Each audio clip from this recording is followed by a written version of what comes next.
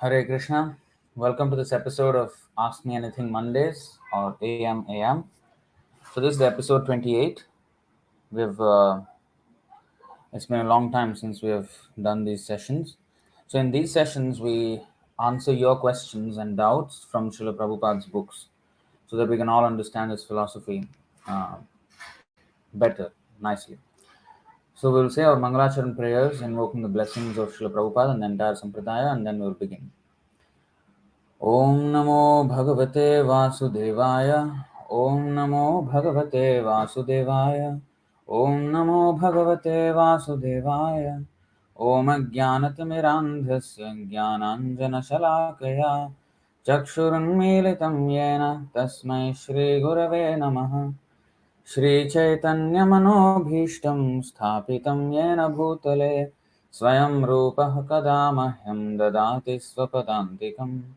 वन्देऽहं श्रीगुरो श्रीयुतपदकमलं श्रीगुरून् वैष्णवांश्च श्रीरूपं साग्रजातं सहगणरघुनाथान्वितं तं सजीवं साद्वैतं सावधूतं परिजनसहितं कृष्णचैतन्यदेवं श्रीराधाकृष्णपादान् सहगणललिता श्रीविशाखान्वितांश्च हे कृष्ण करुणा सिंधो दीनबंधो जगत्पते गोपेश गोपिका कांत राधा कांत नमोस्तुते तप्त कांचन गौरांगी राधे वृंदावनेश्वरी वृषभानुसुते देवी प्रणमामि हरिप्रिये वाञ्छाकल्पतरुभ्यश्च कृपा सिन्धुभ्य एव च पतितानां पावनेभ्यो वैष्णवेभ्यो नमो नमः।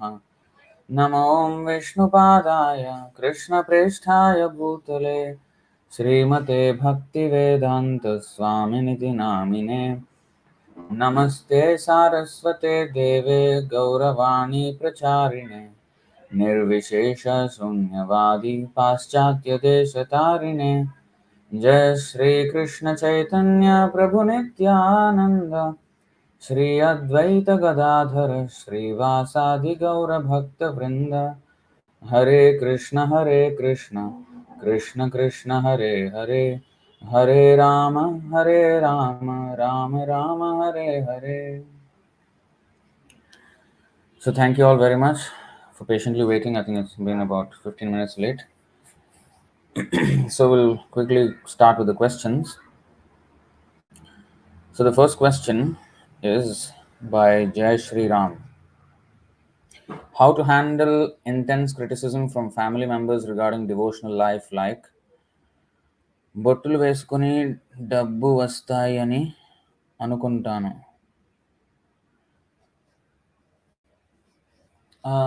So okay, translate that in English. I don't know if I quite understand the question, because the question is how to handle criticism from family members, like by having tilak you will get money. So I don't know what that means. We are collecting money from the temple, just putting the tilak and collecting money. Is that what we're doing? Like, it is an excuse for collecting money? Is that the question? Or if we just put tilak as a householder, oh, we will get money, we don't have to work? Is that the question? I don't quite understand the question actually. But anyway, family members will always that's how Maya tests us, tests our determination, how much we want to go to Krishna. So there will be many kinds of criticism like that. And I think I'll just share two verses from Mukundamala Stotra here.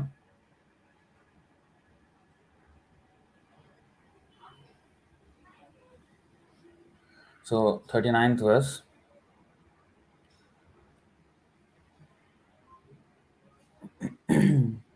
त्यजन्तु बान्धवाः सर्वे निन्दन्तु गुरवो जनाः तथापि परमानन्दो गोविन्दो मम जीवनम्. Let my relatives all abandon me and my superiors condemn me, still the supremely blissful Govinda remains my life and soul. So this is one verse, and there's another verse, 42nd one. चित्तं नैव निवर्तते क्षणमपि श्रीकृष्णपादाम्बुजान् निन्दन्तु प्रियबान्धवा गुरुजना गृह्णन्तु मुञ्चन्तु वा दुर्वादं परिघोषयन्तु मनुजा वंशे कलङ्कोऽस्तु वा तादृक्प्रेमधरानुरागमधुना मत्तायमानं तु मे. My mind cannot turn from Sri Krishna's lotus feet even for a moment. So let my dear ones and other relatives criticize me, my superior accept or reject me as they like. The common people spread evil gossip about me, and my family's reputation be sullied. For a mad mind like me, it is honor enough to feel this flood of love of Godhead, which brings such sweet emotions of attraction for my Lord. So, criticism will keep on coming. So we have to. This is actually test because see, Krishna says, what is that? We'll go to Bhagavad Gita. Yoga yukto vishuddhatma. No, not that. 6-7. Sorry, 6 chapter 7th verse. जितात्मनः प्रशान्तस्य परमात्मा समाहितः शीतोष्णसुखदुःखेषु तथा मानापमानयोः. Mana and apamana, honor and dishonor. One who has conquered the mind, the super soul is already reached, for he has attained tranquility. To such a man, happiness and distress, heat and cold, honor and dishonor are all the same. There's another verse 6-9 as well. Suhrin mitrar yudasina madhyastha dveshya bandhushu sadhushvapi cha papeshu samabuddhir vishishyate. A person is considered still further advanced when he regards honest well-wishers, affectionate benefactors, the neutral mediators, the envious, friends and enemies, the pious and the sinners, all with an equal mind. So, of course, we are in the beginning stages, we are not at this position, but how will we come to that position? By practice. So, Krishna will give us some practice tests. Okay, I'll give you one relative or some family member who will nag you with some apamana. Somebody will spread some gossip. Somebody will do this and that and this and that. So we have to get toughened up. We have to toughen up. So, well, I don't really understand the question exactly in what way it is said, but there'll be all kinds of criticism from every direction, and that's how you know Maya tries to test our determination, because her whole business is to see us become completely desireless. I mean, without any material desires. So as long as we have material desires, these things will prick us. Um, so eventually, with these situations that are engineered by Krishna, so the devotee becomes stronger and stronger, and also the realizations will increase. So whatever he reads, okay, whatever Pandavas went through, all these different grades of devotees went through, all those start to make sense, because then I myself start to experience, at least in a small fraction of the intensity of what the Pandavas faced, a little bit here and there, and then we will start to appreciate the tolerance of great devotees, and then in this way we will deeply appreciate uh, the descriptions of the Shastra and the lives of the devotees. Okay, I hope that is answered, kind of. But it, how to handle these criticisms? Well, first of all, we have to handle our mind before convincing them that is, what, this is not how the Hare Krishna movement is and all that.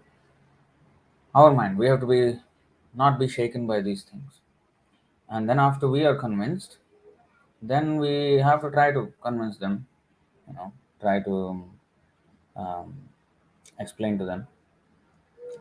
If we ourselves are not very convinced, then it can become a problem. But it's okay. In the beginning, we do not know how to defend ourselves even. um, that's why these situations, when they come, then they will train us on the job training. OJT, they say, on job training. So this is like that. All right, so next question, Dimitri Prabhu. We know that a Madhyama can differentiate devotees. Some people say we can't state there are no pure devotees in Iskcon because we are not Madhyamas. How to judge in such cases then?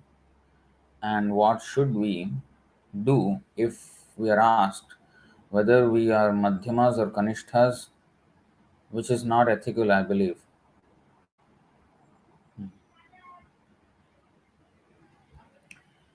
So, okay. So, how to. So, there are some people say we can't state that there are no pure devotees in Iskcon. Well, we don't exactly say that there are no pure devotees. But one thing we know is a pure devotee does not offend other pure devotees. That we can know. And I think that baseline understanding we can have whether we are Kanishtha, Madhyama, Uttama, we can take it axiomatically true that a pure devotee does not offend another pure devotee because he can recognize another pure devotee. So, if in ISKCON there is a lot of offense that is going on, especially from the top down. I mean, people down the line, not experienced, they may commit offenses. Okay, they can be corrected so long as the leadership is properly situated. Mistakes will happen everywhere in every organization, but at least the leaders should be strongly adherent to Śrīla Prabhupāda. Then things can be sorted out. But if the leaders are deliberately and persistently offending Śrīla Prabhupada, despite all kinds of hints and despite all kinds of counsel,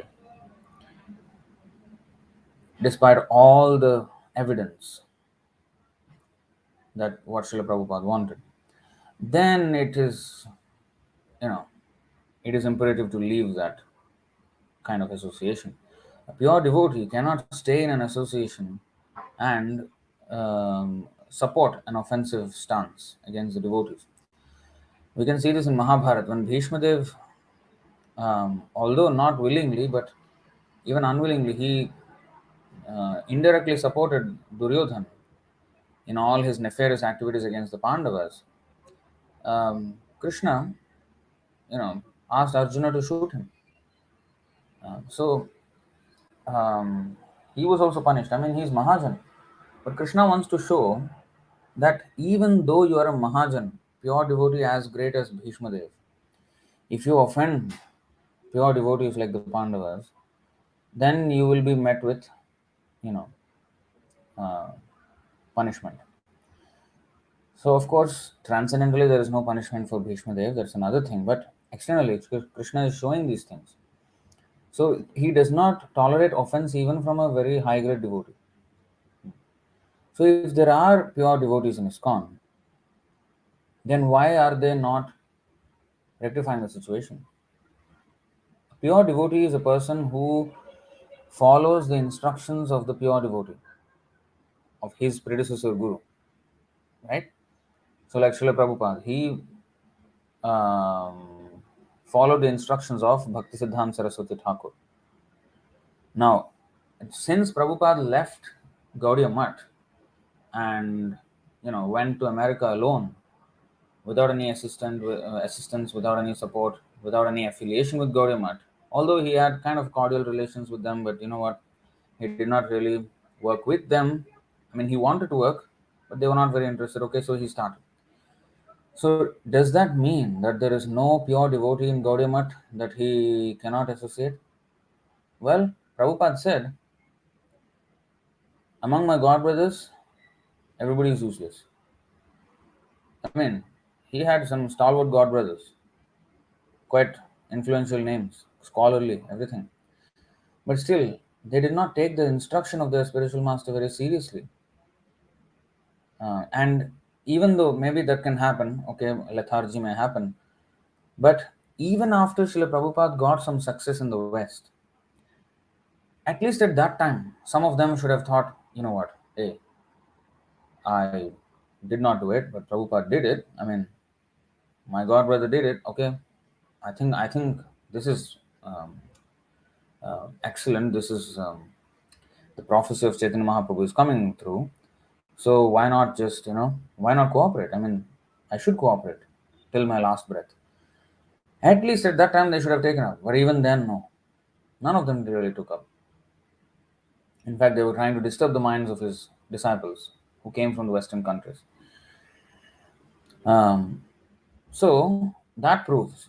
So it is by the behavior. There are some baseline behaviors of a pure devotee, which is why Arjuna asks, what are the symptoms? Uddhava also asks the same question. Um, Arjuna asks here, Bhagavad Gita 254, and Krishna answers these things. Arjun उवाच स्थितप्रज्ञस्य का भाषा समाधिस्थस्य केशव स्थितधीः किं प्रभाषेत किमासीत व्रजेत किम्. Arjuna said, O Krishna, what are the symptoms of one whose consciousness is thus merged in transcendence? How does he speak and what is his language? How does he sit and how does he walk? And then again in the 14th chapter, in the 21st verse, he again asks, Arjun उवाच कैर्लिङ्गैस्त्रीन् गुणानेतान् अतीतो भवति प्रभो किमाचारः कथं चैतां स्त्रीन् गुणान् अतिवर्तते. Arjuna inquired, O my dear Lord, by which symptoms is one known who is transcendental to these three modes? What is his behavior and how does he transcend the modes of nature? So he's asking these questions, and what is that question when Uddhava asks? Yeah, Srimad Bhagavatam, 11th canto, 22nd chapter, verses 1 through 3. Let's see.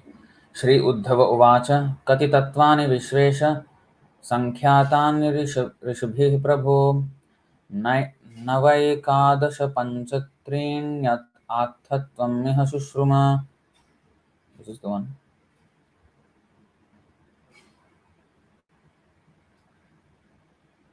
Oh, no. This is the other one.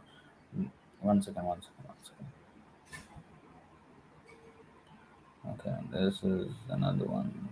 11, if I'm not wrong. My dear Uddhava.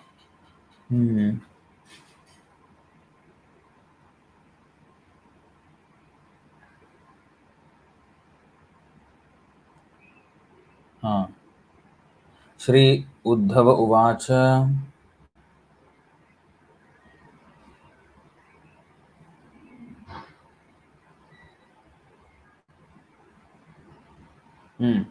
Okay, these are the verses. 11, 10, 35, 36, 37. Shri Uddhava Uvacha Guneshu Vartamanopi Dehajeshvanapavritah Gunairna Badhyate Dehi Badhyate Va Katham Vibho. Shri Uddhava said, O my Lord, a living entity situated within the material body is surrounded by the modes of nature, and the happiness and distress that are born of activity is caused by these modes. How is it possible that he is not bound by this material encirclement? It may also be said that the living entity is ultimately transcendental and has nothing to do with the material world.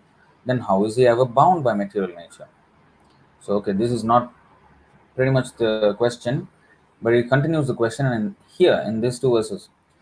कथं वर्तेत विहरेत् कैर्वा ज्ञायेत लक्षणैः किं भुञ्जीतोत विसृजेत् छयितासीत याति वा एतदच्युत मे ब्रूहि प्रश्नं प्रश्नविदां वर नित्यबद्धो नित्यमुक्त एक एवेति मे भ्रमः. O my Lord Achyuta, the same living entity is sometimes described as eternally conditioned and at other times as eternally liberated. I am not able to understand, therefore, the actual situation of the living entity. You, my Lord, are the best of those who are expert in answering philosophical questions. Please explain to me the symptoms by which one can tell the difference between a living entity who is eternally liberated and one who is eternally conditioned. In what various ways would they remain situated, enjoy life, eat, evacuate, lie down, sit, or move about? You see?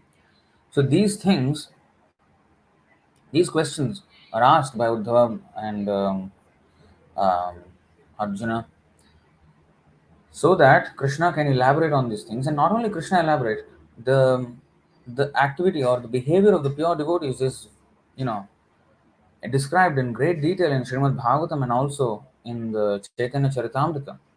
We can study. And of course, by the instructions of Śrīla Prabhupāda. First thing is that a pure devotee does not disobey his guru, right? He does not commit the 10 offenses against the holy name. None of those. He must be chanting Shuddhanam, which is without any of these 10 offenses. Now, if the guru has said one thing and you do opposite thing, then how can he be a pure devotee? And by that we can say that there is no pure devotee in Iskcon. If he is really a pure devotee, he will try to reform the whole situation. And he doesn't have to be the Uttama Adhikari pure devotee. Even if a sincere disciple, even though he may not be Uttama Adhikari, he will try to follow the instructions of the pure devotee, Guru. So, if there is no endeavor on that in that direction, then how can we accept the association of such people? Pure devotees don't exist without their symptoms. There are symptoms. So, in this way, we have to find out whether we are Madhyama or Kanishtha. Śrīla Prabhupada said very clear instructions. Any beginner can understand. And if you see what Prabhupada's order is, then it is very simple to evaluate. Prabhupada's order is one thing. Okay, he said Ritvik system of initiations, clearly laid it out, and then yet they're following another system, and by that we can see the result. What is that? So many gurus falling down. I mean, where in the whole history of parampara any acharya was considered an acharya and then later he fell down? No. But here he is. Here they are in Iskcon. And then by election, they are by votes, they are chosen as guru, the next successor of Prabhupada. What is this? Is this a system? Prabhupada was against this very system of voting to become acharya. So you can see the clear deviations that are going on. So by these symptoms, phalena parichyate. Symptoms. What are the symptoms of a devotee? I mean, movement conducted by a pure devotee and a movement conducted by not pure devotees. When Prabhupada was there, yes, there are so many issues. Yes, I don't deny. But everything was adjusted because the leader at the helm was Śrīla Prabhupada, and he was pakka in his character, and then he corrected whoever needs to be corrected, and he adjusted everything. But in today's case, the leaders themselves are the ones who are offending the whole, Śrīla Prabhupada and, the crooks. Sorry to say. Power hungry, ambitious disciples of Prabhupada. So, everything is downhill. How can, okay, for example, if, just take one example. Now, I made videos about Gaur Gopal Das. If Prabhupada was physically around, will he allow any of his disciples to boldly go on social media and talk nonsense? That itself is enough. That itself shows that the whole management of Iskcon is completely weak. There is no strength there, nothing. Otherwise, these kind of nonsense won't come out. It doesn't come out. And there are so many nowadays preaching like that. All, some hodgepodge in the name of Krishna consciousness. And they're not addressing the real issues of society. They're not addressing. They're not presenting Krishna consciousness as a relevant solution to all the problems that we face in the world today. At all levels. They're busy appeasing the masses. Of course, there is some, Krishna conscious classes going on, we don't deny.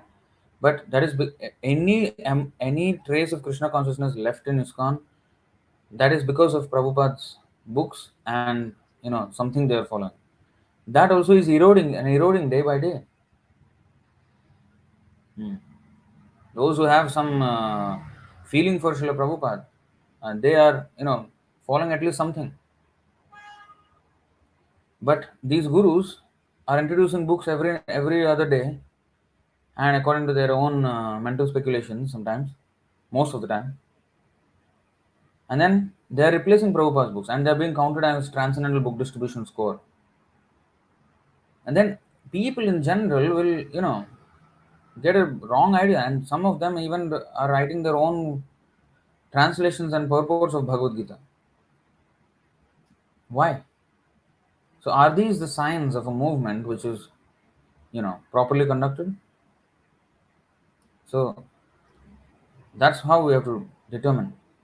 That's why in ISKM we want to follow Śrīla Prabhupāda and present his books as they are, the philosophy as it is, the practice as it is. The leaders, every one of us should become leaders. We don't have enough leaders. We have a very handful number of devotees in the whole of ISKM. So we have to, become leaders and follow, and then lead, and then help others, help ourselves, of course, in the process. And we have to conduct ourselves properly.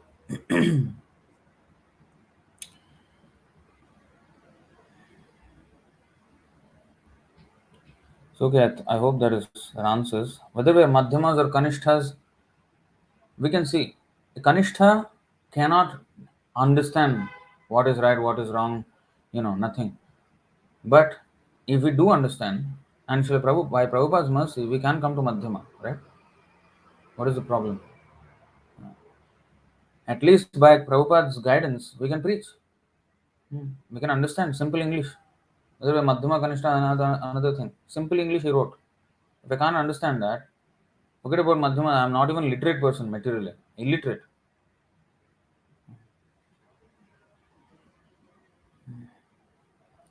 Okay, so next question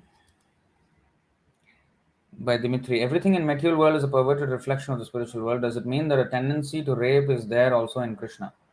I was asked this tricky question and I did not know how to answer. Okay.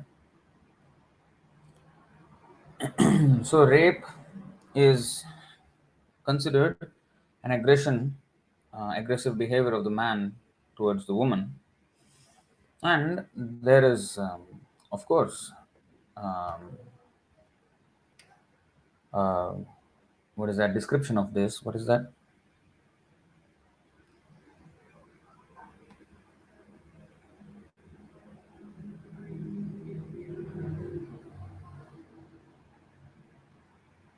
Hmm.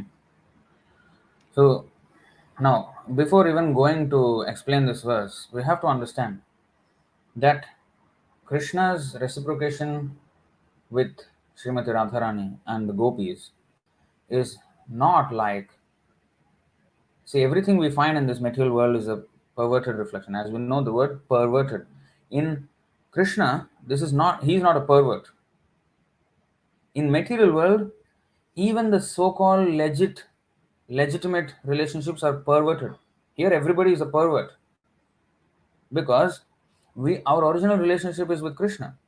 We are actually cheating on him right now and trying to, have our relationship with everything else. Whereas he is our real friend. He has been our friend all the way.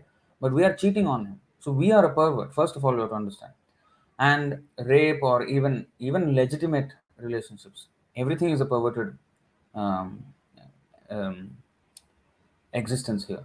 Everything is here is perverted. But in Krishna, these are pure. Krishna, actually, there is a very nice verse today. What is that verse? Yeah. Before we come here, we go to this verse. Srimad Bhagavatam 6, 9, 22. Of course, there are, in first verse of Bhagavatam itself, it is stated that Swarat, he is independent. He does not need anything else. And here also you see, Avismitam tam paripurna kamam svenaiva labhena samam prashantam vinopasarpatyaparam hi balishah shvalangulena tititarti sindhum. So, of course, the last two lines are different thing, but first two lines you see, paripurna kamam, who is fully satisfied. He does not need to exhibit his kamam by raping someone. No, he's fully satisfied, and he's samam prashantam. A rapist is not prashantam. He's not steady. He's not peaceful, uh, and he's not equipoised. But Krishna, free from all material conceptions of existence and never wonderstruck by anything, the Lord is always jubilant and fully satisfied by his own spiritual perfection. He has no material designations, and therefore he is steady and unattached. That Supreme Personality of Godhead is the only shelter of everyone. Anyone desiring to be protected by others is certainly a great fool who desires to cross the sea by holding the tail of a dog. So, anyway, you see, he is fully satisfied and always jubilant. So, he does not need anyone. Then, why does he behave with the gopis, dancing with them in the dead of night and everything? Because that's how they want to love Krishna. He just reciprocates. This is explained 3 9 3911, I think so.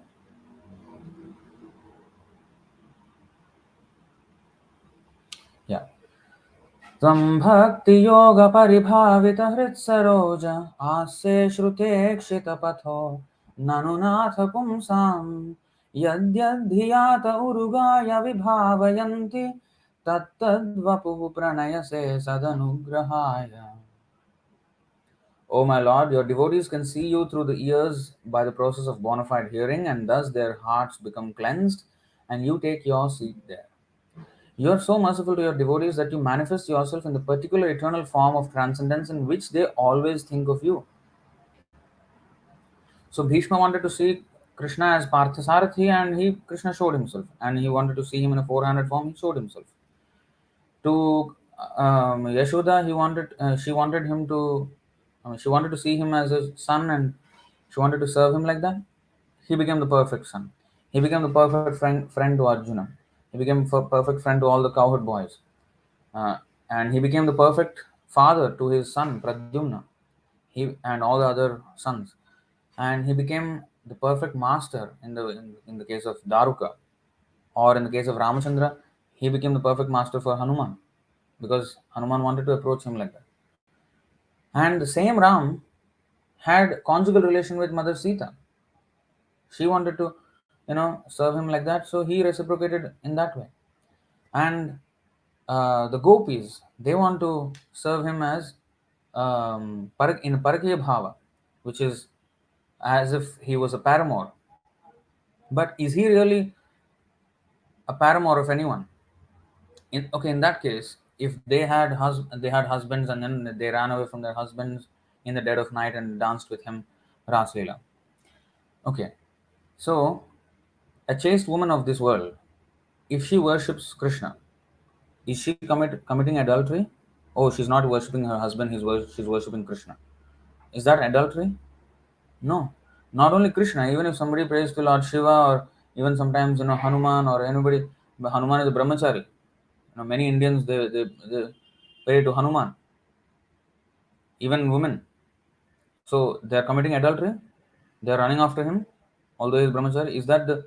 So it is a different mood altogether, right? So especially with Krishna, which is with whom we have our eternal relationship, they are experience what they are actually worshipping Krishna by their feminine gestures, by all this. Not this is with their spiritual bodies. Is completely different from lusty affairs of this world. So having understood this background, now let's go to this verse. Chaitanya Charitamrita Madhyalila 8.190. Vacha Sochita Sharvari Ratikala Pragalbhyaya Radhikam Vrida Kunchita Lochanam Virachayan Agre Sakhinamaso Tadvakshoruha Chitra Kelimakari Panditya Parangata Kaishoram Saphale Karoti Kalayan Kunje Viharam Hare. Thus, Lord Sri Krishna spoke of the sexual activities of the previous night. In this way, he made Srimati Radharani close her eyes out of shyness. Taking this opportunity, Sri Krishna painted various types of dolphins on her breasts. Thus, he became a very expert artist for all gopis. During such pastimes, the Lord enjoyed the fulfillment of his youth. So, this is from Bhakti Rasamrita Sindhu. Now, although these things are mentioned, these things are not like ordinary mundane sex. Not at all. Comparison is between gold and iron. Uh, Here, everything is perverted. Even the so-called legitimate, I'll repeat myself, the legitimate relationships of this material world are also perverted relationships. They're only considered legitimate because Krishna has said, okay, you know what, you have all kinds of perverted desires. You're not interested in me.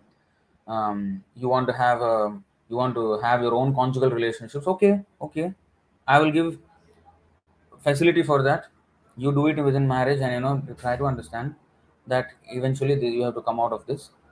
So he has made it legitimate by his own laws. Otherwise, there's nothing legitimate in this material world. Everything we're doing here is nonsense. Krishna only devised a few ways for us to purify ourselves, and because Krishna said, okay, if you do within marriage, okay, that is legitimate. Now, therefore, it is legitimate.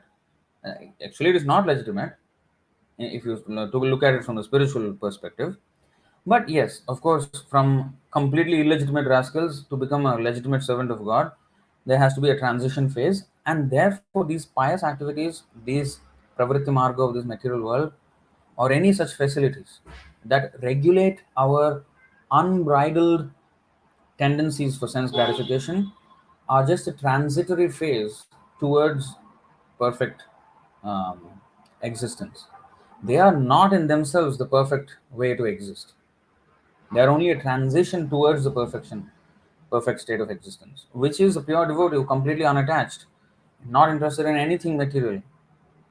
That is real, legitimate relationship. That is everything else is illegitimate. Everything else is perverted. We're all perverts. Krishna is the only one who is not a pervert.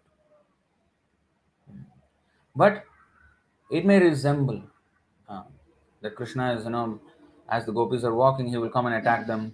And therefore, Śrīla Prabhupāda said in the Perfect Questions, Perfect Answers book, Krishna is a supreme rascal. Of course, I have no authority to say such words, but Prabhupada can say he's a pure devotee, he is, very close to Krishna. So, Prabhupada said like this, Krishna is a supreme rascal, but actually, if you see philosophically, that is true. No, he is supreme in everything. When he loves, his love is supreme. When he is angry, his anger is supreme. Narsimadev. And when he wants to be a rascal, he'll be the supreme rascal. If he wants to be a thief, he'll be the supreme thief. We have the Chaurashtakam, right? By Bilumangal Thakur. And so, in everything, it's not just supreme in one direction, another direction is not. But the thing about Krishna is, even the so called bad attributes like thief or rape or all these things, which are very bad in this material world, they can exist in Krishna, or anger, which is very bad in this material world.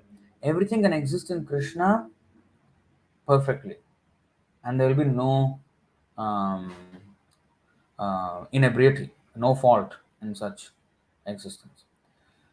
So good and bad, we decide in this material world based on our own perceptions, but in Krishna these do not exist.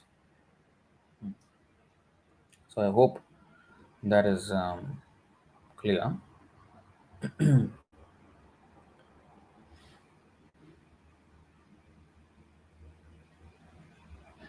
Dimitri, actually haven't seen Dimitri Prabhu for a long time in the classes and everything. Okay. So next question: why do people become transgenders nowadays? They already have a certain type of body, but then suddenly their so-called identity changes. Why that happens? So this transgenderism started with our exit from the spiritual world. Let's try to understand.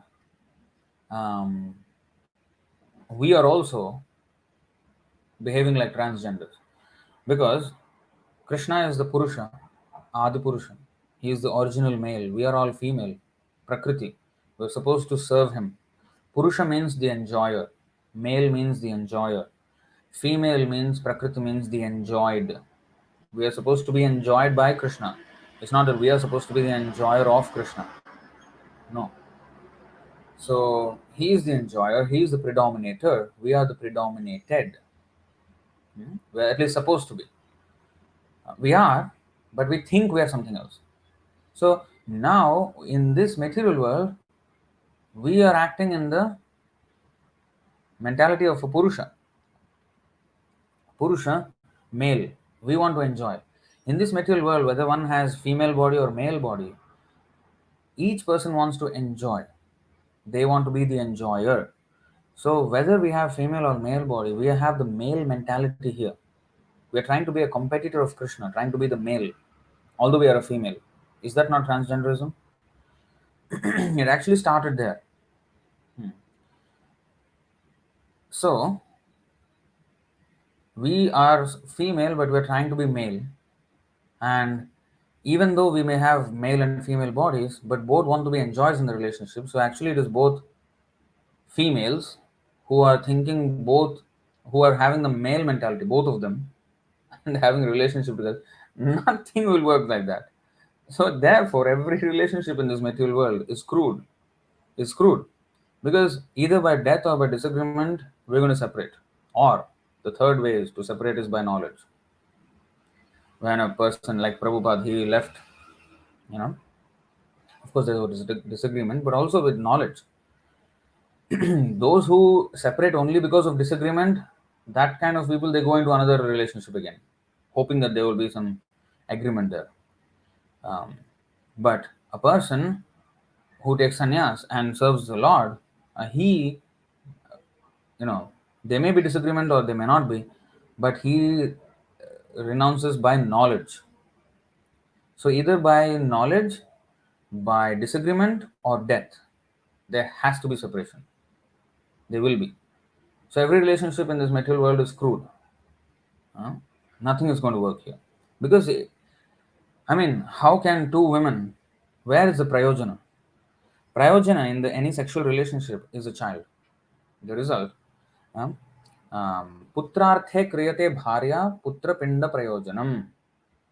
Why there has to be marriage? So that there can be a son, and then with the son, there can be pindadan, and then, one's own fall down into hell can be averted. So if the son, he does the pinda shraddha ceremony, then he will not fall down into hell. So there is a prayojana, and of course, not just for one's own heavenly happiness, but also to train the child in Krishna consciousness, so that he will guide the others. So in that way, so that is the whole point of marriage.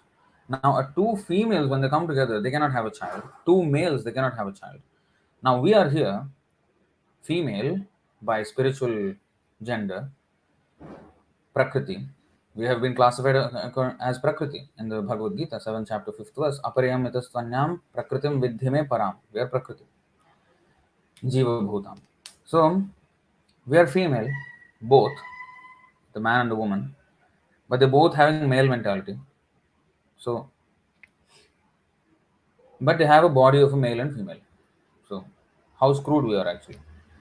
So that same thing is continuing into the material body, the transgender nonsense. Of course, people who are very lusty, they become important in this life, and they have these perverted tendencies. Already, legitimate relationships are perverted already.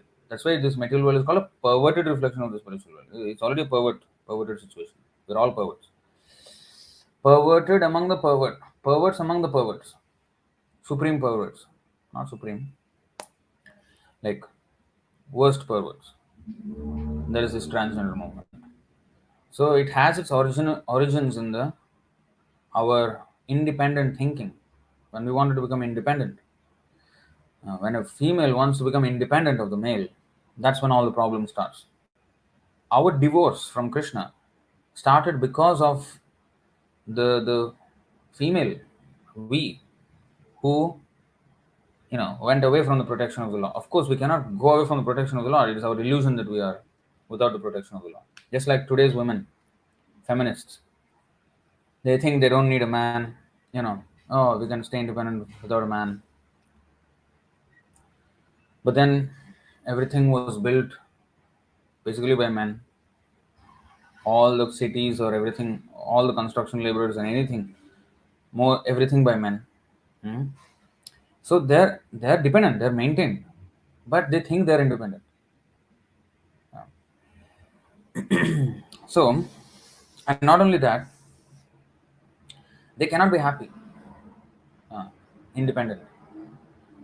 That's why our Vedic culture, women are always dependent on the man, and that has its origins in our actual relationship with Krishna. We as female are supposed to be dependent on the male Krishna, but no, we wanted to be independent. No, we are also equal, just like these women and men. The women, they say, oh, we are equal to men. Stupid. So we are also stupid. We wanted to be equal with Krishna. Oh, I can be equal with the man, equal with the male Purusha. I can also be Adi Purusha. Then I became Adi Rascal. So that's how I came here. And that's how we are continuing here. So this all is connected. So anyway, um, coming to the point, of course, that's a deeper understanding. But coming to the actual on the ground problem of transgenderism, when you have a society that does not have a moral compass, a spiritual compass. Compass means you know what direction, what is north, what is south, what is east, what is west. You know, and you know which way to go. When we don't have a moral compass, and what determines more? What is a moral compass? Karya akarya vyavasthito. Tasmat shastram pramanam te karya akarya vyavasthito. Gyatva shastra vidhanoktam karma kartum iharahasi. 1624 Bhagavad Gita. So we have to know what is duty, what is not duty by the regulations of scriptures. What is to be feared, what is not to be feared. All these things we have to know. But when the scriptures, when religion is out of the question, then dharma vriddha bhuteshu kamosmi bharatarshabha. So dharma aviruddha. Now this question of transgenderism, this will all end. Everything about this sexual, not only transgender is a problem, feminism is a problem, and what is this? Contraception is a problem, abortion is a problem. These are all problems surrounding sex. All these things, and these have why these things are happening more and more, because first of all there is disconnect from the scriptures. Those are being disregarded, and society is structured in such a way that there is free intermingling between man and woman, and there is no reason for somebody to be right or wrong. Right or wrong depends on my perception, they say. There's no, as long as I don't break the law. State law is imperfect. They're not formulated. The state laws are not formulated today according to religious principles. It was like that before. Manu Samhita, Manusmriti, and the Dharma Shastras, based on the Vedic knowledge, used to be the constitution of mankind. But they have been replaced now by imperfect constitutions legislated by votes of people who have zero understanding of the aim of life, and they will pass a law, although it is not even a. I think that was stated the other day. Prabhu was giving a Zoom class. I think that is stated here, no? CC Madhya 1.197, I think.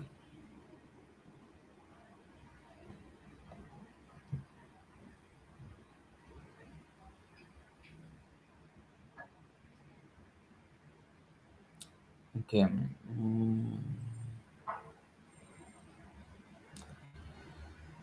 Okay. These so-called Brahmanas give sanction. Okay. Presently in India, intoxication and meat eating are encouraged, and the so-called learned Brahmanas presiding over this state of affairs have certainly become degraded according to the standard given by Rupa and Sanatana Goswami. Okay, let's go a little bit before. Okay, let's read the whole thing then. There are two kinds of meat eaters. One who is born in a family of meat eaters, and one who has learned to associate with meat eaters. Associating with meat eaters is classified as meat eating. From Sri Rupa and Sanatana Goswamis, formerly Dabir Khas and Sakar Malik, we can understand, so we can learn how one attains the character of a meat eater simply by associating with meat eaters. At the present moment in India, the presidential offices are occupied by many so-called Brahmanas, but the state maintains slaughterhouses for killing cows and makes propaganda against Vedic civilization. The first principle of Vedic civilization is the avoidance of meat eating and intoxication. So, for example, Jawaharlal Nehru, they call him Pandit Jawaharlal Nehru. He's coming from a Kashmiri Brahmin family, supposed to be a very aristocratic Brahmin family. Complete nonsense fellow. Um, he had no moral compass. Anyway, the first principle of Vedic civilization is the avoidance of meat eating and intoxication.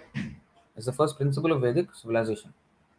Presently in India, intoxication and meat eating are encouraged, and the so-called learned Brahmanas presiding over these state of affairs have certainly become degraded according to the standard given herein by Sri Rupa Goswami and Sanatana Goswami. These so-called Brahmanas give sanction to slaughterhouses for the sake of a fat salary, and they do not protest these abominable activities. By deprecating the principles of Vedic civilization and supporting cow killing, they are immediately degraded to the platform of Mlechas and Yavanas. A Mlecha is a meat eater and a Yavana is one who has deviated from Vedic culture. Unfortunately, such Mlechas and Yavanas are in executive power. How then can there be peace and prosperity in the state?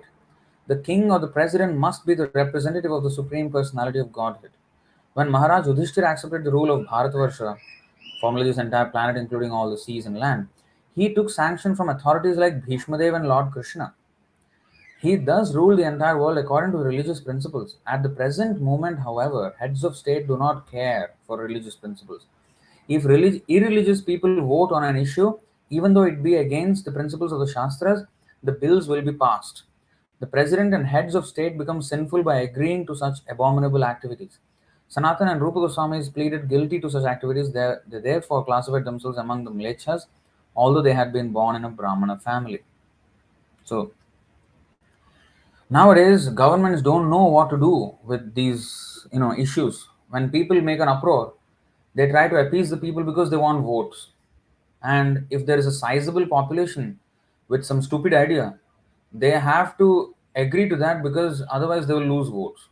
This is how it is structured nowadays. That's why Prabhupada called democracy as demon crazy. Some small demons elect a bigger demon. So monarchy is actually the perfect way to go, but the monarchs must be absolutely trained Rajarishis, saintly kings, not like rascals, upstarts, who are tyrants and who just, you know, are because they were like that. Monarchy was abolished, and rightly so. But if the monarchs are trained people who to represent Krishna, then yes, monarchy is the perfect way to govern. So these are the things. I mean, these are the issues. So transgender, these people are making some noise, but you can see the whole focus is on the genitals, and they fight for that. Um, they cannot be anything. It's all irreligious. So why does it come? Because more and more people are becoming irreligious, and they become important, and they become, all this confusion. They don't even know whether they're a man or a woman nowadays. In America, that's what society is becoming now. At least some class of the society, some section of society. They don't know whether they're man or woman. And they're trying to teach this in the schools, primary schools, even kindergarten. This pride flag, they will have some rainbow flag, and then they're starting the indoctrination right at 4 or 5 years old in America. Why I'm quoting America? Because whatever is happening in America is being followed in the rest of the world. Now I think the world is a little bit divorcing itself from America, but you can't really divorce entirely. Still, it is very much a strong, influential country.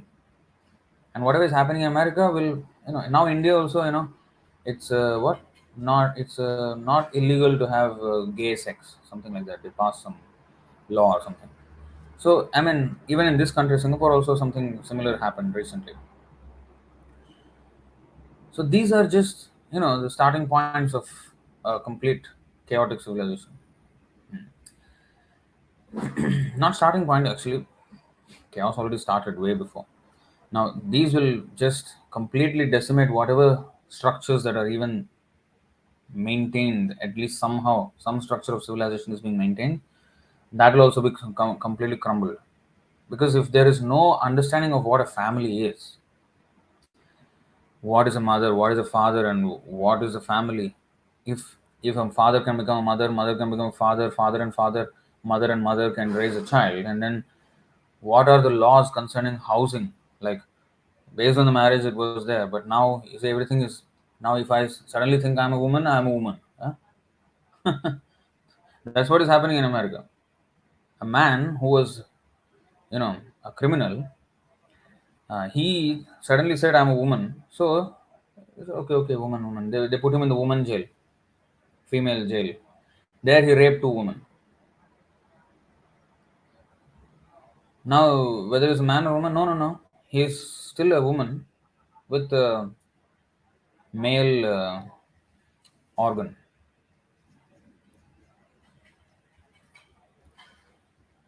So they don't know. So if you can't know what a man or woman is, how would you define a rape? Everything will crumble. I mean, the whole fabric of society will completely crumble, and that is Kali. Anyway, I think we have a lot of questions. So we'll go. I think this is not a good topic to delve on. Okay, so Rajeshwari Master Prabhuji, often I become judgmental about my elders and relatives, but this mind very wisely whispers suitable verses from our Shastras matching to their situations. How can I forget that? I am also walking on that path and still continuing to commit many anarthas. I just want to keep them in my prayers without becoming judgmental about them. I want to respect and love them the way I should. How can I imbibe the teachings of the Shastras for my self purification in this matter? Okay, this is a good question. So, um,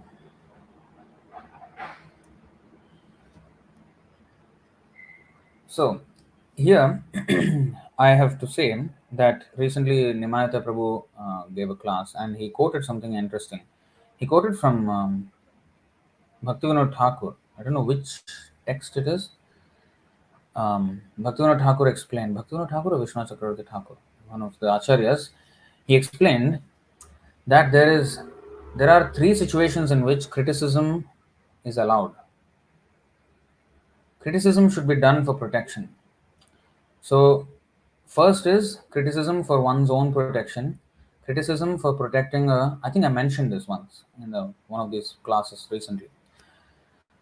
Second is criticism for um, the person who is being criticized, and third is criticism to protect the world or the public in general.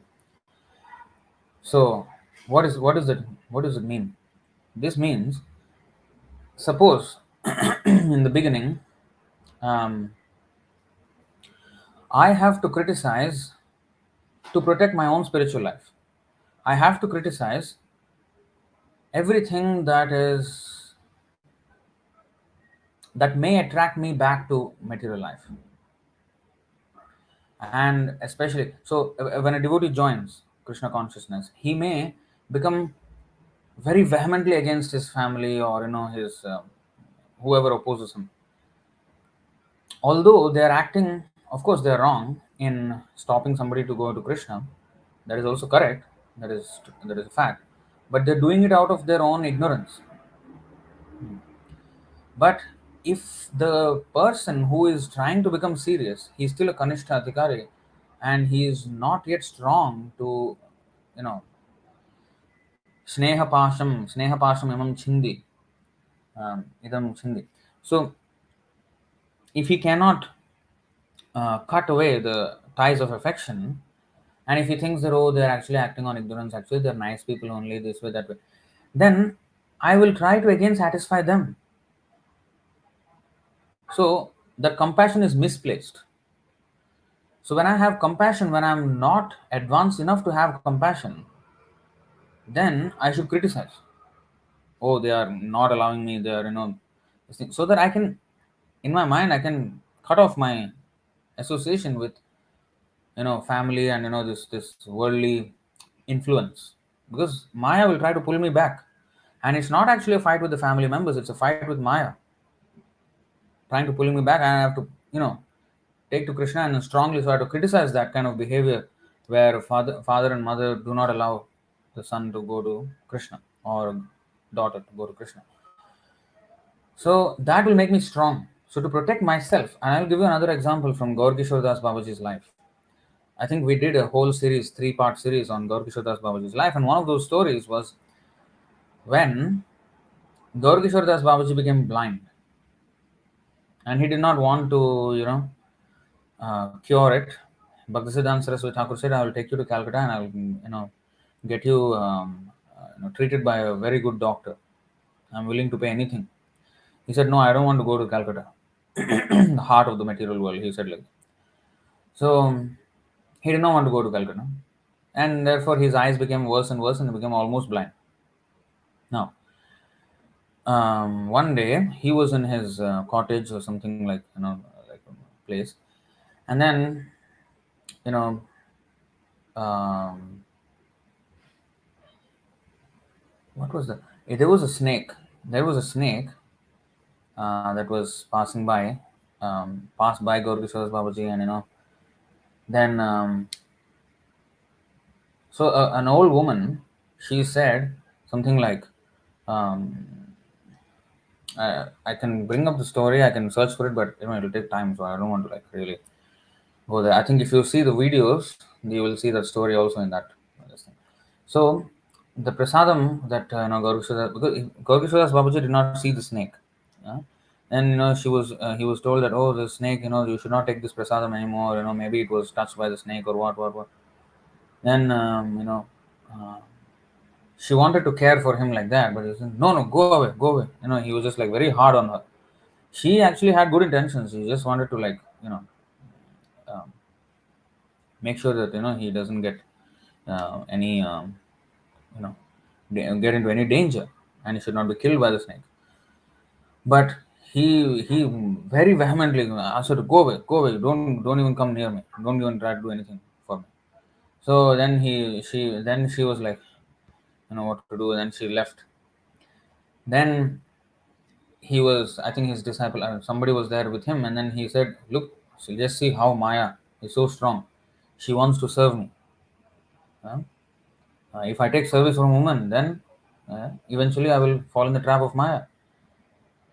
So, although the woman may not have any such feelings, and he was a Baba, I mean, a woman would not be interested in such a person, but she had respect for him. But he just wanted to show by example that how one has to like very firmly criticize something to protect oneself from, and I'm very thankful that in the beginning of our Krishna consciousness, His Grace Sundar Gopal Prabhu was very, very, very strongly against association with women. He was so strong in his criticism of women. Nowadays, it doesn't do that much.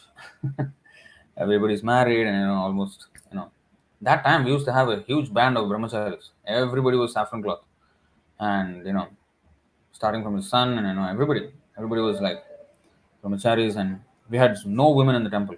The only women were Prabhu's sisters at the time, and there was no other women, and no woman even had a chance almost. Not that she was discriminated against or whatever, but just that we were a lot of men, a lot of boys, actually young boys. I mean, early 20s, you may call men, young men. So he wanted to make us strong in our brahmachari life. And he so vehemently preached against association with women and how, women would ruin your life and everything. Now, that really helped. So that strong, in fact, I mean, it's not that he's saying, Shastra says. I mean, everywhere. Um, so that helps. So that is criticism for protecting oneself. Then criticism for protecting the disciple or like for example, whether it's a Diksha disciple or a Shiksha disciple, somebody who is on the junior level and a senior has to save him from going to Maya, then he has to, criticize him to protect him. Or criticize something to which he is attached so that he can protect him. So that is another way to criticize. And then criticism for the world. So if somebody, for example, we did a Gaur Gopal video, criticized him, but we have no personal enmity with him. It's not that we hate him, but we hate what he's doing. And people should not get cheated. It is for their protection. I have zero faith that Gaur Gopal, Gaur Gopal Das will actually change his ways. No, I did not do it so that he would change his ways. I did it so that people can understand what is correct and what is wrong. So, in that way, criticism, these three criticisms are bona fide. So, now, in your case, you are saying that you are judgmental about them. No, we have to be judgmental. If we cannot judge, if we cannot decide, we are indecisive. And decision, in the word decision, there is the word scission. Scission means to cut. Scissors, they cut. So scission means cut. So you have to cut. This is good, this is bad. So you have to keep the good, okay, throw out the bad. So you have to make a decision. It's not like everything is okay. No. You have to stay, in order to protect your own spiritual life, you have to see that this is, if they're doing, very much this thing into material life, that kind of activity should be condemned in your mind. At the same time, you know, one has to be strong enough to have compassion. Of course, compassion is what we have to have. But the thing is, if we are weak and then we have compassion, we will have misplaced compassion. We will have compassion for their material life. Whereas real compassion is compassion for the spiritual life of a person. So, a classic example is when one of Bhaktisiddhanta Saraswati Thakur's disciples, one of them, he was a brahmachari, he was in the temple, and he had, I think, leukemia, and he was going to die. And he was in Mayapur, and he was saying, "Oh, I want to see my mother one last time before I, die. I want to see my mother, my mother, my mother." Bhaktisiddhanta Saraswati Thakur said, "No, you're not going."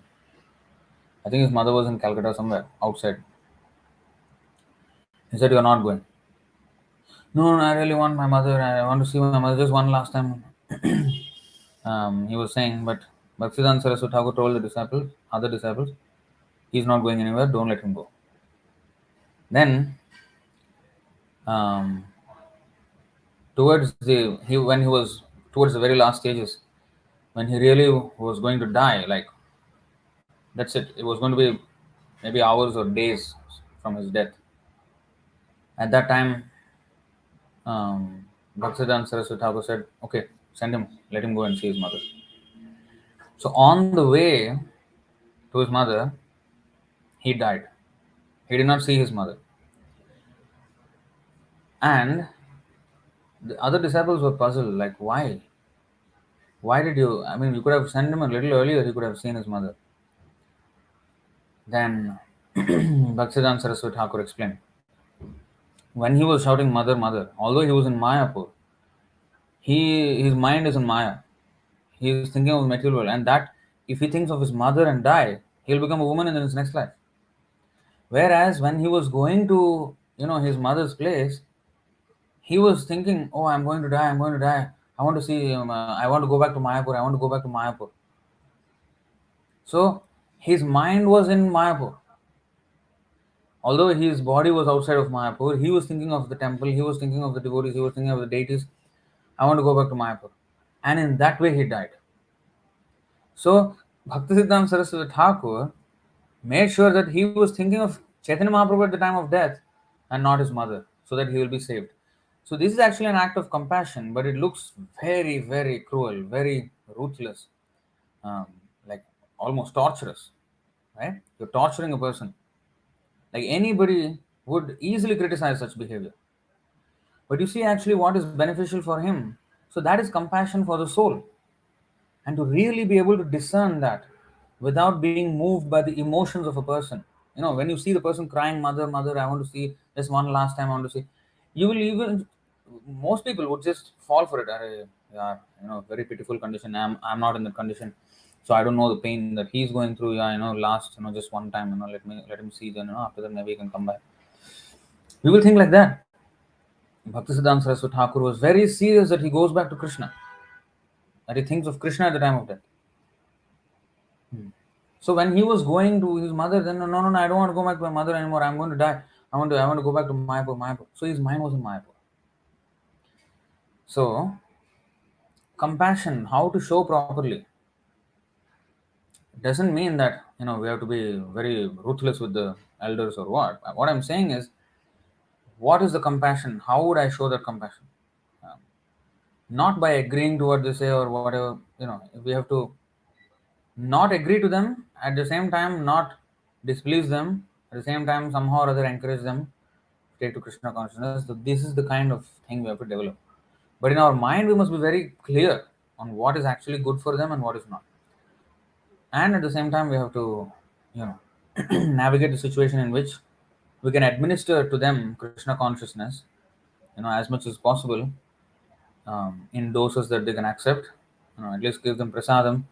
Um, if possible, share something philosophy. If they're not into it, mind your own business. You let them, watch TV or something. Nowadays everybody watches serials and movies, and let them do whatever they want. You can read what to do. I mean, if you can't really explain to them, no, don't watch the TV. Come, let me explain Bhagavatam class to you. And they will shout and beat you up, or kick you out of the house, and that's a problem, right? So you go and read your Bhagavatam or your books. You can do something like that. So as much as possible, we have to you know help them. But at the same time, no, we have to know in our mind, we have to criticize their behavior. Then we will not fall into the trap. Otherwise, we will think they're also nice people only. Actually, at heart, they're very nice only because but they're watching this TV. But what to do? Maybe watching TV is also not that bad. It's not like they're committing illicit sex or meat eating or something. But just watching TV, it's not. It's bad. It's complete rubbish. So I have to criticize their act, at least in my mind. But outwardly, I have to deal with them in a way to help them. So it's how to navigate it.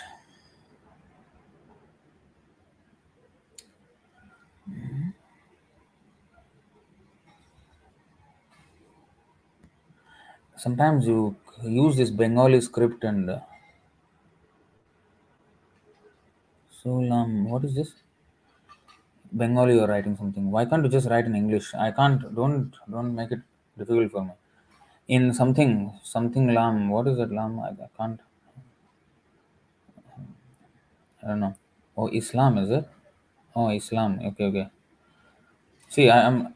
Why can't you write Islam in English word or something like that? I mean, there is a concept of thy use. I don't know what is that. Again, Bengali word, and then later on there is a Sanskrit word. Please, I mean, write properly in one language so that everybody can also understand. Because we have people from different parts of the world, like Dimitri Prabhu is from Russia, and others who may not be able to read. I myself am not. How can I read Bengali? I mean, I can read Bengali, but very very slow. I have to sometimes think what this character is. Don't make it difficult. Already it is very long session going to be. So there is a concept of dai something something whatever, which means a weak man, permissive or apathetic of the unchastity of his women folk and lacks rakshatmaka shanti, protective jealousy similar to the klebe. I don't know what you're talking about. Referenced in Srimad Bhagavad Gita, klebe, clibium. Okay. There's a concept where a weak man, permissive or apathetic of the unchastity of his women folk and lacks protective jealousy similar to the klebe, eunuch. Reference in Srimad Bhagavad Gita. My father is unfortunately an example of such in regards to my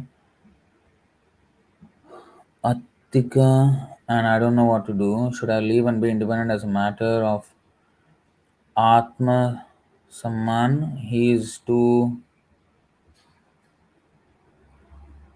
attached. to expel her and make her experience life independent of our father. And then Srimad Manusmriti Ashtamodhyayah, 8th chapter, Dvishatam Shadvishati Shloka implies that women that have had previous sexual partners can only produce Varna Sankara. All my comments are part of the same question, so please put them all in the same block when presenting. So I can't really put them in the same block, I'm sorry, because they are a little bit. This program is such. But anyway, please try to write in English all, because for me, I am most fluent in English. To be honest, I'm most fluent in English. That's a negative or a positive. So please write it in English so that I can easily read it. Don't put in Bengali, and then Sanskrit. Of course, I can read, but I have to decipher. It's not my first language, so I have to decipher. Okay, 260 something. I did not bother to come up with the actual number. But anyway, please make it easier for me and others. But I do not know who we are talking about. Uh, Attika. What is Attika? I don't know what is Attika. Um, I don't know. So you bother about your own spiritual life. I think that's what I can suggest. And the moment you can stay away, maybe you stay away and then practice your own spiritual life. That much I can suggest. If you can share some Prabhupada's books with him and ask him to read, that will be good. And if he takes it, takes it. Otherwise, we don't have much to do. Okay. So I don't be delving too much. I won't be delving too much into this. I'm sorry, because it's long question and then sometimes it's not clear to me what you're saying. So if you say in clear English words, it's easy for me. Maybe you are very proficient in Bengali, Sanskrit, and all the languages of India or the world, but I am not. Okay. Okay. So Rajeshwari Maharaj, Prabhuji, if you listen to somebody else suffering, then the possibility to take on their karma. Okay, this is another verse. I did not hear such things, that if we hear somebody else is suffering, we will take on their karma.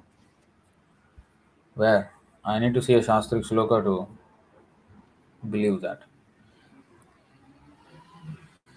We are dealing with, no, I don't think that makes any sense. That doesn't make any sense.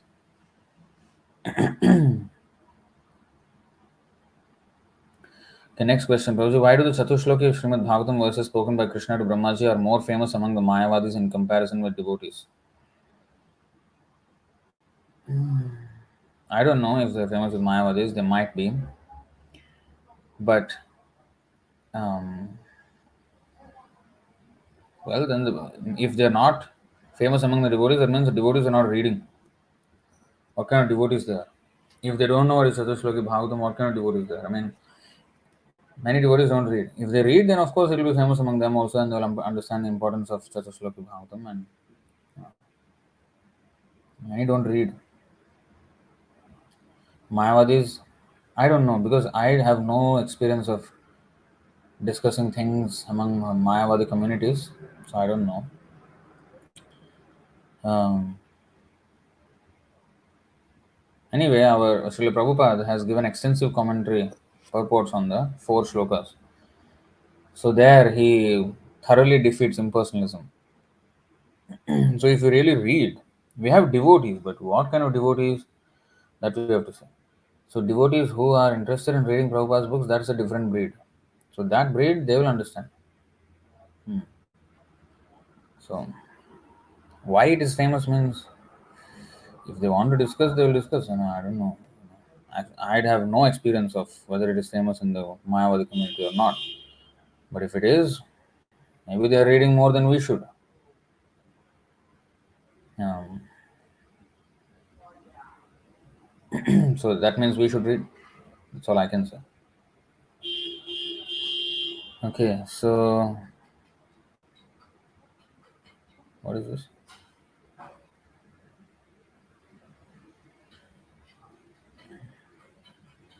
Śrīla Prabhupāda Kripopahārastavaha. I don't know what is this. What is the reference? I don't understand. मलवी रुकवल हरे कृष्णा प्रभु जी मुझे ये बताइए कि भक्ति की शुरुआत कैसे की जाए.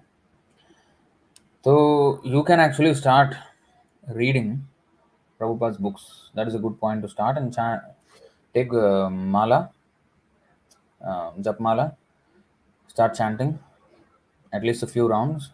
One round is 108 beats. So Hare Krishna, Krishna Krishna, Hare Hare, Hare Ram, Ram Ram, Hare Hare. And purchase some books. Go to your nearby Iskcon temple, purchase some books, and start reading. And for association of devotees, you can always attend our classes, online classes. So, and we can join some of our, maybe some of our devotees here can kind of contact them, and in that way get him into the Malvi Rukwal. I don't know, it's a lady or a man. I'm sorry about that, but Mataji's or Prabhuji's, whoever it is. So you can add into our WhatsApp groups and be in touch with our devotees. So in that way you can start. Adav Shraddha. So you have a little faith, therefore you have come here. So now is Sadhu Sangha and then Bhajana Kriya. You have to start your devotional service, which starts with hearing and chanting. Okay, take some books, purchase the Japmala, and start chanting and reading and attend the classes. That will be a good point to start at. Sudarshanam samsmaranam suvachanam punati yat sparshanam eva tamasam yathapi va gaura harer namamitam sushastra rashim prabhupada te kritam.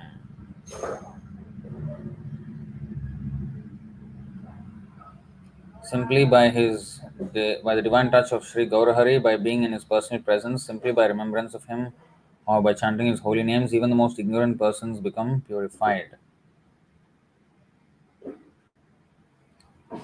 Effect is experienced by reading, thinking about, seeing, or just by touching Srila Prabhupada's divine books. I offer my humble obeisance unto Srila Prabhupada's transcendental books.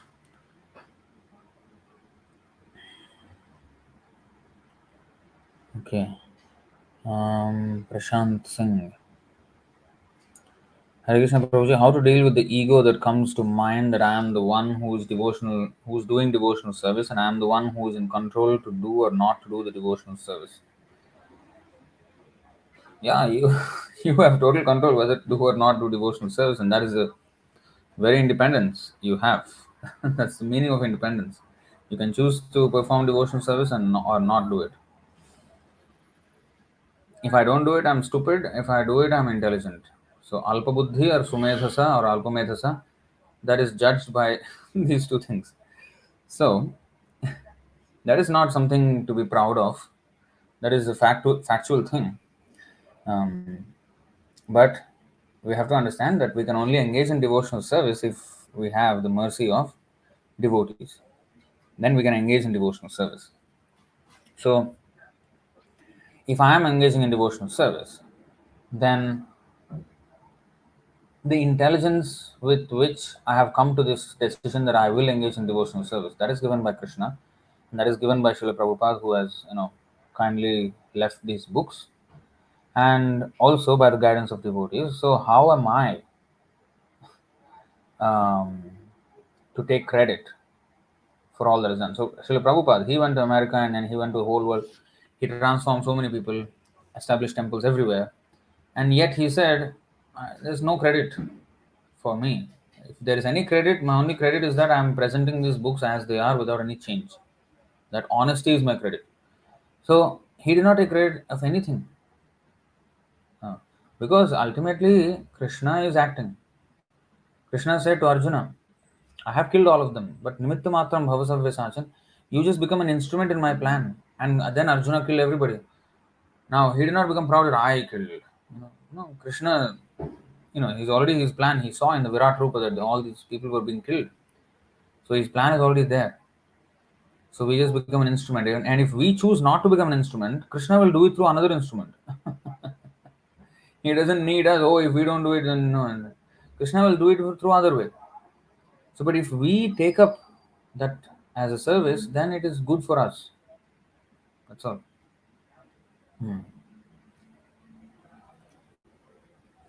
It is for self-purification that we are engaging in devotional service, not for any show or anything like that. That's why Krishnadas Kaviraj Goswami also says, "Janivana jani korone apana shodhan." He said, "I am writing this Chaitanya Charitamrita only to purify myself." And even when we're speaking about Krishna, oh, I'm explaining very nicely, I'm doing this, or I'm doing nice kirtan, Prabhu, I'm doing nice this. No, it is for self-purification. Now, if you see this shloka, Srimad Bhagavatam,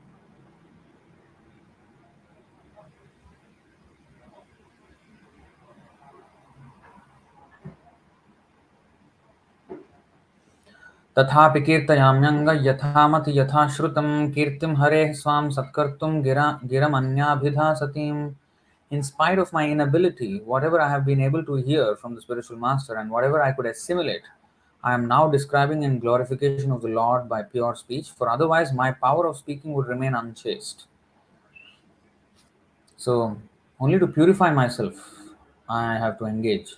Now I am doing this class, now this answering questions. Why? I want to show that I have all the knowledge and I can take out whatever verse for this question and that question. That is not my goal. In fact, many of the answers I may not even have. Sometimes I don't have the answer.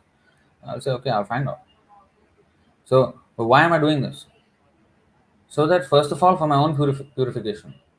Like I used to conduct this program, BVA, Bhaktivedanta assessments, tests for devotees. So I would give them a syllabus and then used to conduct examination. So this is my examination for myself. People ask questions and I have to answer it on the spot.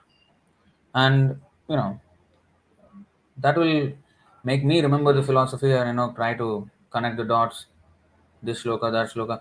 So which question and then which. So it is for my own purification. The beauty of Krishna consciousness is that Bhaktaram Prachakam Shrotrims Tatpada Salilam Yatha Vasudeva Katha Prashnaha Purusham Strin Punatihi. So everybody gets purified. The speaker, the inquirer, and the listener. The Ganges or the Ganga emanating from the toe of the Lord Vishnu purifies the three worlds, upper, middle, and lower planetary systems. Similarly, when one asks questions about the pastimes and characteristics of Lord Vasudeva Krishna, three varieties of men are purified: the speaker or preacher, he who inquires, and the people in general who listen. So, it is for all our purification that we are conducting these sessions. Even when we are leading kirtan, it is for our own purification. If I chant Krishna's name, I will be purified. Okay, next. Shubham Shukla. Okay, this is, we've already seen.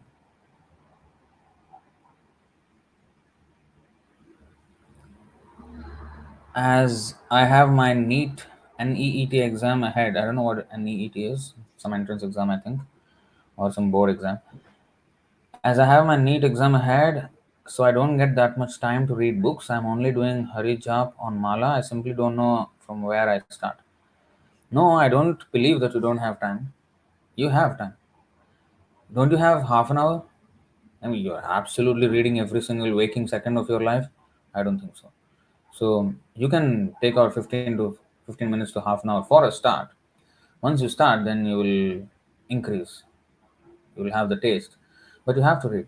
I don't accept the excuse that, oh, I'm studying for my exams. I don't accept that excuse. That's not a sufficient excuse. I mean, Arjuna was fighting every second of his waking time. He would face the arrows from the opposite side on the battlefield of Kurukshetra, and Krishna said, "Maam Anusmar Yuddhesha." You think of me and at the same time fight. So Okay, you are giving your, you are having your exam coming up. So what if, just for, argument's sake, what if you die the day before the exam? What if? So then you have not done anything in Krishna consciousness, but you've studied fully for a NEET exam, and neatly you went away from this world. Then what will happen? I hope that won't happen. But I'm just saying we have to prepare in Krishna consciousness in such a way that I can die at any moment. So whether this neat exam or dirty exam is there, the world is dirty. So there's nothing neat about this world. The only neat thing is we have access to the pure devotee, the scriptures, and devotees.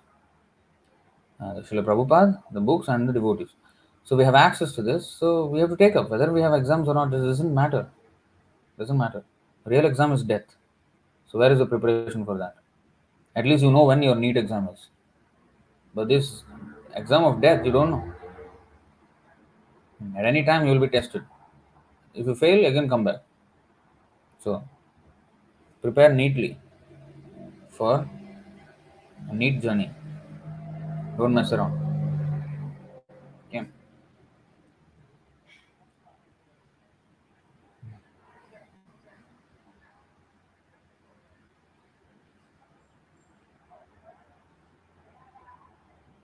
Oh, so Shubham Shuklas, don't you think that these glorifications are exaggeration? What is that? Affect his experience by reading, thinking about, seeing, by touching Śrīla Prabhupāda's divine books, from my Hmm. I don't know who wrote all these things. Kripa Puharastavaham.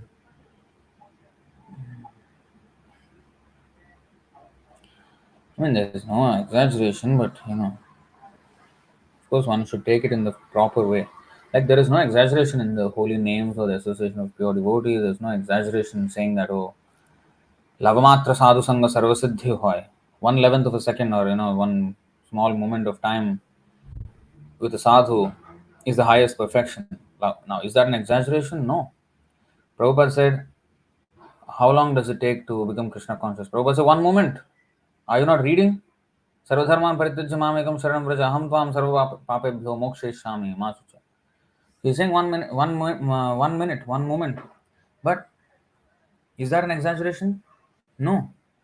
But our state, the surrender that we have, if our surrender is not adequate, then it will take millions of years. Bahujanma kare jadi shravana kirtan tabutana paya Krishna pade premadhan. Bahunam janmanamante jnanavan mam prapadyate. So to surrender takes many, many lifetimes. But once you surrender, there is no delay in getting Krishna and to access all this ecstasy and everything. So when the Rupa Goswami says, I want millions of tongues to chant the holy name, is that an exaggeration? No, it's not. But he's feeling that because he has surrendered. We have not surrendered. Now when we will surrender, that is upon our we are calling the shots. Krishna has given us everything. We are not surrendering. So when I will taste, when I surrender. But when will I surrender? Well, that depends on you. That depends on me. When I will surrender. So our dirty things, yesham to antagatam papam, jananam punyakarmanam, te dvandamoha nirmukta bhajante mam dridhavrata. So to serve Krishna with firm faith takes a lot of piety. And that piety may happen antagatam papam jananam punyakarmanam. Many lifetimes of pious work will get us to the point of serving Krishna with determination. But actually, piety itself has no um, bearing in this. The piety is to have completely free of all vasanas, all kind of flavors of material life. And that happens when we surrender to a pure devotee. That's when the real piety comes. And even after getting the mercy of the pure devotee, even after being introduced, I may not take it up seriously. And that will again take many lifetimes. Aneka janma samsiddhas tato yati param gatim. I may take many lifetimes to come to the point of purification, complete surrender. Sixth chapter, Krishna says, Arjuna asks, what if a person, takes to Krishna consciousness with full earnestness completely and then after some time gives it up because of worldly mindedness? What will happen to such a person? Krishna said, no, there's for a person who does good, he's not overcome by evil. But even though he says that, he says next verses that, you know, he will continue in his next life to go to, he will go to heavenly planets, and after that he will come back and take his birth in aristocratic or rich family, or he will take birth in a home of transcendentalists, advanced devotees, and then he will continue, and in that way he may continue from carrying the flavor of his previous birth's devotional service. He may continue, and aneka janma samsiddhastato yati param gatim prayatnad yatamaanastu yogi samshuddha kilbishah aneka janma samsiddhastato yati param gatim. 645 Bhagavad Gita. Now, many lifetimes of such practice, he may come to the complete surrender, and then he will go back. Tato yati param gatim. So, although he said he is not overcome by evil, even that is many lifetimes. Why? Why many lifetimes? Then why Prabhupada said one moment? What is the difference? It is how one moment is possible, provided we are that serious. If we are not serious, then that long. The length of time is inversely proportional to our seriousness. More serious, less time. Less serious, more time. That's it. So none of them are exaggerations. Just that we have to come to that platform. I don't know who composed that, but look, sounds like a nice composition. But anyway, Malvi Rukwal, yes, these are. Let me answer the question. No?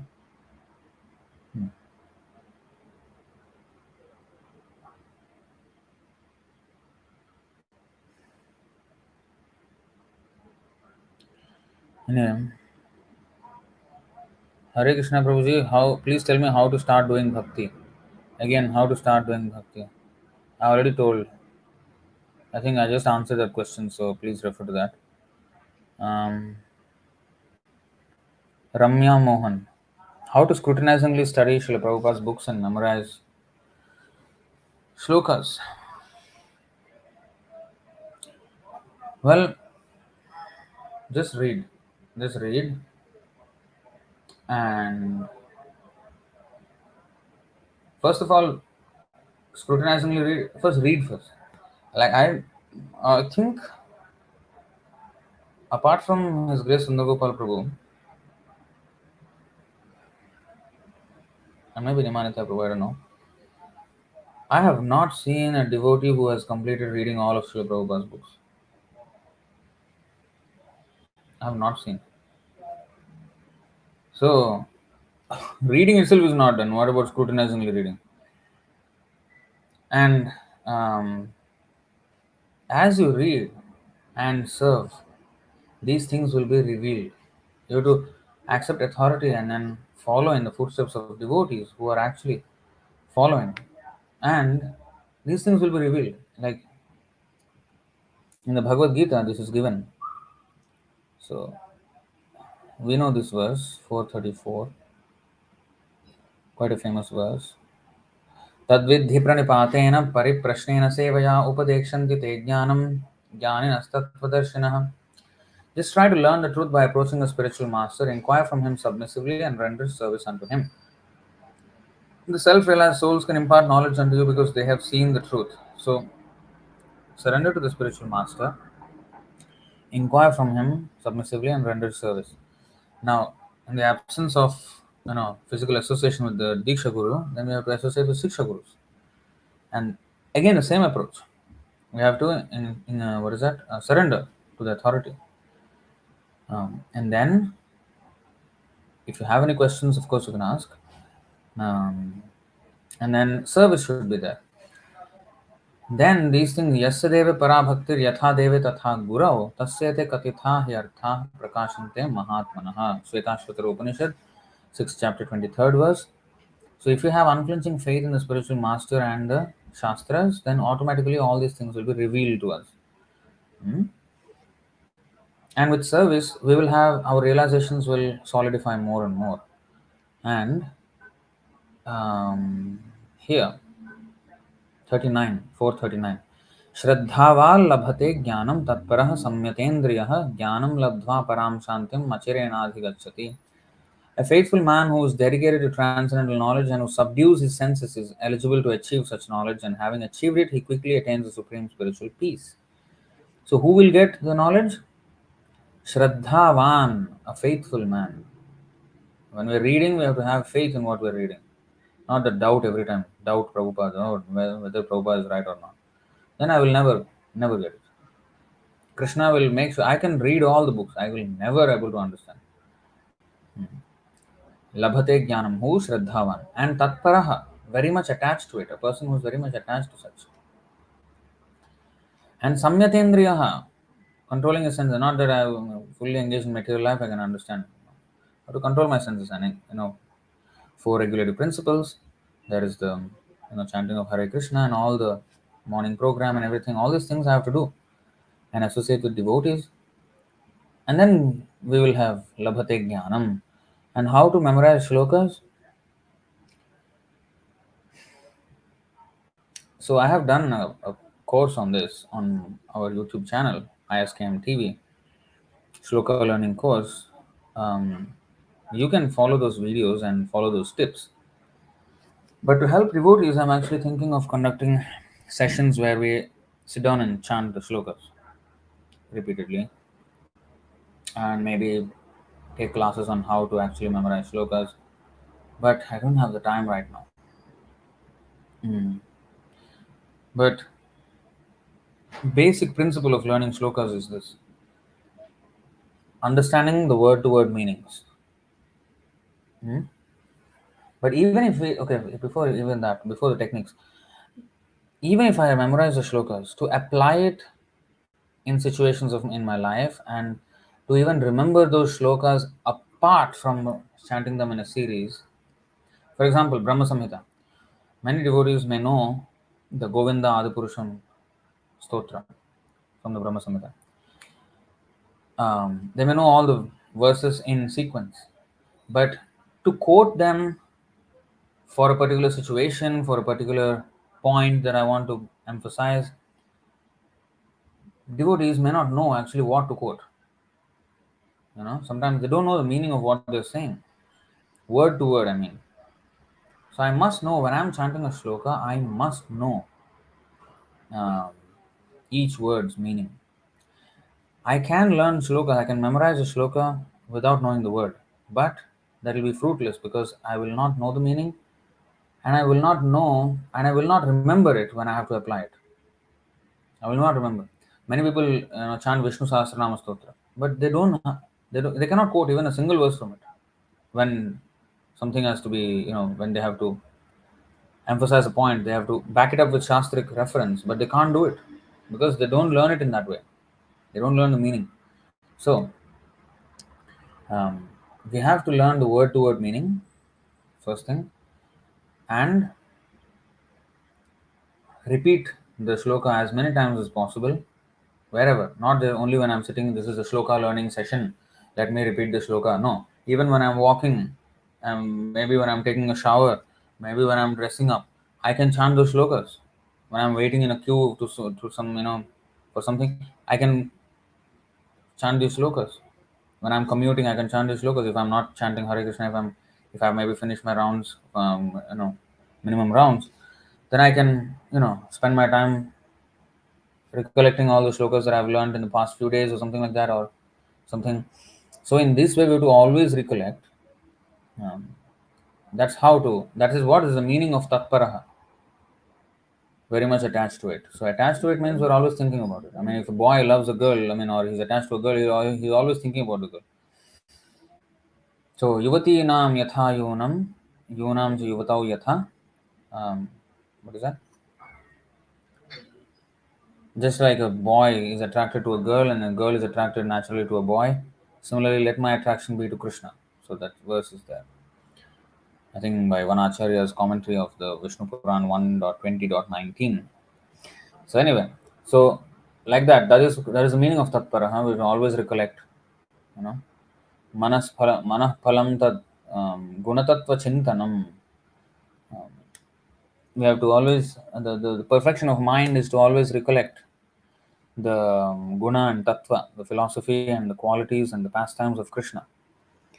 So, and they can be easily remembered in the form of shlokas because it is rhyming, it has a meter, it has a tune. So, these shlokas are actually good way to learn, good way to memorize something because they already have inbuilt traits that enable us to remember. Why we were taught nursery rhymes? Why these rhymes? Because in the rhymes we will learn words, we learn application of those words, and in which. So similarly, in this shloka, they have a meter, so it is easy to chant. When it is prose, it is difficult to remember, but when it has a like a poem, it is easy to remember. So and then repeat. And whenever we are preaching, we have to share it also with others. Whenever we're preaching, although it is difficult, we're not used to quoting, we have to bring out that verse, Sanskrit, chant the Sanskrit of it. In that way, we are forced to recollect. In the beginning, it may not come naturally, and we may think that, anyway, the person is not interested in Sanskrit. Let me tell the point. But actually, if when you quote the Sanskrit, it actually exudes an air of authority. They can understand that actually you're quoting from something. You're not just speaking out of your head. Quoting, okay, he's a scholarly person. He knows something what he's talking about. So, Prabhupada always quoted, right? He quotes the Sanskrit and then he says, so that's how we have to do. So, the more we do that, the more we memorize. Yeah, in association of devotees, it will be much easier. Hmm. In association of devotees who are doing it, there are many devotees, you know, this is the word for such devotees. This is the verse for that. Although this is actually 11 to 47, which is the Kanishta Adhikari verse, but Prabhupada translates the same verse in a different way in the Chaitanya Charitamrita 2274. Archayameva haraye pujam yah shraddhaye hate tad na tad bhakteshu chanyeshu sabhaktah prakritah smritah. A prakrita bhakta or materialistic devotee does not purposefully study the Shastra. So he does not study the Shastra, with a purpose in his mind. No. And try to understand. So he does not purposefully study the Shastra and try to understand the actual standard of pure devotional service. Consequently, he does not show proper respect to advanced devotees. He may, however, follow the regulatory principles learned from a spiritual master or his family who worships the deity. He is to be considered on the material platform, although he is trying to achieve advance in devotional service. Such a person is a Bhakta Praya, neophyte devotee, or Bhakta Abhasa, for he is a little enlightened by Vaishnava philosophy. Very little enlightenment. So he does not read the Shastras, and such devotees fall down. Hmm.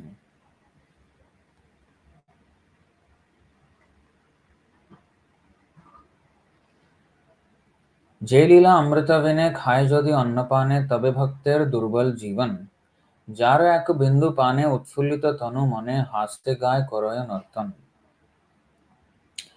Men become strong and stout by eating sufficient grains, but the devotee who simply eats ordinary grains but does not taste the transcendental pastimes of Lord Chaitanya Mahaprabhu and Krishna gradually becomes weak and falls down from the transcendental position.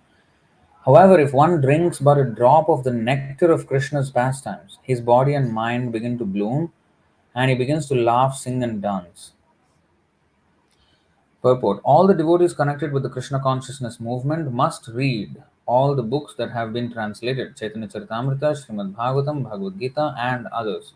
Otherwise, after some time, they will simply eat, sleep, and fall down from their position. Thus, they will miss the opportunity to attain an eternal blissful life of transcendental pleasure. So, we have to associate with such devotees who are, you know, um, similarly attached. And you can actually follow that Shloka learning course, the 7 video series I did. So that will help you also a lot. Pronunciation must be learned. That is a key thing when you're learning verses. Vak Shuddhi must be there. That means the clarity of pronunciation. Why? Because then you can yourself, it will become much easier for you.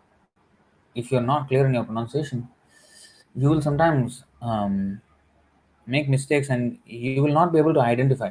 When you see a Sanskrit word, you should be able to, understand the meaning. But if you pronounce it similar to another word, then which is the meaning you don't know. So, Vak Shuddhi helps a lot in pronunciation. And with that, if you read and memorize, then it will be perfect.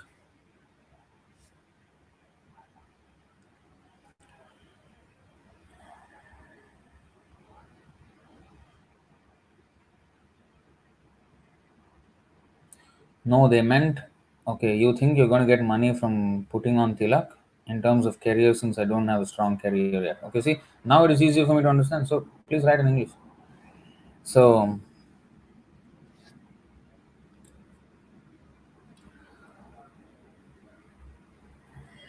so then you ask them, so if I don't put on tilak, will I get money? Is that what you're suggesting? That I don't put tilak and then I will get money, is it? Is that the formula? Then why did you ask me to study so much in school and university? You could have just asked me to go without a tilak to an office and then they will give me a job. Stupid argument. Just tell them, I think you're sounding stupid, so don't talk without any sense. Um, Money we can get without tilak, but that's not what I'm putting tilak for. Um, So if you don't have strong career, no, and if you're not happy with my career, I will go and join the devotee. I'll become brahmachari. Tell them. If you're a person, if you're a man, if you're a woman, then I don't know. So if you're a woman, then you got to get married. Either way. So it doesn't matter what career you have.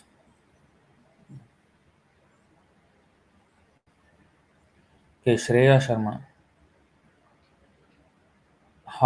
How to not be angry on people who have done bad to us? By understanding that they are doing bad to us because we have done bad to someone else sometime in the past, and we are getting just our reaction back. Krishna is just nullifying that reaction. So maybe I've done something similarly to others in my previous life or sometime without my knowledge even in this life. So in that way, I won't attach the situation to that person, although yeah, the person is creating such things. I have to try to help them. So there is no such thing as an injustice. Everybody is getting their dues. So if I am getting something, then something I must have done. Krishna won't punish me unjustly. And if he's making me strong by this and making me realize and you know making me detached from such people, that is another thing. But at the same time, that's right. Tatyanukampam susamikshama भुञ्जान एवात्मकृतं विपाकम् हृद्वाग्वपुर्भिर्न विदधन् नमस्ते जीवेत यो मुक्तिपदे पदे सद्दाय भाक्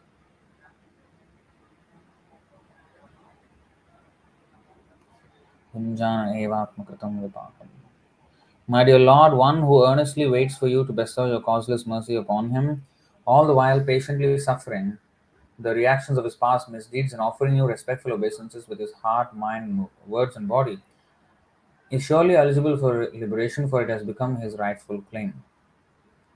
So, patiently suffering the reactions of his past misdeeds. Gunjana evatmakritam vipakam.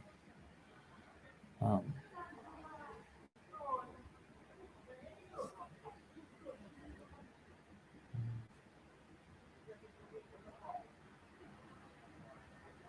Praveen Yadav. Does any of Prabhupada quote says to build spiritual township and radius of temple surroundings, no children should go hungry? Yeah, Prabhupada says, I mean, within at least 10 miles of the temple, nobody should get hungry. He said that when he saw the children in Mayapur fighting with the dogs for the scraps of food, leftover foods which were, people ate in the plates and then threw away. Whatever left over, the children were fighting with dogs to take that. They were so hungry. So Prabhupada said, oh, he felt very bad. Then he said, okay, within 10 miles of the temple, nobody should go hungry. You should be given prasadam. Spiritual township, well, you know, that's what the whole point is, right? Tattvavit dāsa nagaradigram sarvatra prachar hoivamornam. Every town and village of the world should become a spiritual town and village.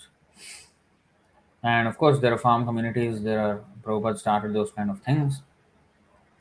And eventually, cities and countries should become Krishna conscious. Um, so, these things are there.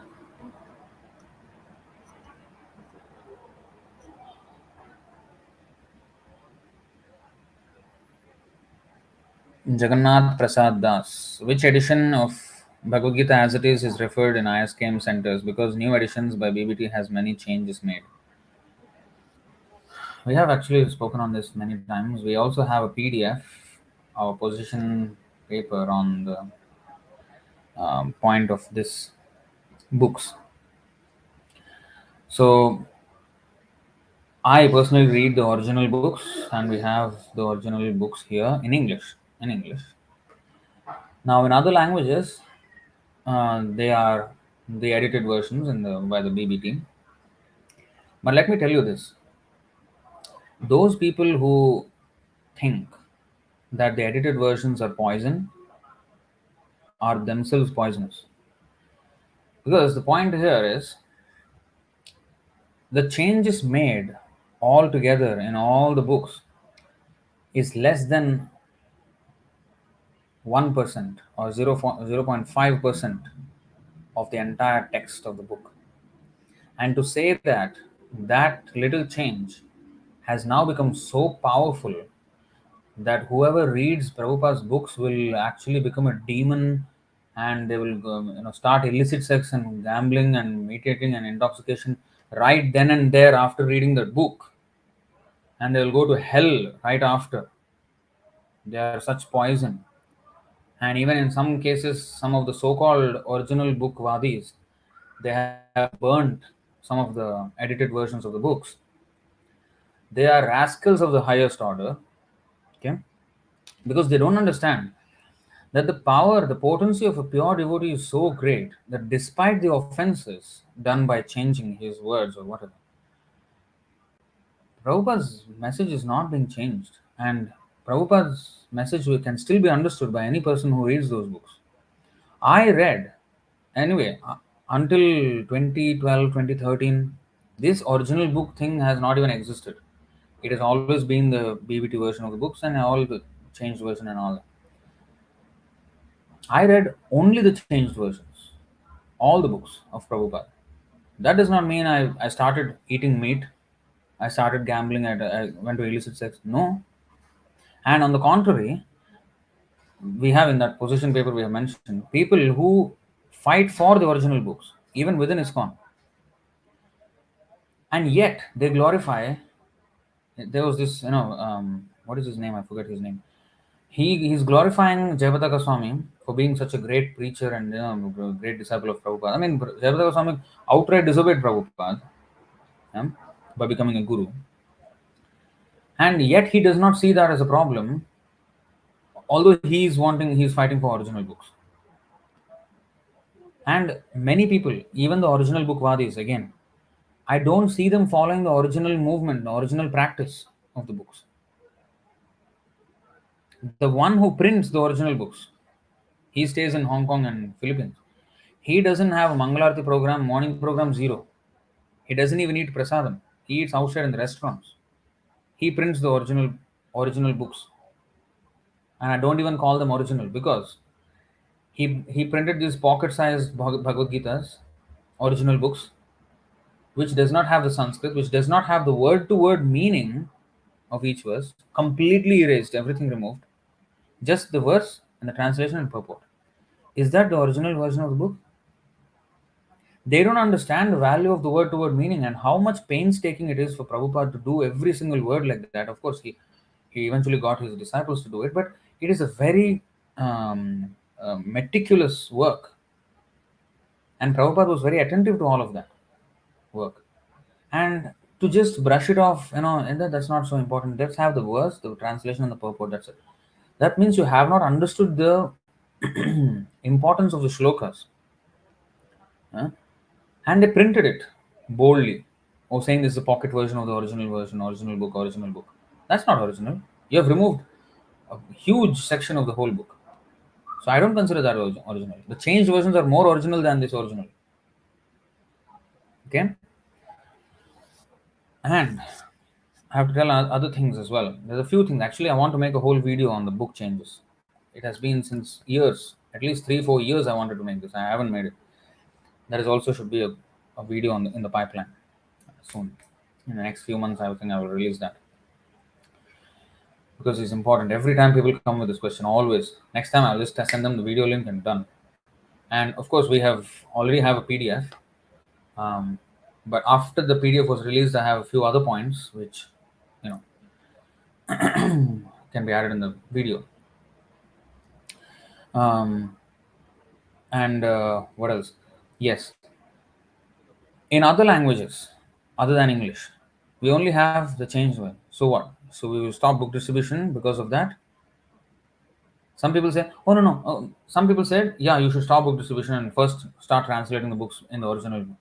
Stupid. And these are people who never distributed a book in their life. They are talking like this. And even if they distributed, whatever it is, they have zero practicality in their minds. They don't know how to preach. They don't know how to run a movement. Nothing. Yeah. They think that now we have to start translating. I just distribute the books. That's it. It will work. It will work. And you can, if they come and become devotees, then you can always point, okay, this is a bit changed. The meaning is, this is the actual thing. And you can always, I was shown like that. Okay, I understood. Okay, fine. It's not a big deal that, he'll become a demon if he reads these books. No, he doesn't. He won't. That means the potency of the people who change the books is so strong that Prabhupada's potency is minimized. Prabhupada is now rendered ineffective, although some 0.5 or 0.1% of the book, the words are changed. That 0.1% is so powerful that the entire 99.9%, 99.5%, whatever, is eclipsed. And the potency of these book changers have become so prominent that the person will go to hell. What faith do we have in Prabhupada if we say that? What do we understand about the greatness of Prabhupada? What do we understand the greatness about his teachings? And many of the changes are just grammatical changes, like he, they, like this, and which is actually in keeping. Like for example, 434. Actually, Prabhupada, if you see the verse, in the word to word itself, Prabhupada says in the plural. In the original, it is singular. They change it to plural, but they have another whole meaning.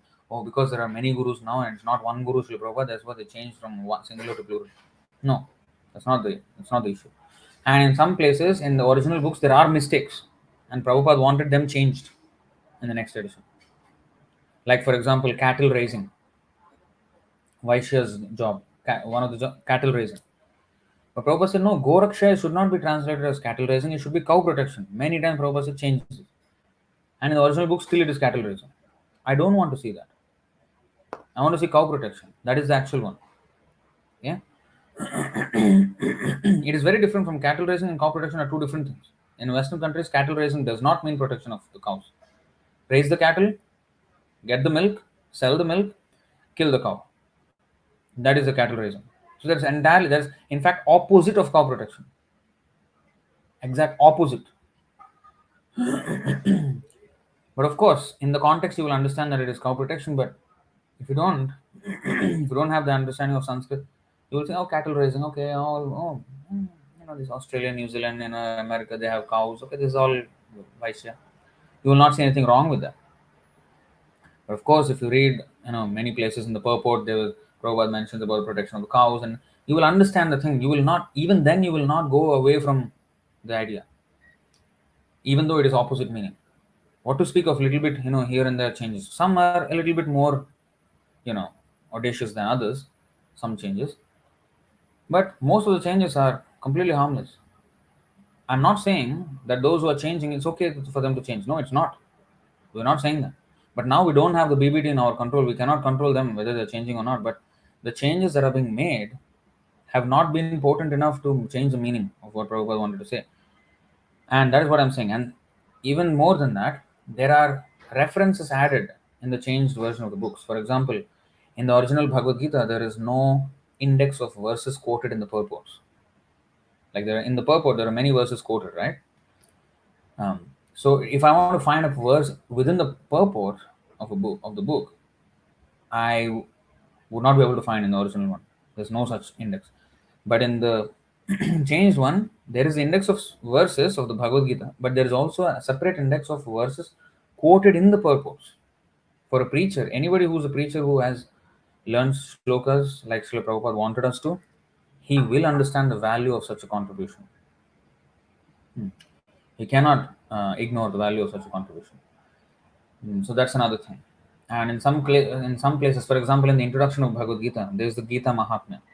Now, in the original, there is the Prabhupada actually translates the Gita Mahatmya without quoting the Sanskrit. He just describes.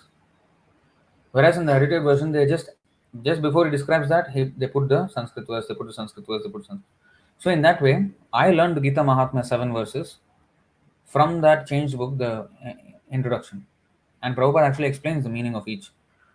So that is a good addition. I mean, why not? And in some places, I think even in the original and the changed books, it is still not there. But in the Veda base, which is the updated 2019 version, it is there. For example, 232, Bhagavad Gita 2.32.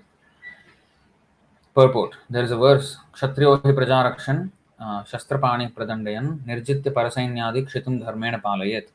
It's in the purport. And that is from the Parashar Smriti. So in both the original and the change, it is Parashar Smriti. But in the latest version of it, it is Parashar Smriti 1.61. And I absolutely appreciate that. Because many times they're saying, okay, from Padma Purana. Okay, good. But if there is a specific number, then it's easy to locate. Sometimes some things cannot be found. Like, Vishnu Puran 1.20.19, Yuvatinam Yatha Yunam Yunam Yuvata Yatha. That is not actually a Vishnu Puran verse. Vishnu Puran verse is different. That verse is something similar, but it's vastly different from that verse. Actually, it is a commentary of an Acharya on that. And in another place also, Sridhar Swami's 6.1.13 Srimad Bhagavatam purport, he lists down the 8 forms of illicit sex, which a brahmachari should avoid. Smaranam Kirtanam Kele, Prekshanam Guhya Bhashanam, Sankalpodhyavasayascha, Kriya Nirvrittirevacha. So this verse, it is mentioned in Matchless Gift book, the small book Matchless Gift. This verse is quoted there. And then brackets Sridhar 6.1.13. Sridhar is a book? It is not.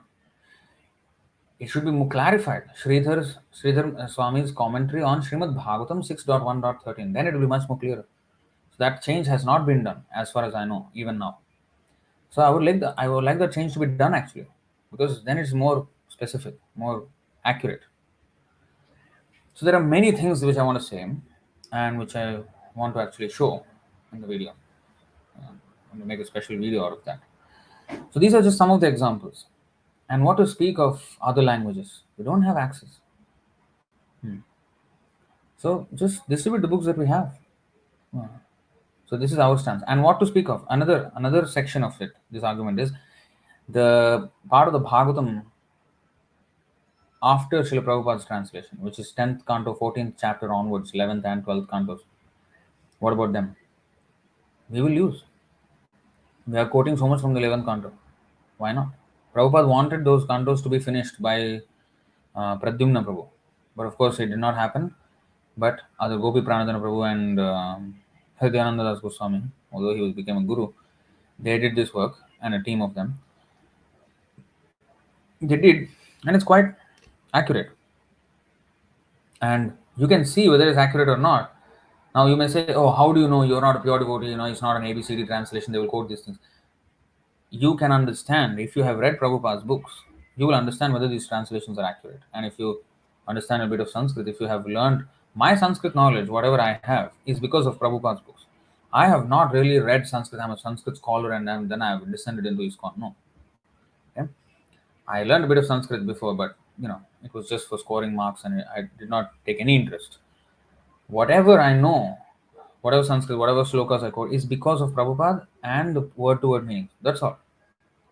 So from that you can decipher, you can see what they have translated word to word. Those words you will find in the words that Prabhupada translated also, and you can cross-reference if you want. You can cross-reference, and you can find, okay, makes perfect sense. And Uddhava Gita, there are things which Krishna did not say to even Arjuna that he told Uddhava. So those things are there. And other things, the predictions of Kali Yuga are in the 12th canto. Now you will have zero access to that if you're not going to have those ready with you. So you can show so many predictions of Kali Yuga. You can, if you are sharing, you can. Those are in the 12th canto. Some are there in the first canto, but very less. Most of it is in the 12th canto. So I mean, and the glories of Bhagavatam in the last chapter of the 12th canto. So you have to be practical. You have to be practical. Understand that yes, changing Prabhupada's words, taking matters into our own hands is not good. It is offensive. But if they are only to enhance whatever is there, that is okay. To add references, to add number or something like that, or add the Sanskrit verse to which the translation was given in the purport, that is fine. And to add the index of verses quoted, that is fine. But to unnecessarily change, yes, some of the changes are completely unnecessary. Like, why did they do it? We're also against that. But they are not to a point where they change the meaning and the person will understand something totally different. In some cases, yes, a little bit. But if you see everything else, if you read everything else, Prabhupada's books, he will be directed to the proper understanding. And the understanding will be proper anyway. And sometimes these original bookwadis take it to extreme levels, as if they are completely opposite. They're not actually that opposite. Sometimes, yes, it was. I agree. Some of the times, they are completely unwarranted changes, not necessary, offensive sometimes. But most of the time, they're harmless. They don't make any difference to the meaning, and which is why there is no need to change when it doesn't make much of a difference. So, but they changed it, which is not, we're not supporting that. But Prabhupada is not so important that his books will become useless if they are there, if those changes are there. So I'm repeating myself here. I've told this many times actually, but I'm repeating myself only so that you will also know what arguments to put. I can always refer to you to that PDF or something, but I don't know whether you will actually go and read that PDF. So I've repeated myself here so that you know some of the arguments that you might encounter, or you might have doubts in your own mind regarding this issue.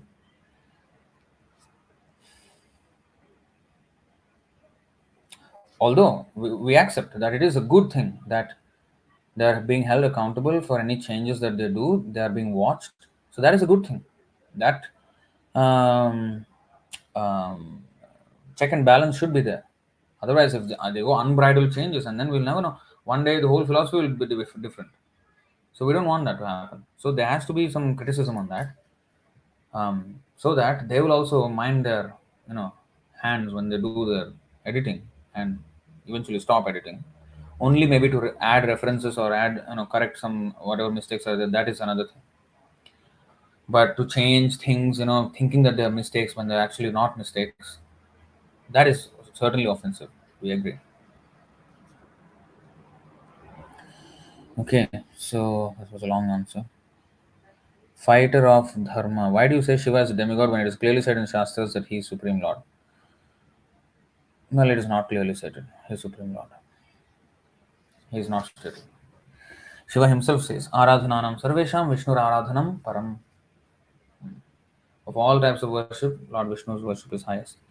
Now, I don't know whether you will accept whatever I say. That's the other thing. If you're willing to accept, that's another thing, but Many people sometimes when they come up with these questions, they're not interested to listen to any answer. They think they know the answer and they want to actually preach. So I don't want to waste my time with such in such arguments. But if I want to show you something,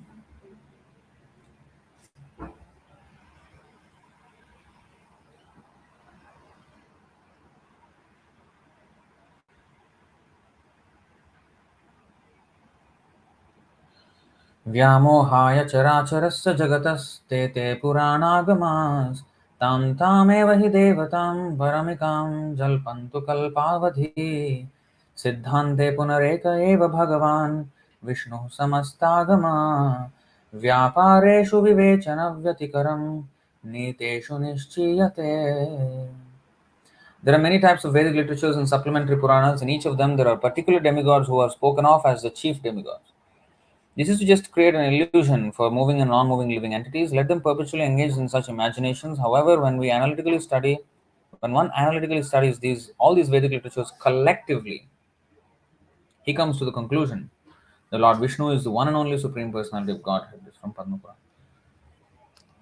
Now, if you see Rudra Gita of Srimad Bhagavatam, so Lord Shiva is speaking that.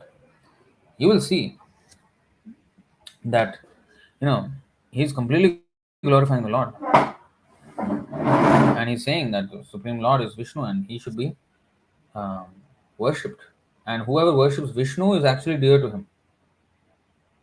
He himself says. And he himself is always meditating. On who he is meditating?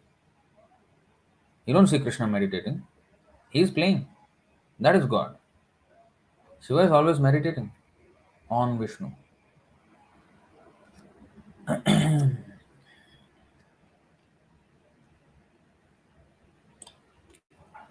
There's so much more evidence to this, but it's too long for today's session. So I would want to answer those questions which people have, which are, they want to understand, rather than somebody who wants to just challenge and not take any answer anyway. Yuvraj Thakur.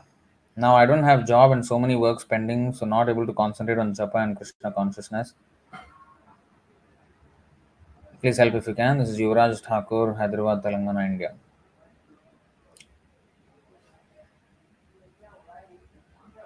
Radha Krishna प्राण मोर जुगल किशोर जीवन मरणे गति आरनाहु मोर शीतोष्ण सुख दुखेशु तथा मानापमानयोः. So whether we are in jivane marane gati, even when we are living or we are dying, arnahu more Radha Krishna pranamor jugala kishore. Radha Krishna is our life. Whether we have job or no job or whatever, we cannot compromise on anything. If you are thinking that you don't have time and you have so many things pending, what about your pending work of solving your material life, which is to actually become Krishna conscious? Is that not pending? That is the most important pending work. A pending work which if left pending, it will be the impending danger. So that is your real pending work. Your real pending work is to become Krishna conscious. If you become Krishna conscious, even if you fail at your other work or whatever, it's not a big deal. Yeah, you can get some income and you can have some job eventually, but don't give up on your japa because you don't have a job or something like that. In fact, since you don't have a job, you chant more. We cannot create an excuse for this situation or that situation. Whether we are living or we are dying, what is it? Marane raneva. We have to chant. Whether we are in the battlefield, or whether we are dying, or whether we are alive, or whether we are happy or distressed, or what. Sukhe dukhe bhulo nako sada Hari naam bolo re. Bhaktivinoda Thakur is singing. Don't stop chanting Hare Krishna whether you are in happiness or in distress. You mean to say you will get a job and then you will start chanting again? I don't think you will have time to chant again. Because we will never have time when we don't make it a priority. We will always have time when we make it a priority. So we just have to reorder our priorities, and our priorities depend on our convictions about what is important and what is not, and what is the idea of life, what is the conception of life we have. Accordingly, we have our priorities.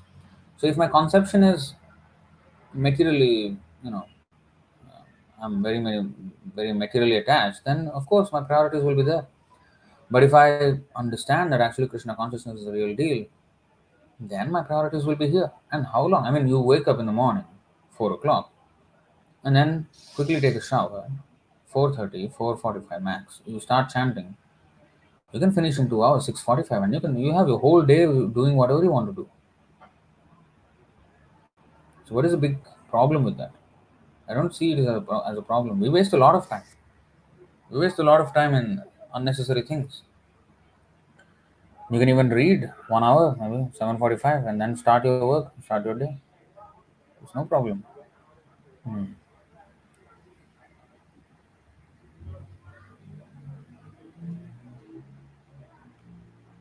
Satyam Sharma, in a lecture given by Sunugopal Rose some 11 months ago, you had asked him a question that what? Whether a conditioned soul can ever follow the instructions of a spiritual master 10% until he is not liberated.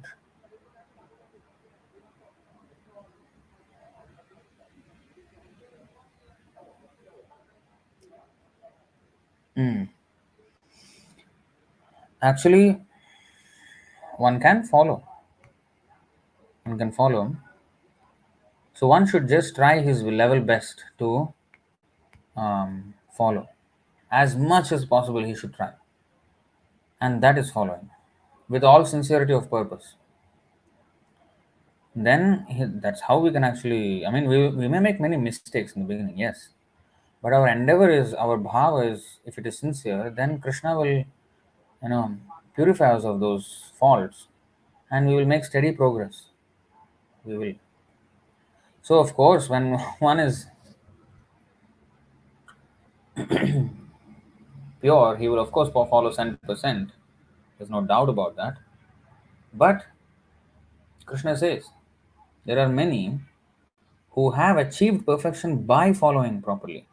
And this following properly means the child, if he can walk properly, but until he comes to the walking properly stage, he will fall down many times. But he's trying. So that is taken. So we may make mistakes, but we should keep on trying and correcting ourselves and working along the way, and then improving ourselves.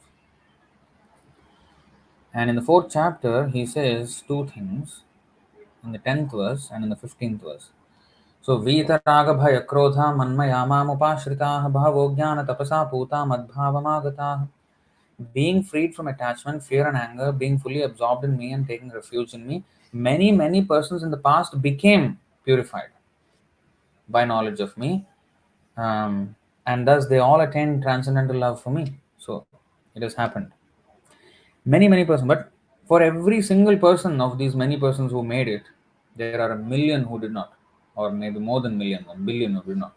मनुष्याणां सहस्रेषु कश्चित् यतति सिद्धये यततामपि सिद्धानां कश्चिन् वेत्ति मां तत्त्वतः.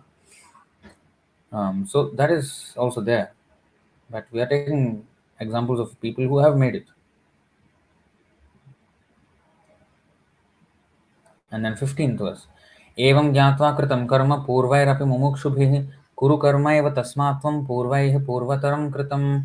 All the liberated souls in ancient times acted with this understanding of my transcendental nature. Therefore, you should perform your duty following in their footsteps. So this is called following the parampara system.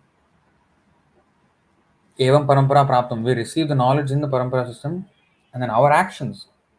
Here he's saying, Krishna is saying, you should perform your duty, our action, following in their footsteps. And if you see 10 to 31, Srimad Bhagavatam, you know this verse, I think, already. Swayam samuttirya sudustaram diman bhavarnavam bhimam madabhra sauhridaham भवत्पदाम्भोरुहनाभमत्रते निधाय याताः सदनुग्रहो भवान्. O Lord, who resemble the shining sun, Diman, You are always ready to fulfill the desire of your devotee, and therefore you are known as a desiratory Vancha Kalpataru. When acharyas completely take shelter under your lotus feet in order to cross the fierce ocean of nations, they leave behind on earth the method by which they cross, and because you are very merciful to your other devotees, you accept this method to help them. So,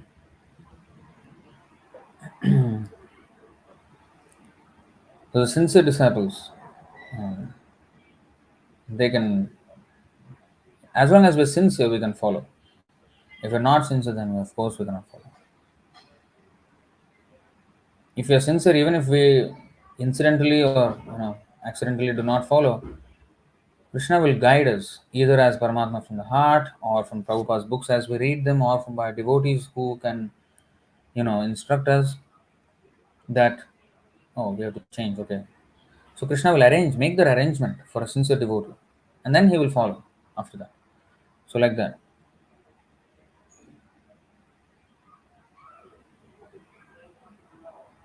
I don't know actually how this long comment was made, because usually people are not able to type such a long comment. I don't know how he did it though.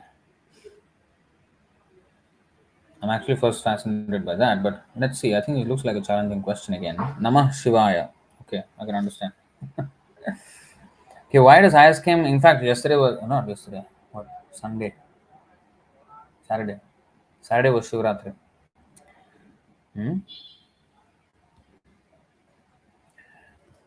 Why does ISKM use the term Shudra and Muslim insultingly when these terms by definition are respectable? In regard to your recent comments, I'm worried making a video against the Samadarshi Shirdi Vasin will spell the end of ISKM. Oh, you're worried that making a video against um, Shirdi Sai Baba will spell the end of ISKM. You think so? You just watch. You never know how powerful some individuals are. The position are. Oh, you don't know how powerful some individuals are. The position of the Shankar Sampradaya, at least, is that he was not an avatar but a moralist. And why did you fault him for following his Kulachar or Bakrid, which is defended by Srimad Bhagavad Gita 1847? Okay, you you can have your own ideas. You can have your own um, opinions. That's fine. But if he is a Muslim, then preach to the Muslims. Why Hindus are putting his thing on the altar? That's my question. What happened to the Hindus who, if he's following his thing, Bakrid, okay, let him go and do that. In our Shastra also, there is, what is that? Sacrifice of a goat, that too only on Amavasya day. Hmm. And anyway, such a person who is following that cannot be an Acharya. He's not a Vaishnava Acharya, he's not any representative of God. He's just a Karmakandi who cannot control his tongue, he's doing that. That's it. That's not any qualification of an Acharya. Do you understand? So this and Shudra, okay, Shudra, I think later we can address. First, let us address the Shirdi Sai Baba. He's not an avatar for sure. Okay, that's that's a given, dead giveaway, because it's not mentioned in any of the shastras. Not only that, if he was following his thing, I don't understand why Hindus should worship him. Why? What did you learn from him? And people, actually, Hindus worship him as if he's God. Isn't that stupid? Okay? Isn't that stupid? You do not know how powerful Krishna is, how powerful Prabhupada is. You do not know. I don't care about how powerful anybody is. Nobody is more powerful than Prabhupada and Krishna in this world. Okay? Nobody comes even close. So, we have the shelter of Krishna and the entire Parampara system. And even if the whole world goes against us, we will still stand our ground. We will not give up. Okay? I think you do not know the courage of actual devotees. You have not seen, maybe. So, Ravan also was thought to be invincible. Indrajit was his son. He was the father, Bap. Indrajit ka Bap hai Ravan. And for Hanuman, he was nothing. So don't just think that because somebody is powerful, we have to keep quiet, and we have to not let our mouth loose in speaking the truth. So we will have to speak the truth, however painful it is. We have to speak the truth. So when it is truth, I mean, we don't, whether powerful or not, if it's against the truth, we have to point it out. That's honesty. Honesty in the face of adversity is bravery. Okay, try to understand that. So it will not spend the end of ISKM. Certainly not. You should understand first. You have a very wrong conception of um, who Sai Baba is. Then, if that is his kulachar, that he has to have Bakrid and all that, why are you following him? Who are you to follow him? Is that what our shastras show? Huh? Islam is religion that comes in every Kali Yuga, but our Sanatan Dharma is eternal, and the amount of culture that we have is unparalleled. No other form of religion or anything comes even close. Such high, lofty philosophy we have, such lofty practices we have, such clear clarity of information we have about who is God and who is not. And still you become fooled by these so called incarnations and so called Babas, so called yogis, so called gurus. Then what is your position? That only spells the doom of people like this who have faith in such people. They are going nowhere. They're going to hell. Huh. It is not moral to call oneself God. If he has called himself God, it is not moral. He's not even a moralist. And if he has not called himself God, and if people call him God, if he is okay with that, that is also not moral. If you call me God, I will say you're a rascal because I'm not God. But if he's okay with people calling him God and treating him as God, that is stupid. Prabhupada, what did Prabhupada say? Does any of his followers call him God? Nobody. So Guru must be clear in what he is preaching. If his devotees, if his so-called followers are all worshipping him as God, that too who's completely not even following any of our Varnashram system, what is happening? Hello? Wake up. Wake up. Read Bhagavad Gita first. Huh? Then you will understand what is correct and what is wrong.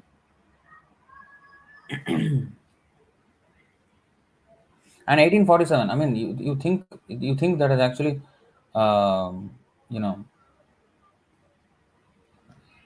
a verse supporting your point. You see here, it is better to engage in one's own occupation even though one may perform it imperfectly than to accept another's occupation and perform it perfectly. Duties prescribed according to one's nature are never affected by sinful reactions. Now that means he has to, first of all, we're talking about only in the, I don't know if you have read the previous verses, we're talking about Brahmana, Kshatriya, Vaishya, Shudra. He doesn't even come under the class of Shudra. He is complete out. Okay? Mlecha Yavana. So, first of all, even if you come to Shudra, you are not any guru. You are nowhere guru. You are just, okay, you cannot give up meat eating. Okay, eat meat once a month. That kind of regulations are there. And that too in one jhatka method, it should be killed. Not that you slit the throat and let the blood run out. That's not the way. That's not the way our scriptures say. Yeah? Least pain possible given to the goat. So, that is said. And such a person is just allowed to rise from there and slowly, after many lifetimes, he may come to the point of Krishna consciousness. Where is he a guru and what is big God and putting in the altar bigger photo than Krishna and worshipping him as, like as good as Krishna, as good as God? Absolute rubbish, I'm telling you. Absolute rubbish. And we'll call it out. I don't mind being hated by the entire world. I don't mind. You have to speak the truth. Yeah.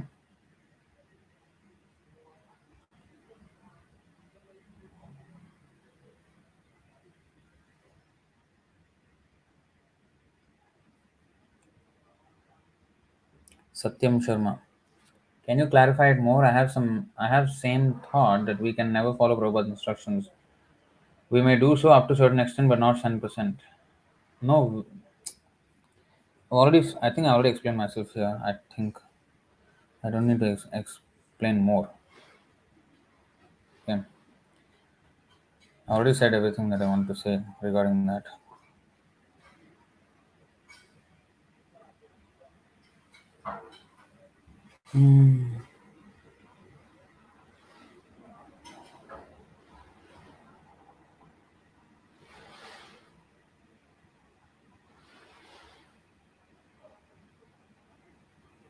So my sister cannot get married.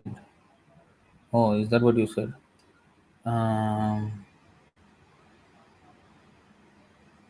I, I anyway, Krishna will arrange something. I mean, we have to arrange. I mean, Krishna will arrange something. We have to have faith in that. You know, Blinky, is self-loving good? I have a big doubt on this. Self-loving is basically narcissism. There's another word for it, narcissism. The self-love nonsense that is coming out nowadays is some stupidity. Um, we have to love the super self, not the self. Then, of course, proper love for the self happens. Self envy. We're acting now with self envy. What is that? I think. What is the time? Oh, I I don't know how many questions more I have. I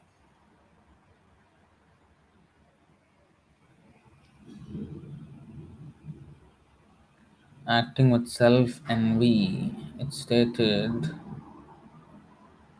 Hmm.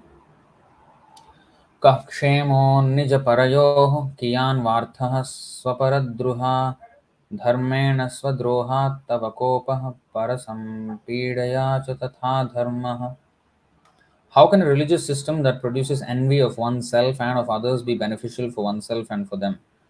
What is auspicious about following such a system? What is actually to be gained by causing pain to one's own self due to self envy, and by causing pain to others, one arouses your anger and practices irreligion.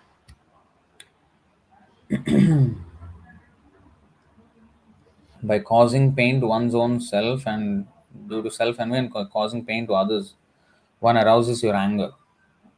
Actually, even in the Karma Kanda section, when people are allowed to eat goats and everything, they are not that they're getting purified. They will suffer whatever they're doing.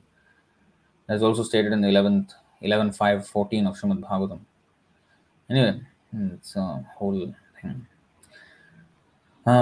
Self envy and Atmahana. This is also mentioned in the Ishopanishad, Mantra 3. असुर्यानामते लोका अन्धेन तमसावृताः तांस्ते प्रेत्याभिगच्छन्ति ये के चात्महनो जनाः. The killer of the soul, whoever he may be, must enter into the planets known as the worlds of the faithless, full of darkness and ignorance. So, Atmahana. So, this is suicide don't, if we are not Krishna conscious. So, if we really love ourselves, then we should love Krishna. That is the most. See, if when you love someone, you will want all good things to happen to that person. That is only possible if the person is Krishna conscious. And if that person is you, if you want only good things to happen to you, if you really care about your own welfare, you will be Krishna conscious. And if I'm not Krishna conscious, where is the self love? So, just by focusing on self love, which is the material way of self love, which is, oh, love myself, whether I'm, fat, or whether I'm, like overeating like anything, or whether I'm, this or that, this or that. Actually, loving this body is for what? Kukalevara. It is called Kukalevara, means it's a disgusting body full of fat, flesh, and blood, and mucus, and stool, and urine. What is the self love? If we have to love the super self or super soul, which is Krishna, Paramatma, then yes, we will have proper love for all living entities, because we will see everybody as parts and parcels of Krishna. So that understanding should be there on the spiritual platform. The self-love is a nonsense, narcissism.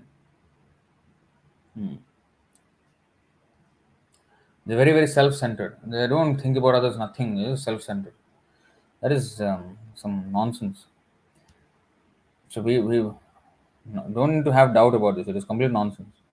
Have no doubt about it.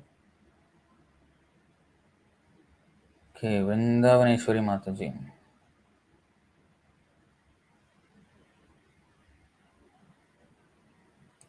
Prabhuji, among the two, which we must choose first?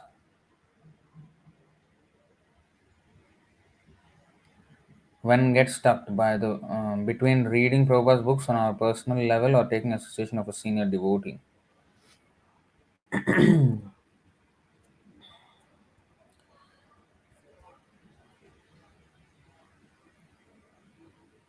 Okay, so you will get counsel in both ways. So you can actually read books and still you will get the counsel. And of course, there is merit to associating with devotees as well, who have read Prabhupada's books and who have assimilated the teachings and who can point you out to the exact verses and whatever Śrīla Prabhupada said, compared to your own research, which would take much longer. But sometimes you don't even have to do research. When you read Prabhupada's books, then eventually you'll get the answer. On that very day or the next day, you will very soon get the answer if you are regularly reading.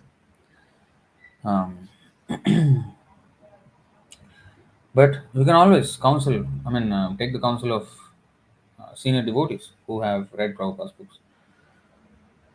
So either way is okay, as long as that person who is advising you he has properly read Prabhupada's books, and he can show you references and guide you accordingly.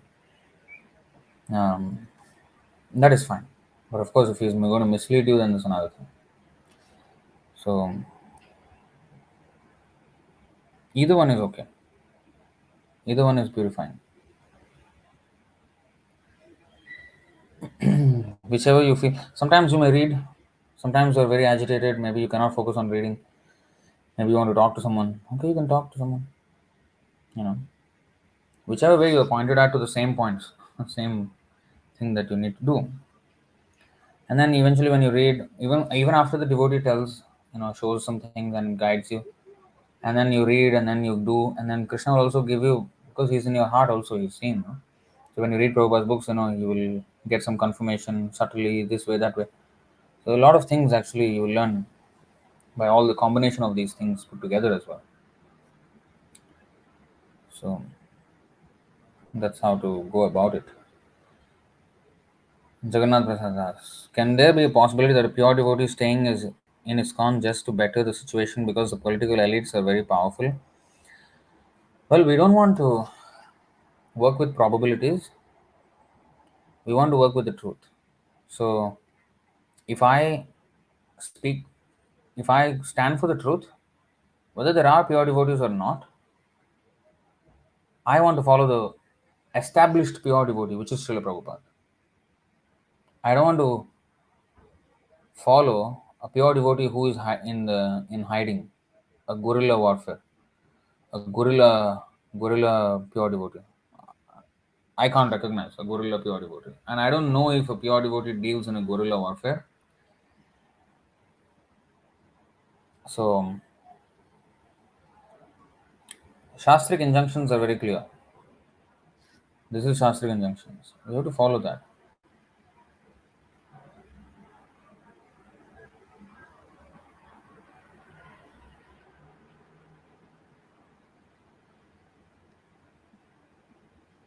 न सभां प्रविशेत् प्राज्ञः सभ्यदोषान् अनुस्मरन् अब्रुवन् विब्रुवन्नज्ञो नरः किल्बिषमश्नुते. A wise person should not enter an assembly if he knows the participants there are committing acts of impropriety. And if having entered such an assembly he fails to speak the truth, speaks falsely or pleads ignorance, he will certainly incur sin. So you can't stay in an assembly where everything is going wrong and then you just stay there and do nothing about it. Then I will also be party to such sin, such offense.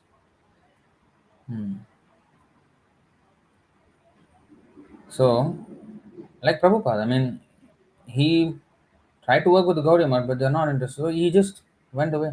Whether there are pure devotees or not, no, he wants to follow the order of the pure devotee, his guru. That's what we should be concerned with. We are not here to identify whether there's a pure devotee. Let's search out, take out our magnifying glass and examine each devotee and see whether he's a pure devotee or not. I know for a fact that Prabhupada is a pure devotee. I should follow his instructions. His instructions are not being followed in Iskcon. So I would rather find an association which follows his instructions and then stay in that association. Hopefully, if Iskcon mends its ways and somehow they become enlightened by Prabhupada's instructions and if they change, we are more than happy to merge with Iskcon. More than happy. We want to be Iskcon. We are Iskcon. What is in the name of Iskcon, that is not Iskcon nowadays. That is not the Iskcon as it is that Prabhupada left us with. That is some is concoction. It's not Iskcon, it's concoction. That is what it is. So we want to be in Iskcon, not is concoction.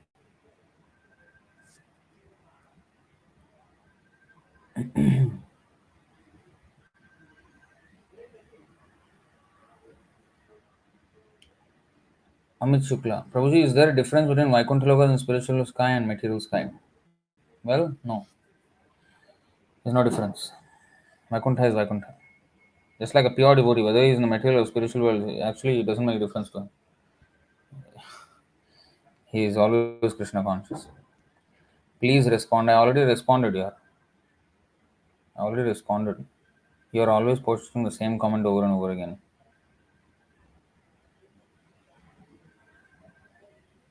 I said, your point is this. Let me repeat myself. You said you have no jobs and you have a lot of work.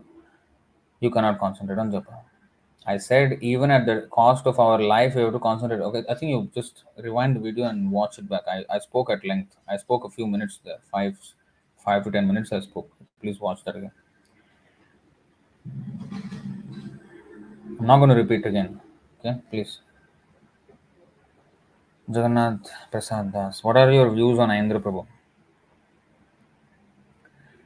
See, my view is, what is my view? There's no value to my view. Let's take facts as they are and then judge.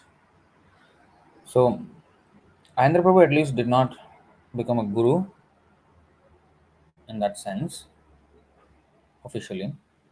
And he spoke against the gurus, as far as I know, which is alright.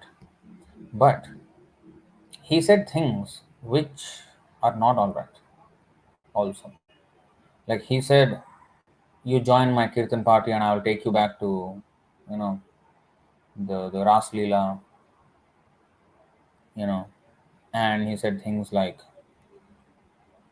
when you are doing the deity worship, you should think that, your hands are, like gopis' hands, and, touching Radha and Krishna, these are the things that Prabhupada did not tell us. So these are some Sahajiya kind of talk, which is not indulged in by Śrīla Prabhupada, and especially pointed out by him not to do such things. So those things we do not accept. So,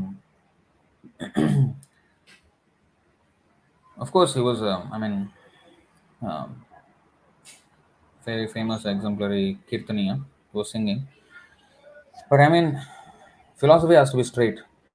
If you speak something like that, then we do not have much a high estimation, because one should not mislead others by saying this kind of things. This is all Sahajiya mentality. Prabhupada taught us deity worship, and that's it. Keep it official. Sadhana bhakti, we cannot imagine at any time, even Raganuga or sadhana, we cannot imagine things that, oh, I am now, my hands are Gopi's hands and I am addressing Radha.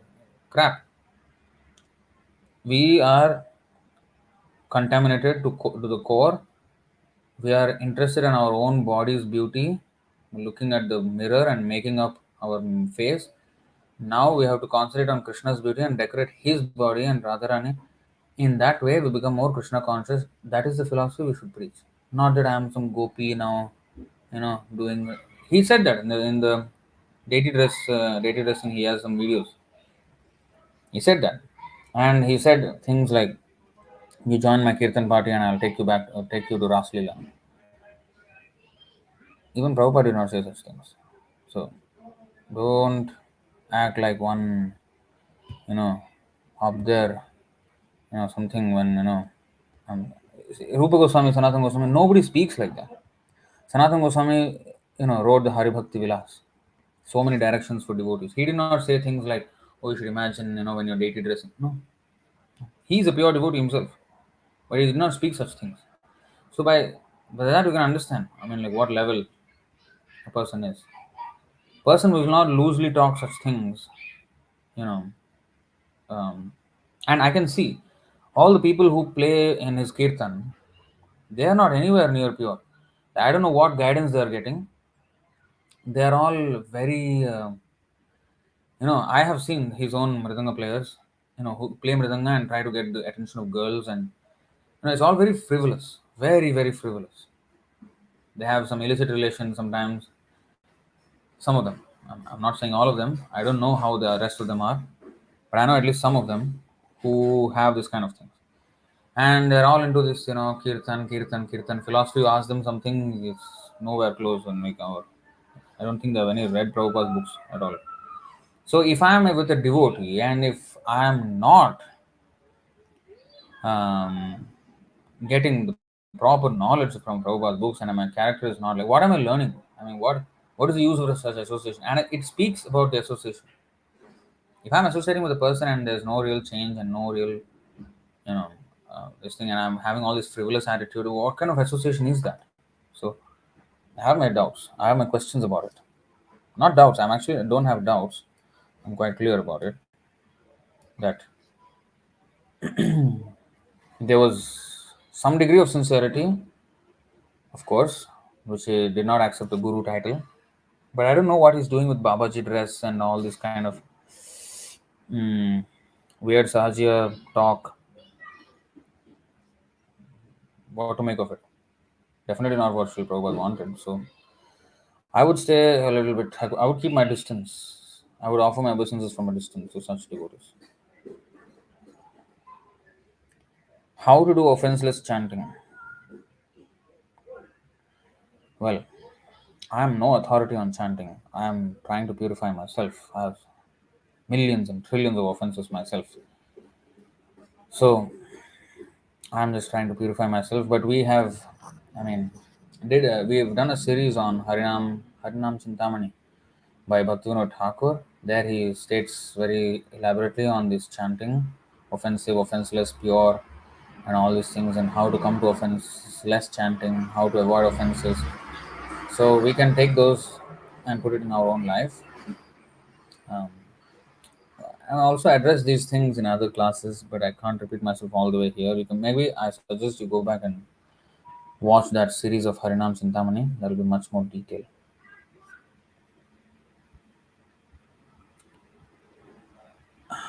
Are there animals in the Vaikuntha and Golok Vrindavan loks? Yeah. Chintamani prakara sadma sukalpa vriksha. Vriksha are there, trees. Laksha vriteshu surabhir abhipalayantam. So there are cows. And let's see what else there are.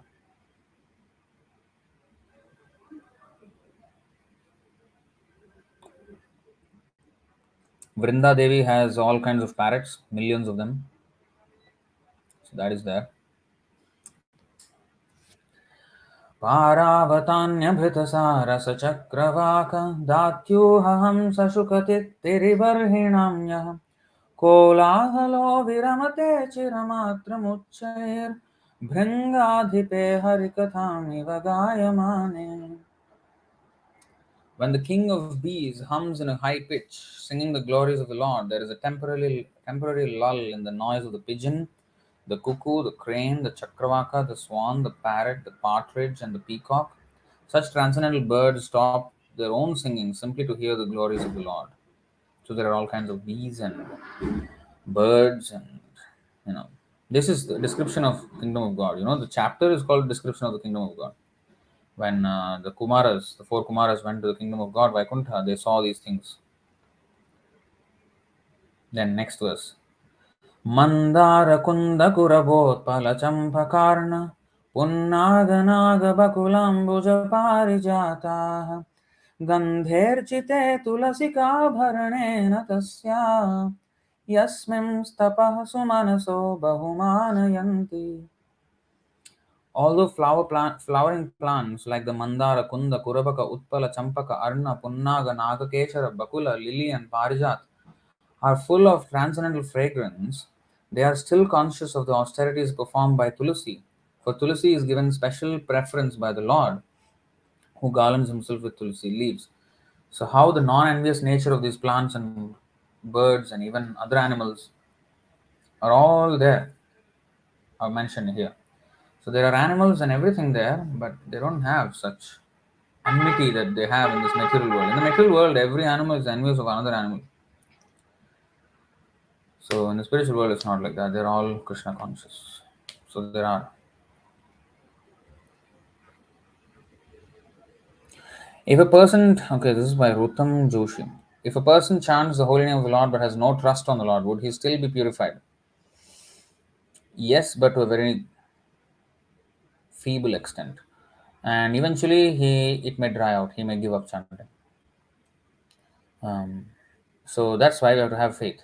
One of the offenses against the against the chanting is to have no faith in the chanting of the holy name and to maintain material attachments. So there is a 10th offense. So we can't have no faith. We should have complete faith. And to increase that faith, we have to read. Shravanam should be there. Kirtanam. Shravanam and Kirtanam both should be going on side by side. If you just do Kirtanam, then your Shravanam is not there, then Kirtanam will dry up.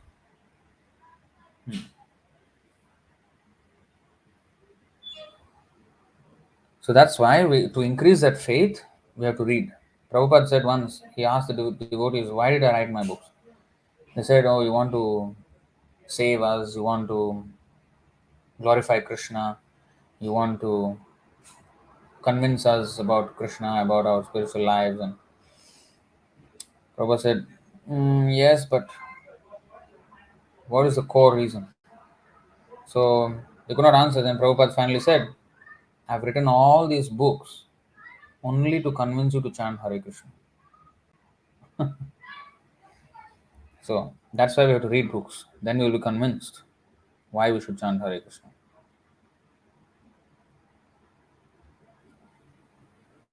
Whatever is happening now to us is our karma. Yes, most definitely. Jagannath Prasad. I've been following Andhra Prabhu, who has fought back against the so-called leaders of the movement and voting system. He even re-established 24 hours Sankirtan. What are your views? We appreciate that part of it. Certainly appreciate that part of it.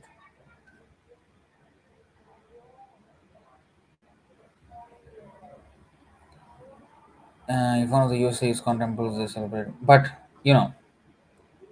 again, fought back against the so-called leaders of the movement. An effective way to fight back would have been to preach properly what Prabhupada wanted then.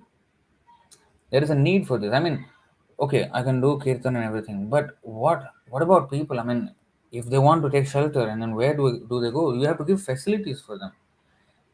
If I want, okay, 24-hour kirtan, okay, that is definitely a commendable. That's a service by itself. It's not. I'm not discounting that, but just see, if they come and get attracted by kirtan there, and then they go there and then take shelter of one of the gurus, again it's gone. So although you don't want it to happen, but you're effectively making it happen. So the effective way to fight back is to leave such association and start proper preaching. Within ISKCON, it is definitely a saintly thought to reform ISKCON from within. That should have been the way to go. And even when Ritvik system became prominent in 1997, that was the attempt. There were conferences with ISKCON leaders to present to them that, this is all these arguments, and they did not have an answer also. The Ritviks actually won the arguments. Even then, the Iskcon management, they just ostracized. They said, okay, we should not have any more meetings with these people. They're way too offensive and this and that. And that was the end. They did not. They closed their doors to any negotiations, any dialogue. So how to live in such a situation where, you know, your whole system is just basically offending Prabhupada? So if a new person wants to become a devotee and surrender, where is the alternative? If this system is not to be followed, then if that is what the system is being followed, then how are new devotees going to be helped? Just by shouting at them, is that an effective way? Although the intention may be good, but is that an effective way of doing it? I feel it is not. And by seeing what His Grace Nugopal Prabhu has done, I would not have had this opportunity of having this absolute peace of mind, not having to worry about whether my guru is falling down right now as I am doing his arati, whether he's falling down on the other side of the earth. I don't have to have that, you know, um, anxiety, and I don't have to get embroiled with all these politics of, Iskcon, and I don't have to have any doubts about my guru. And I'm taught to have unflinching faith. How can I have unflinching faith in someone who's not? And what if I have unflinching faith, even though that person has so many faults, and I don't see the faults, and I have unflinching faith? And where will I go? Where will I end up? So all these things I don't have to be worried about, and that is only because His Grace Nugopal Prabhu has stood for the Prabhupada's instructions and preached by them and lived by them, and offered us the facility to take shelter of Śrīla Prabhupada and guided us to Śrīla Prabhupada. How much is that of a valuable service than if Sundagopal Prabhu maybe organized a kirtan inside the Mayapur temple, or some Iskcon temple? Who would I get initiated from? Iskcon Guru. So effective preaching should be done. Okay, I may try within the movement for a good few years, but if I'm seeing no headway, then I have to leave and I have to do something more practical and more worthwhile. So that's what I would say. Um, in one of the USA Iskcon temples, they celebrated Shivaratri by doing Abhishek to Lord Shiva. Of course, they will justify, oh, this is a pure devotee, Gopeshwar Shiva, and this one. Then all the demigods are exalted devotees. No, I am nowhere compared to demigods. Of course, I am to worship all demigods. No, that's what Prabhupada was against. It will degenerate into ordinary demigod worship, and these are things we should not be doing. But anyway, what to do? This is the point. This is the point I'm making. How can I stay within that kind of Iskcon and then fight what? I mean, it's crumbling in every direction. Women gurus are coming up. Demigod worship is coming up. Mayavadi preaching is going on. More mundane motivational stuff, nonsense is going on. And women, I mean, yeah, women gurus I already mentioned. Nowadays, there is a fight between Indian devotees and Western devotees because their idea of the woman guru and stuff like that. Unlimited, and so much politics even within their own this thing. Iskcon, fighting devotees, fighting with one another. So many things are going on. There's no unity at all. One guru's disciples think they are the supreme. Another guru's disciples think they are the supreme. Their guru is supreme, and therefore they are the chosen race. I mean, it's going on all over. Why? Because the leadership is not strong. That's why these things happen. No spiritual strength.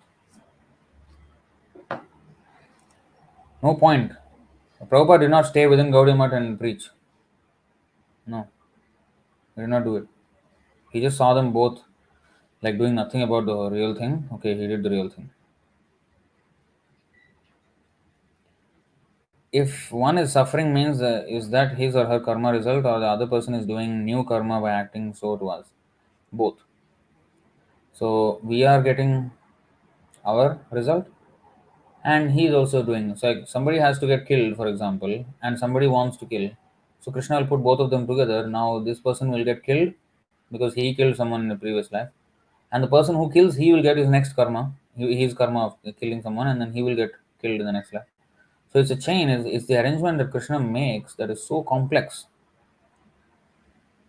that is difficult to understand actually what is right and what is wrong. But if we understand Krishna's arrangement, then we will see that even seeming injustice in the ultimate issue is actually justice.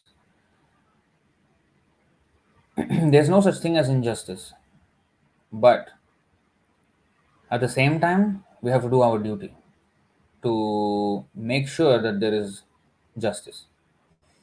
So, therefore, instead of trying to, for example, if a person is raped, then she's getting some dues of her previous life. Maybe she was a man and then she raped and then now she's getting it back. But then the rapist will get his karma of raping. So he will be raped in the future. As a woman, he will be raped. Now, we cannot sit back and say, okay, you know what, everything is happening by Krishna's will, so let everything happen as it should. No. Why not? Because Krishna has given us some instructions on how to conduct ourselves. We have to, like a government should be so strong in not allowing these things to happen. So if that is the duty that Krishna gave us, okay, we should do it. And there should be no rape. And it should be given, met with capital punishment and everything. So that should be the order. Because it's not about just karma taking its course, and there should be some cultivation of spiritual, you know, um, what is that? Improvement of the people. So facility should be there so that everybody can live peacefully and execute their spiritual duties. And for that reason, systems should be in place. And that is the only purpose of organizing the human society. And Krishna says, what is the Sarvadharman Parityajya Mamekam Sharanam Vraja Aham Tvam Sarvapapebhyo Mokshesham. If you surrender to Krishna, even though the karma of raping someone is there in the previous life, in this life Krishna will save us from that. If she becomes a devotee, then she will not have to face this. So Krishna will save us. So it's not that because something happened in the previous life, so this life she should get this thing, that guy should get killed and this guy should get murdered. No, that's not what we're saying. So it's not that every suffering let it go on. It should be stopped by Krishna consciousness. There should be laws. I mean, like moral laws, but the cleansing of the heart. There has to be a program for cleansing the heart of the people as well, not just stopping the murderer from murdering only because of the law. And if there was no law, he would have murdered. No, law is good in that sense. At least it is a deterrent, but it's not sufficient. You have to purify the heart of the person. So then, even though he wants to murder someone or rape someone, his heart is purified and he becomes cleansed of such desires. And the person who was supposed to get raped, she will also become a devotee, and she will also, because Krishna will, moksha shami, sarva papabhyo mokshesham, she will not have to suffer. So in this way, there has to be organization of human society to promote Krishna consciousness within the human society. Otherwise, you cannot really do it. Even though you may have strong law, she may go some other place to some other country where the law is not strong and get raped, or even in the country where there is strong law, it may happen. So the law itself is not a guarantee that it will not happen. It is only a deterrent. But what has to happen will happen if we don't take to Krishna consciousness. If we take to Krishna consciousness, sarva papabhyo moksheshami. So therefore, introduction or injection of Krishna consciousness within society and the organized propaganda for that has to be the duty of the government. Or at least, even if they can't do it by themselves, they should support the people who are knowledgeable and who are experienced in this to do so. So that's why the Kshatriyas, they are supposed to serve the Brahmanas who, guide the society with the proper teachings of the Shastra. And the Kshatriyas, what is that called? What do you call it? Enforce these things in society with laws from Manu Samhita, Dharma Shastras, Artha Shastras. So that's the whole way civilization has to be conducted.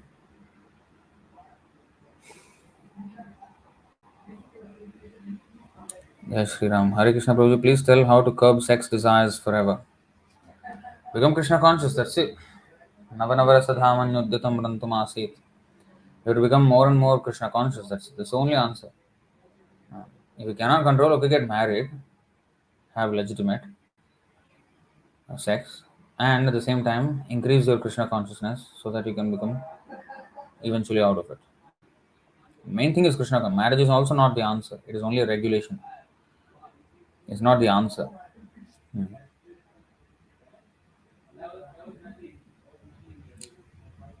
Nidhi Jindal.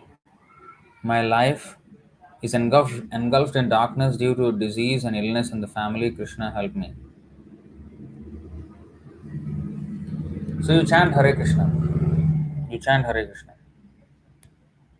What disease I do not know, but actually materially disadvantaged positions are actually spiritually very advantageous. You know? Seeming that's why Kunti Devi said, please give us all those sufferings back so that we can always remember you. Hmm? And recently, one Karmi motivational person, he was telling in a different way. He was explaining kind of the same thing. They have a name for it in psychology or something.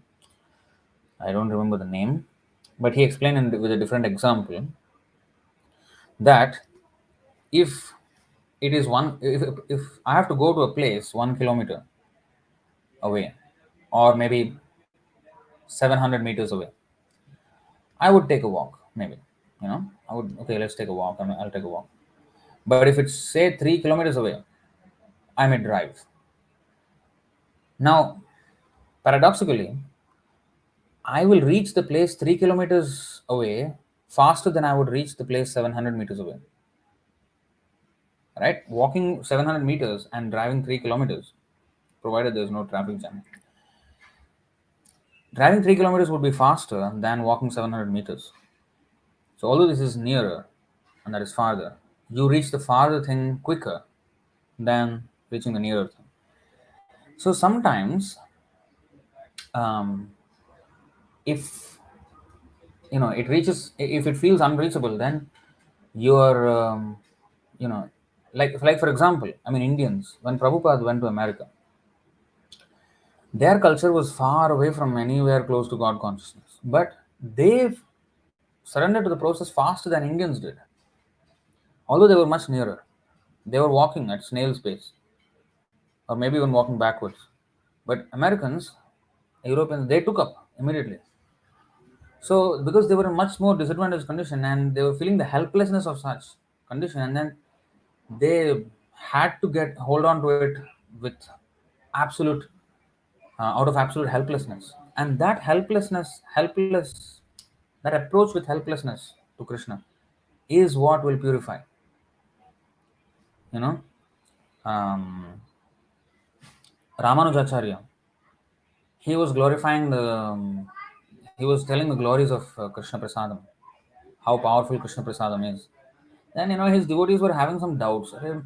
Yeah, you are saying that Krishna's Prasadam is so powerful, but we are taking every day, but nothing is really happening to us. Like, why? Is Krishna Prasadam really that powerful? So then he said, okay, he got them to another Pushkaran, the lake in the temple there.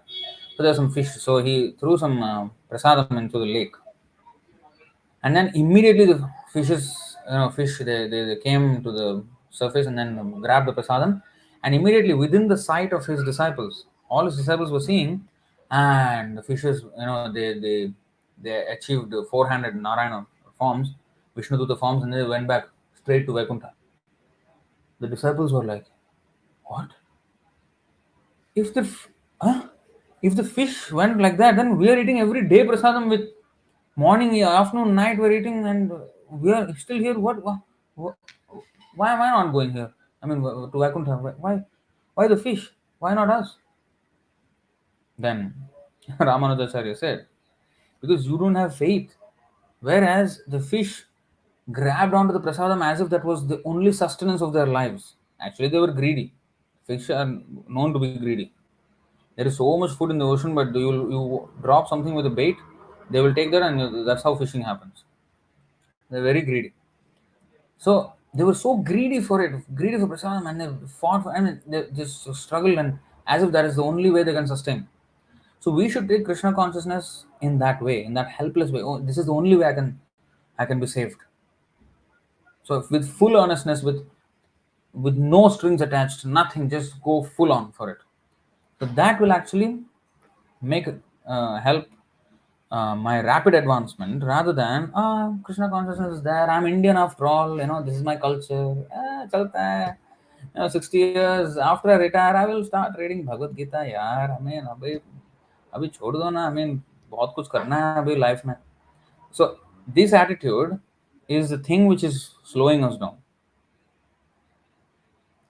So that sense of familiarity, that sense of the lack of any urgency in the matter, the earnestness, the lack of earnestness, is what is causing the downfall. So if you are in a disadvantaged position, disease position, whatever it is, don't worry, because the body is meant to end in such a way. Maybe it will not end for you all, maybe you'll come out of it. But the thing is this: whatever it is, we have to understand that the body one day will come to an end.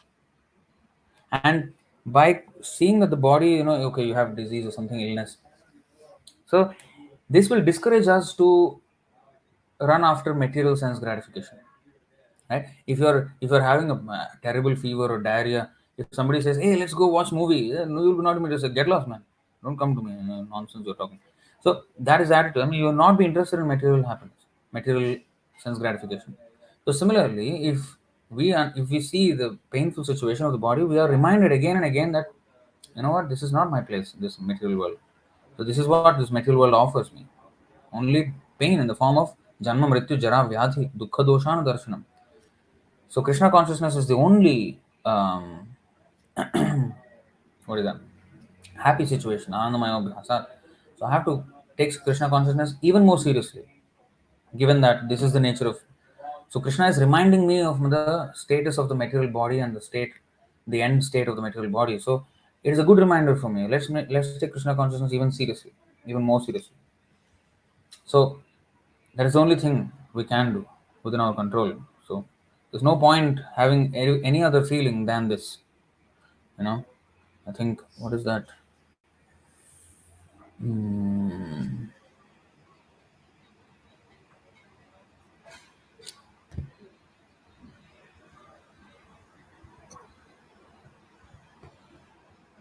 11:29-21 यो यो मयि परे धर्मः कल्प्यते निष्फलाय चेत् तदा यासो निरर्थः स्यात् भयादेरिव सत्तमा. O Uddhava, greatest of saints, in a dangerous situation, an ordinary person cries, becomes fearful, and laments. Although such useless emotions do not change the situation, but activities offered to me without personal motivation, even if they are externally useless, amount to the actual process of religion. And dharmo vittam nirnam pretya. What actually matters in the end? Our religious life. Because in the end, this body is going to be gone, and then what way we will take? Our dharma or our karma? Our credit and debit. Credit is whatever dharma we have done, whatever the debit, whatever suffering karma we have done, all this we have to experience these things. So that is the real wealth you're taking away from this world. So if you have chanted Hare Krishna, so next life you're going to be promoted, if not even to the spiritual world, to a much better position where you can comfortably chant and practice your devotional service. So nothing is a bad thing in Krishna consciousness, this way or that way. Everything will help our realizations, provided we keep our mind in a sane condition. And to do that, we have to read Prabhupada's books. Even in my, very difficult or what, I have to, as long as I have little bit understanding or little bit sanity of mind, I can concentrate a little bit, I should read. Then things will become more and more clarified, and we'll have proper perspective. Otherwise, we'll lose our cool. Ananya Nayak. I'm a 17-year-old girl. I want to spend the rest of my life as a celibate in Iskcon. Is that possible? So, for women, there is no celibacy.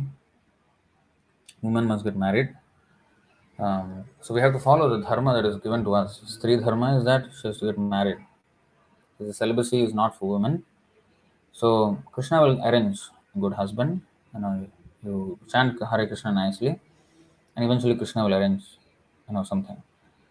Because even that, it's not a material attachment if it is done with Krishna consciousness. If the children are raised in a proper way, and if one serves a husband, that is how the Sri Dharma is, that is how the woman advances in Krishna consciousness. There is no ashram for women as such, actually. It will never be successful. An ashram for women is never successful.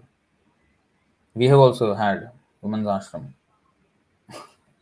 With experience, I'm telling you, it's not going to work.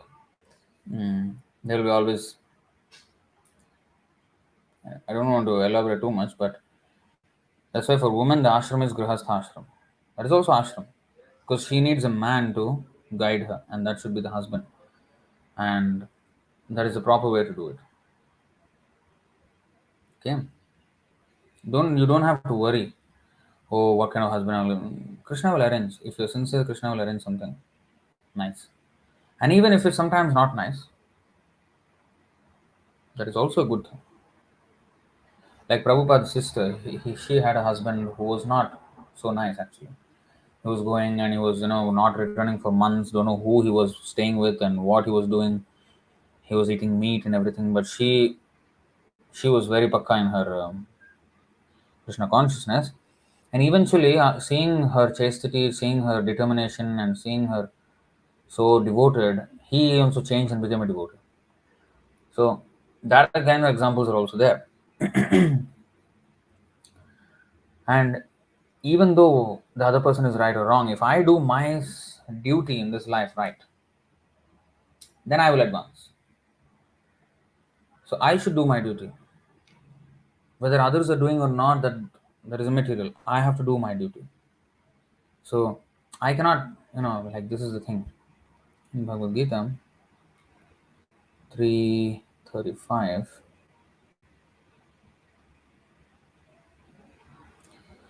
श्रेयान् स्वधर्मो विगुणः परधर्मात् स्वनुष्ठितात् स्वधर्मे निधनं श्रेयः परधर्मो भयावहः. It is far better to discharge one's prescribed duties even though faultily than another's duties perfectly. Destruction in the course of performing one's own duty is better than engaging in another's duties, for to follow another's path is dangerous. So, Sri and, like women and men, they have their own duties. You have to stay by them. Otherwise, there's always danger. So, the best way I would suggest for you is you chant Hare Krishna, engage in Krishna conscious service, and Krishna will arrange a nice husband, and then like that you go into Grihastha ashram. That is the proper way to do it.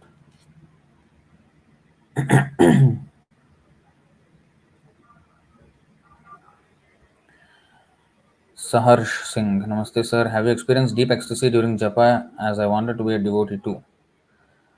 If we don't experience, we cannot be doing it. I may not be in the,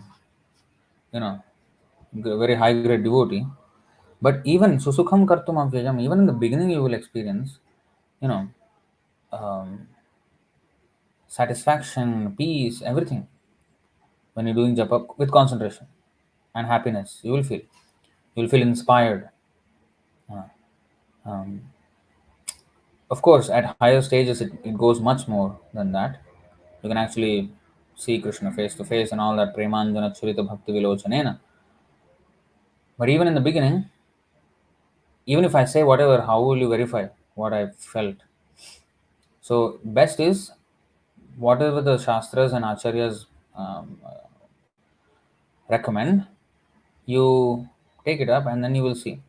And of course, we have felt ecstasy. Otherwise, why will I do this without a salary, without a anything else? So devotees, I mean, not just me. I mean, thousands of devotees are doing it. So if you want to become devotee, then become a devotee. Don't ask other people how are you feeling, whether you're feeling good or not. The Shastra is saying let's do it. And of course people will feel good.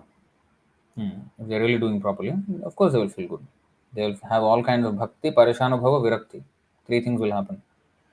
Your devotion will increase, you will get a lot of realizations, you'll realize all the statements of Shastra, and of course you will have direct experience eventually, that's a higher stage. And even not just higher stage, Krishna will arrange so many things, you will feel Krishna's hand in many aspects of your life. And then virakti, the most obvious, the most visible feature of advancement is a complete disgust for material life, and that develops proportionately as we increase in our devotion, as we chant more and more. So we won't chant at Shuddhanam right in the beginning. There's Namaprad, Namabhas, and Shuddhanam. So it's not that with Aparadha I will chant with deep ecstasy. No, no, no. It won't happen like that. So I have to keep chanting and try to avoid the offenses, and I have to engage in all the regulative principles and other regulations, deity worship, and all these things, and then I will become more and more fixed, and my offenses will eventually reduce, and to the proportion of their reduction, my experience of ecstasy will be as much felt, and eventually one can chant Shuddhanam, pure chant, and that's when one is completely merged in ecstasy. So it is not that everybody day one starts all ecstasy, but even then, even though it's offensive chanting, he will still feel happiness that will not allow him to leave it, at least easily. And if he keeps good association and reads Prabhupada's books, he will not be able to leave. Eventually, he will get the strength, the determination will fix up even more, and he will stay. He will not leave at all. Okay, so so it means the relation between Krishna with Radha gopis was sexual relationship. You can see such description exists in Geet Govinda also. Okay. This is why we should not read Geet Govinda, because this is foolish if we think it is ordinary sexual relationship. It is not. It is not ordinary sexual relationship. There is transcendental sex, but it's not like mundane sex. So don't equate them both. Don't equate them both. It's completely different. Okay?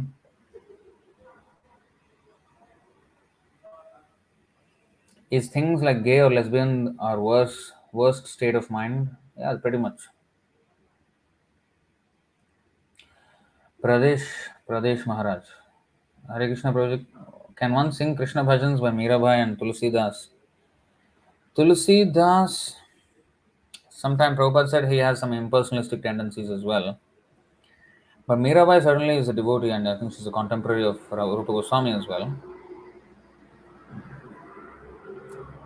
But I prefer chanting from our parampara, our sampradaya. Hmm? We have Bhaktivinoda Thakur, we have Narottam Das Thakur. We have so many songs. Why should we go anywhere else? Already there.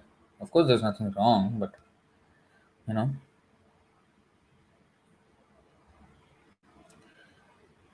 Hari Om Sharan made a bhajan for Iskcon. Can we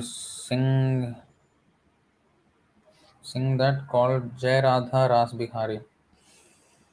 I don't know what lyrics are those. Are they really? I would suggest you stick to the Vaishnava songs of our acharyas and chant Hare Krishna. That would suffice.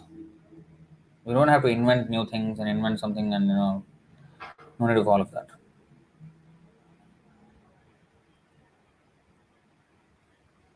If the deity's name is Radha Rasbihari, then that's another thing. But if it's something else, I don't know what song you're mentioning, but if it's something else, why? We don't know whether there are rasabhas involved. These things are mentioned in the, what is that? Bhakti Rasamrita Sindhu, right? So sometimes people may compose songs, but whether there is rasabhas or not, we won't know. We are not advanced enough to know, right? So it is safe to sing proper acharya songs. Okay, Mahek. If two devotees or two souls who try to become Krishna conscious, do they meet in Golok? If yes, do they remember each other? If one is in Golok Dham and one on Earth or some other planets, can they be helped? Well, you go to Golok Vrindavan and see whether you remember or not. I have no, I have no experience of this. So if Krishna wants, they will remember. If Krishna doesn't want, maybe not. I don't know. I don't know. Anyway, what is the use? Even if you have the answer yes or no, we still have to go there, right? So focus on that. Focus on things which matter. Some things don't matter actually. So Mahek, from Golok through the devotee who reached already Goloka. Oh, you're saying if one is in Golok Dham and one on Earth or some other planets, can they be helped from Goloka through the devotee who already reached Goloka?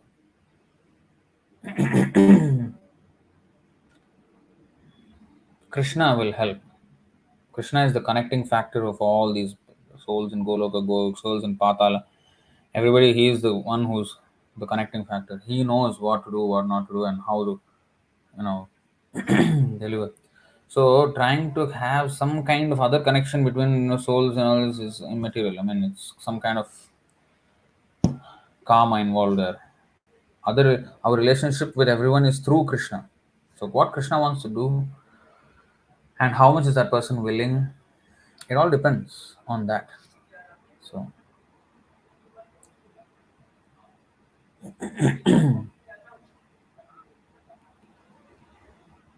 can we honor Shiva for Shivaratri? Yeah, you can say Kshiram yatha dadhi vikara vishesha yoga sanjayate nahi tatah prithagasti hetoh यः सम्भूतामपि तथा समुपैति कार्यात् गोविन्दमादिपुरुषं तमहं भजामि. You can say this mantra.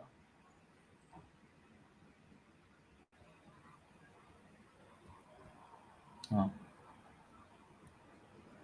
Just as milk is transformed into curd by the action of acids, but yet the effect curd is neither same as nor different from its cause, viz. Milk, so I adore the primeval Lord Govinda, of whom the state of Shambhu is a transformation for the performance of the work of destruction. So that's that.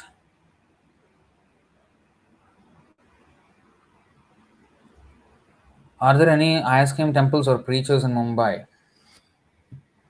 Unfortunately, no, but we want to.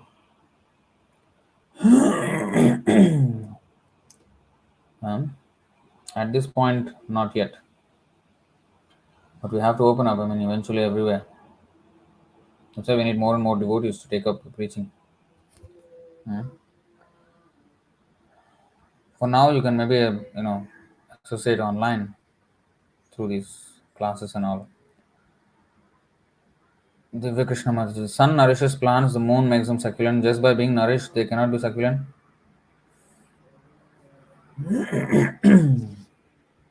You ask Krishna now why they're like that. Actually, in another place, I said, I read moon. Which was I forgot. The tongue can taste everything because of the moon, something like this. But anyway, moon also has moon nourishes in a different way. Maybe you know, moon nourishes in a different way probably. It's like, I mean, a child has father and mother. Father nourishes in one way, mother nourishes in another way. But both are for the advancement of the child. So one may be strict, one may be lenient. So I mean, I'm just giving a crude example, but I mean, there may be a different way of doing it. I'm not very expert in this Ayurveda or anything, or this herbal and understanding of these things. I just take it what Prabhupada says. Truth revealed. Jesus Christ is the true living God and only way to heaven. He is the Alpha and the Omega, first and last, beginning and end. Apart from me, there is no God. Google the verse, Revelation 22:13. So follow him properly. Don't eat meat. Thou shalt not kill. So don't eat meat. Okay. Salvation is only through him, and no any religion or any scholars, no leaders are greater than him. Know the truth, and truth will set you free. Okay, so follow him. Don't eat meat. Chant the name of God from morning to night. Hallowed be thy name from dawn to dusk. Thou art in heaven. So chant his name. Then don't eat meat. Follow the Ten Commandments properly. Okay. Otherwise, don't talk about following Jesus Christ.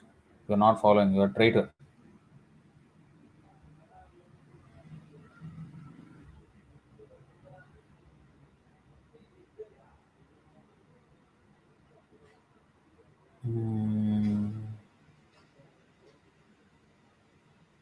Namah Shivaya. What are your thoughts on the saying from the what? Marunmatta community? Papa Prabhavam Pashyami Mama Vahane Mama Bharyaya Vyavahara cha. I see the effect of my sins in my Vahana and the behavior of my wife.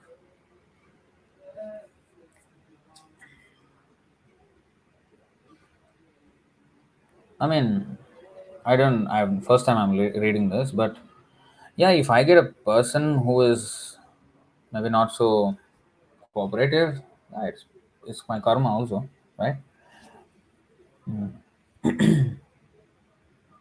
And connecting this with the other earlier question, which is, I'm in the dark times now, and then I explained that dark times are actually sometimes much better off than so-called good times, and that explanation where 700 meters journey takes longer than a 3 kilometers journey. So this verse is there. King Anga had this son Vena, who was a very cruel person even from childhood. He killed his friends when he lost some game with them or something like that. So, King thought to himself, so he got a son which is like so bad. So, of course, his karma was like that playing out. But then, he considered, because he was in a dark time. Of course, it's a dark time to have such a nonsense son. He tried to correct him, but he could not correct him. So, the king thought, persons who have no son are certainly fortunate. They must have worshipped the Lord in their previous life so that they would not have to suffer the unbearable happiness caused by a bad son. So he was lamenting. Persons who have no son, they must have satisfied the Lord so much they don't have a bad son, they don't have to suffer like this. But then he said, then the king thought, a bad son is better than a good son. Because a good son creates an attachment for home, whereas a bad son does not. A bad son creates a hellish home from which an intelligent man naturally becomes very easily detached. So, a bad son actually pushes the man out of this material attachment even better than a good son. So again, and actually, there's a good point that Bhaktisiddhanta Saraswati Thakur made in one of his articles. It was astonishing to read that. I just read it 2 days ago with Nimanita Prabhu. He said that, I don't know if I can take it out here. Can I?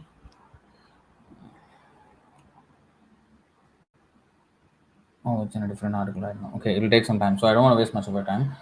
So he said that once his party was attacked, he was going on Navadvip Parikrama, and then some Smarta Brahmins attacked with stones and everything.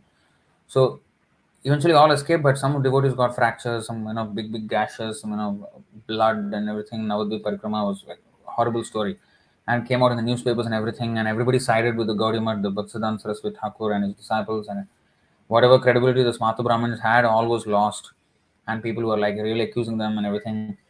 And then Gaudiya Math and the Bhaktisiddhanta and his disciples were all glorified in the papers, newspapers front. It was major news. So the police asked, "Do you want to press?" Police asked Bhaktisiddhanta Saraswati Thakur, "Do you want to press charges against these Smarta Brahmanas? I mean, who conducted these heinous acts?" He said, "No, I don't want to press charges against them." And the reason being, without them, our name wouldn't have been on the front pages of the newspaper. So he was so compassionate upon him. So, in other words, by doing that, the glory of Gaudiya Math became even more, glorified. Bhaktisiddhanta Saraswati Thakur's mission, Hare Krishna movement, became more widely known. And similarly, Jagai Madhai, were very sinful, but because of such thing, the mercy of Nityananda Prabhu and Chaitanya Mahaprabhu skyrocketed. Not the mercy did not skyrocket. The fame of their mercy skyrocketed because of such fallen souls taking to Krishna consciousness. Narasimhadev is known as a great, powerful, force that devotees can have, that feeling of security. They can feel secured under the protection of Narasimhadev only because of the way he displayed his anger against Hiranyakashipu. So Hiranyakashipu brought out in him the anger that Prahlad could not bring out. So Bhaktisiddhanta Saraswati Thakur quoted these examples and he said, positive preaching may not get that much attention, but negative preaching will get a lot of attention. So, preaching by way of opposition is very necessary, especially in an age like Kali Yuga, where controversy is key to everything. Controversy is key to popularity.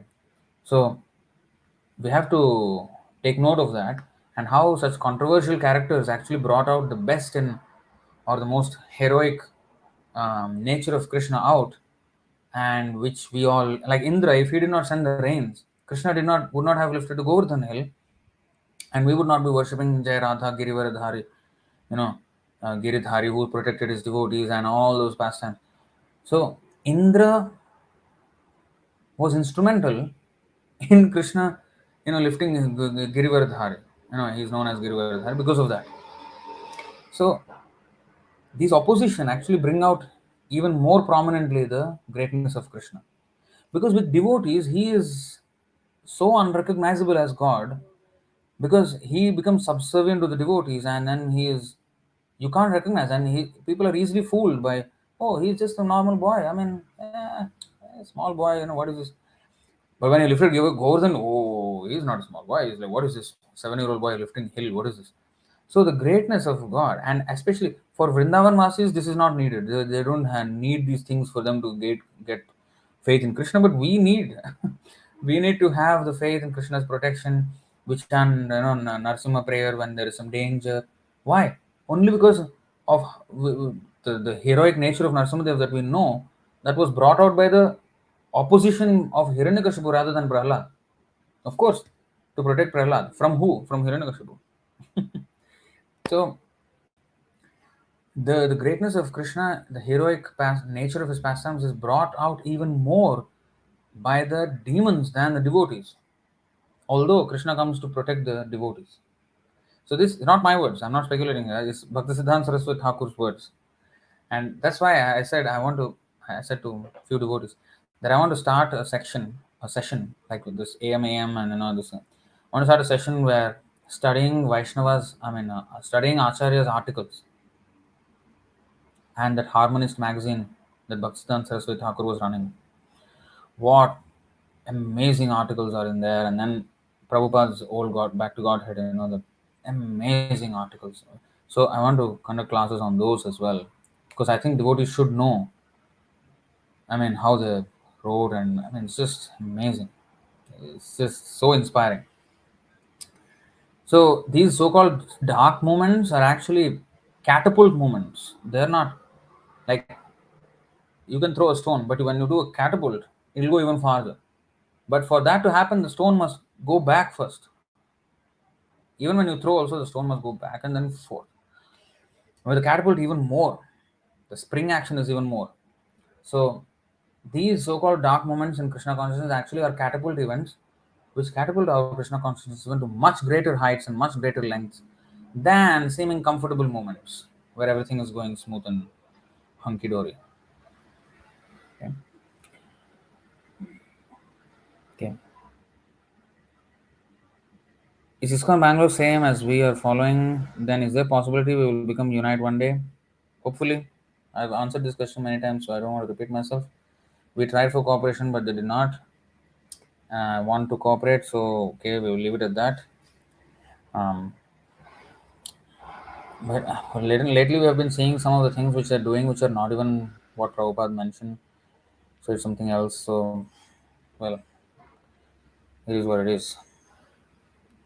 We want to unite everybody. Even Iskcon for that matter, not only Iskcon Bangalore, Iskcon also. Provided they all follow the same, Prabhupada's instructions properly, then yeah. Okay, so next. Destroyed Dreams is asking, Hare Krishna Prabhuji, if Iskcon is not following the ethics system, how can they preach Krishna consciousness? Because without the mercy of Krishna and Guru, no one can preach.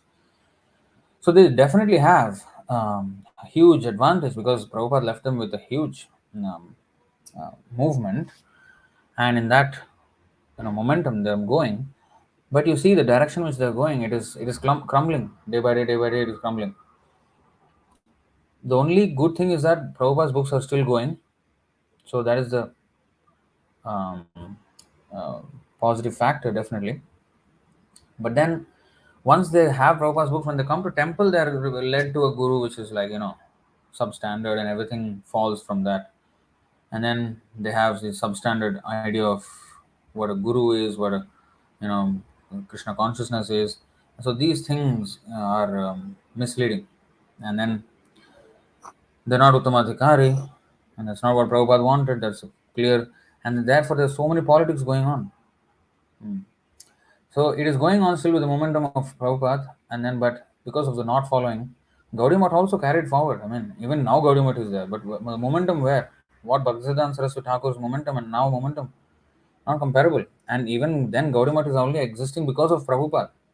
If Prabhupada did not go out and preach, then people, I mean, Gaudiya Math wouldn't be even known. It died almost. Then some left from Iskcon and then joined Gaudiya Math, and a little bit prominence they came again. Otherwise, it was almost gone.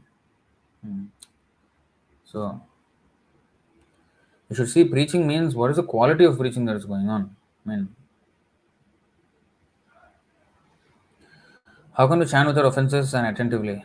Well, I recommend you go through that Harinam Chintamani classes because I don't have. What is the time now? You see, 11:30 here. So I'm sorry. I think today will be the longest session. Guru, I'm not getting my visa since 2 years. I have applied. I'll try again more. Have you applied for the visa to Golok Vrindavan, by the way? Please apply that one. Chant Hare Krishna, read Prabhupada's books. Associate with devotees. Hare Krishna.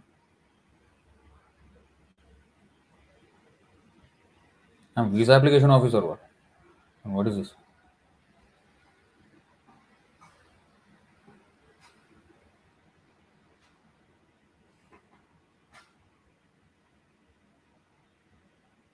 Please tell about Tulsi Maharani Katha and as how she appeared, please. Actually, I did a whole series on it.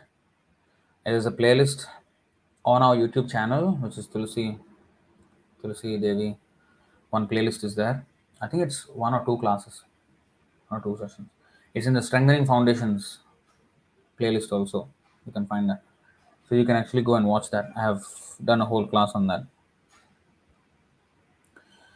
Yes, and why did Śrīla Prabhupāda never debate with Advaitins in person or recorded? Because he did not want to waste time with rascals. He wanted to help those who can be helped. And yeah, Prabhupada many times spoke to them. Yeah, whenever he met them, he met mostly Nirvishesh Shunyavadi only he eliminated from this world. I mean, not eliminate, he fought against.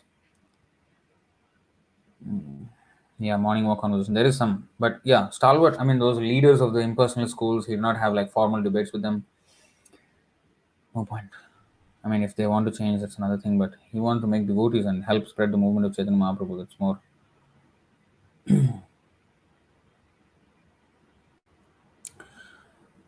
Prabhu, which is worse, to be human and doing illicit sex, meat eating, or become a demon in Atala or Sutala and then do Bhog Vilas and don't care about karma as demons look like demigods? Bhog Yoni. Both are bad. Become Krishna conscious is good. What is the use? This is wet stool, this is dry stool. Both are stool. No? Stool is stool, they're wet or dry. Wow. Oh, becoming human and becoming atheistic is good, or going to hell and becoming an atheist is good? Become atheist is bad. Okay, next question, Shreya Sharma. There is Varkari Sampradaya by Saint Tukaram, and Prabhupada said that he is a follower of Chaitanya Mahaprabhu. I don't know much information about Tukaram Parampara, but Tukaram, yes, he's a follower of Chaitanya Mahaprabhu. His Sankirtan movement very much resembles Chaitanya Mahaprabhu's Sankirtan movement, chanting and dancing on the streets.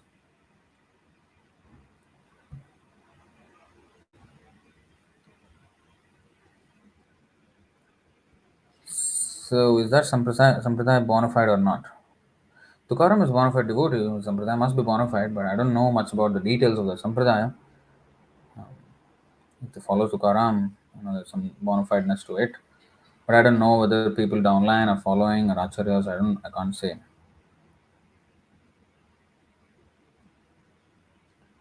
What is your opinion of Andhra Prabhu's life? I think I've already mentioned about this. And then Mohar. Due to some unseen conditions and deep rooting of past activities, I ended up lying in front of Jagannath Baladev Subhadra Mata deities to a Vaishnava. Oh, I ended up lying in front of. How can I atone for committing the offense? Well, chant Hare Krishna and repent and try not to repeat it. What else?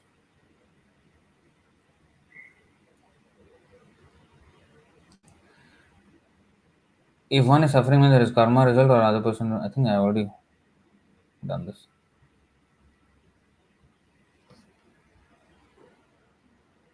Oh, NEET is medical entrance exam. Okay. Prabhu, if we chant Harinam like Ekadashi, result karmas will eradicate. Whether it is Ekadashi or Dvadashi or Amavasya, it will eradicate. Simhatrastha Mrigariva. You can refer to 627 and 6214 and the purport. 627 purport you can see. All those verses. Srimad Bhagavatam 6.2.7 purport.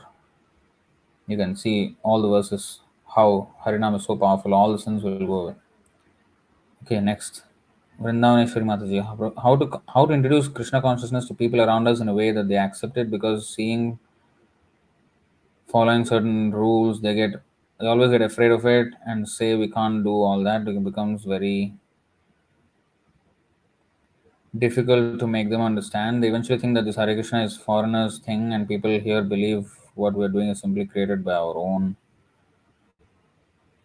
They feel it's a trap for people in general, because Iskcon people brainwash everyone and they leave their families. How to make them understand in simple words the beauty of Krishna consciousness, especially to elders.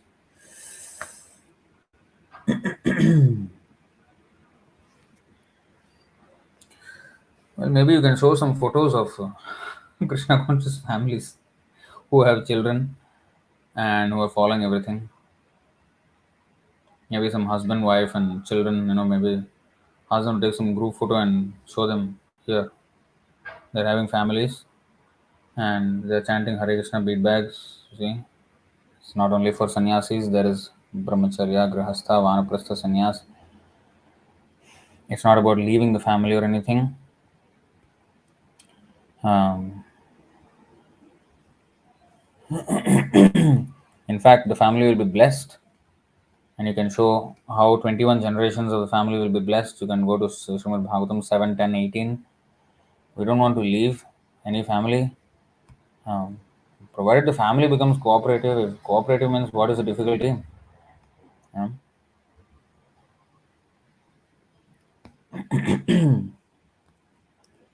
if it's not cooperative, of course, everything will become difficult.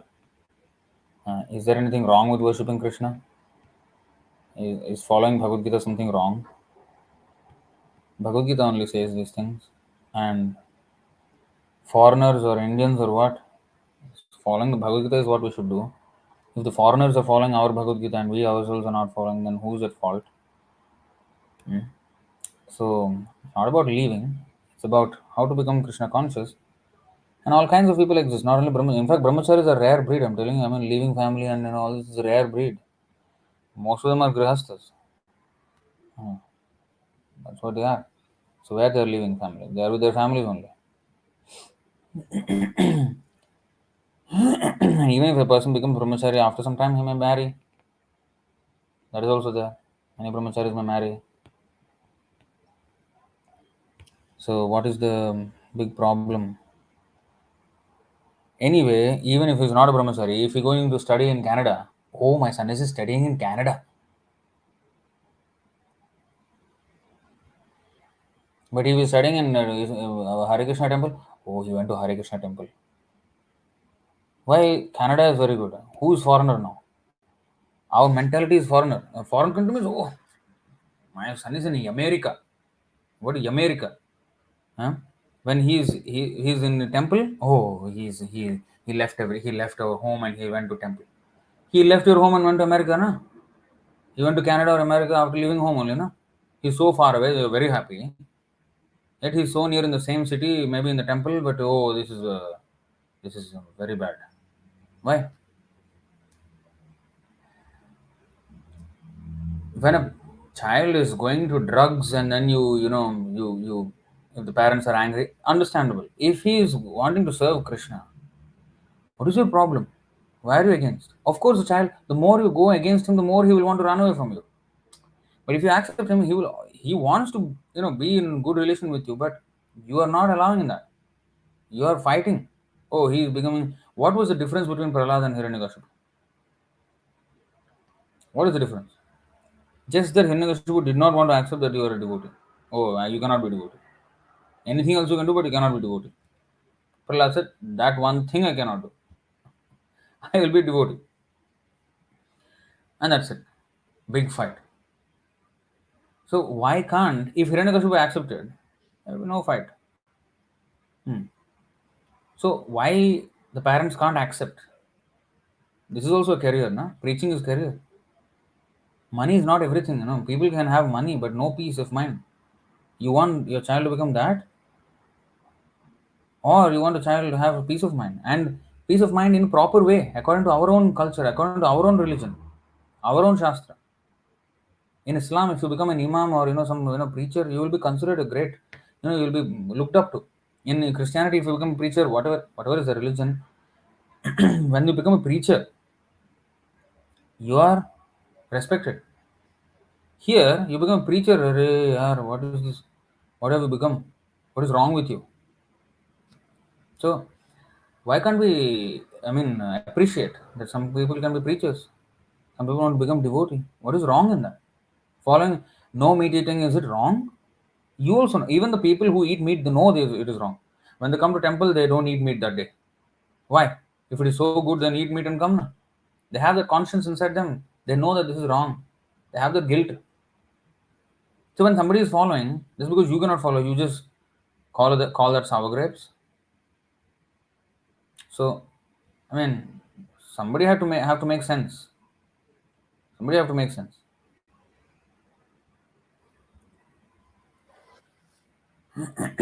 So if they can make sense out of it, then they should accept the children. Okay, go your way.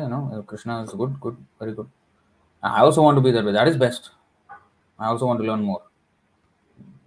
But if they don't want to accept, then what is the point? If Shah Rukh Khan is your idol, and Salman Khan and Aishwarya Rai, if this is the elites of society in your mind, then you have a problem. You have a problem. If we say Ram and Sita and these are the ideals of life, then if that is wrong to you, then are you not Ravan then? So anyway, I think it will be much more easier if the parents become accept it with a cool head. Yes, actually, they're doing something good, even if they don't understand Krishna or Krishna consciousness and the protection of Krishna. Okay, at least it is dharmic. They're having dharmic life. Okay, that is good. At least they're not going in the wrong way, and it's good. That way. That at least that understanding should be there.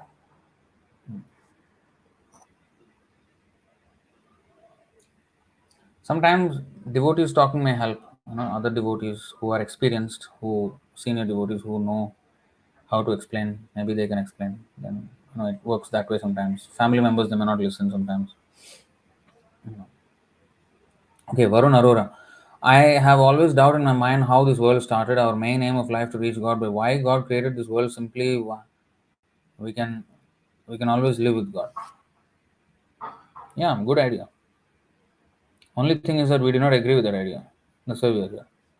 God created this world for us because when the government constructs a prison, government is not in wanting that some of people feels our prisoners are empty. Our prisons are empty. Please come and occupy. Some of you please you kill him, you rape her. Come inside. We want this prison to be filled up. That's not the reason why the country actually constructed the prison house. The government. He created the prison house unwillingly. Nobody wants a prison house. The government also doesn't want. But some idiots are there who will commit some stupid crimes and then they will go inside. So they have to be accommodated. They must be punished somewhere where they will be punished. In another country or the same country? Same country, no? So some area has to be designated for prison for rascals. So God created this world unwillingly. He did not want. He wanted all of us to stay with him. We are the idiots who wanted to try something else. So okay, you know what? Then you have to be mend. You have to be your ways have to mend. So okay, I will put you here. It's a prison house. You suffer and then try to understand. And it's not that he's a sadist that he wants us to suffer. When we don't listen to him. No, he doesn't want to. Even here, he wants us to stay comfortable, but we cannot. By nature, we cannot. It's like a fish trying to. Hey, why every fish is in water? I want to be on land here. Let me try land adventure. No fun here. Let's go to land. However, the fish may try, the fish cannot be happy. You struggle. So similarly, we are supposed to be in the spiritual world. We want to see. Krishna is the supreme. He is the enjoyer. We are supposed to cooperate with his enjoyment. And in that way, we will also become happy. Now, we wanted to be the enjoyer. We cannot enjoy somebody superior. We can only enjoy something inferior. Like Krishna enjoys us because we are inferior. Everything is inferior to Krishna. Krishna is the supreme. He is a superior. He is supreme. So he enjoys everything. If I want to enjoy something, something has to be inferior to me. So Krishna is infinite. I am infinitesimal, but I am living. So if I have to be superior in my own domination quest for domination, then whatever I am enjoying should be inferior to me. I cannot enjoy Krishna, right? I can enjoy something inferior. So what is it inferior? Material world, which is dead, which is not a living thing. That is inferior to us. So we are so small, but inferior to us in quality is the material nature, matter. That's why he created the material world. So he gave us all facility. But by the nature, the fish cannot stay in the land. Similarly, we cannot. This material world is a dead place. And we are supposed to be in the living world, where everything is living. We're caught up in this dead place and nothing is conducive. And the body, it has to have this, birth and death and everything, because that is inferior to eternal life. Supreme eternal life is Krishna's. We are also eternal. In that way, we are inferior because we are infinitesimal but eternal. He is infinite and eternal. So both are eternal, but we are infinitesimal and he is infinite. So there is a distinction. He is superior, we are inferior. But if that infinitesimal has to be superior, then the other thing should not be even living, dead, and it should have birth, death, and all these things. So we are putting these bodies, and that too it is good for us. If we had only one body and not changing bodies like that, then we will not forget what we did in our past life. We cannot live with all the baggage of our millions of years of struggles and everything. We cannot live with that. And then every time we are starting over with a new leaf, and then we can mend our ways. We can, in that way we can. And if it is temporary, it is good, because we want this body to end. Once we get knowledge that actually, hey, I'm eternal, I have to go back to Krishna. And if the body is eternal, and if the body will never die, I can never go back to Krishna. So it is good that the body dies, so that I can actually leave this body for good and go back to Krishna. So arrangement of Krishna is perfect. We are the imperfect people. It's like arrangement of the government is perfect. Prison house, pakka. Police, prisons department, heavy expenditure on prisons department also. Should be there. Because there are some idiots. So Krishna created this world for idiots like us. So we are to be blamed, not Krishna. Siddhi Shinde. Why is it that even if we miss 1 to 2 days without devotion, we already feel contaminated? Why? Just like if you don't take shower for 2 days, how do you feel? You feel fresh. No, you feel horrible. So same thing. This is bathing of the Sarvatma Snapanam Param Vijayate Shri Krishna Sankirtanam. Atma Snapanam. This Shikshashtaka first verse, last line. Atma Snapanam, bathing of the soul. The soul is bathed in this, with this chanting and hearing process. So when we don't take shower like that for 2 days, we of course will feel bad. We'll feel contaminated. So there is a gross body snan which we do every day, but there is subtle body snan and the soul also snan is there. And that is also mentioned here in this verse 2, 8, 5. प्रविष्टः कर्णरन्ध्रेण स्वानां भावसरोरुहं धुनोति शमलं कृष्णः सलिलस्य यथा Sharat. The sound incarnation of the Lord Krishna, the Supreme Soul, that is Srimad Bhagavatam, enters into the heart of a self-realized devotee, sits on the lotus flower of his loving relationship, and thus cleanses the dust of material association. Cleanses, this is marjanam, Cheto Darpana marjanam. Thus it acts like autumnal rains upon pools of muddy water. So this is our bathing. We are being bathed by this chanting and hearing process. So if we don't do that, of course, for those who have tasted those who have experienced the feeling of being cleansed every day, taking a shower, they can't stay without taking a shower. So same thing. If you have tasted the life with purified consciousness, clean consciousness by chanting and doing service and everything. You can't stay with contaminated consciousness without doing service and all like that. You will feel off.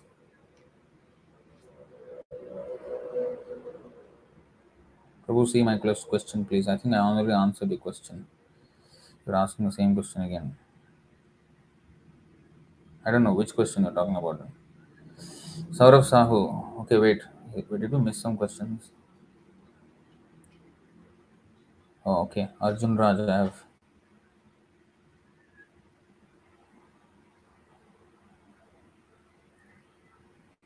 I already KS. I already answered the questions. I already answered the questions. I think you must have missed it. Arjun Raj. Prabhu, I'm afraid that if I do not perform well in my academics, I will not be supported by my family to practice bhakti, and I'll become the cause to defame bhakti because of my academic performance. Not really. Not really. Because if we don't perform, if you perform well, they will find another reason for you why you are wrong by doing bhakti.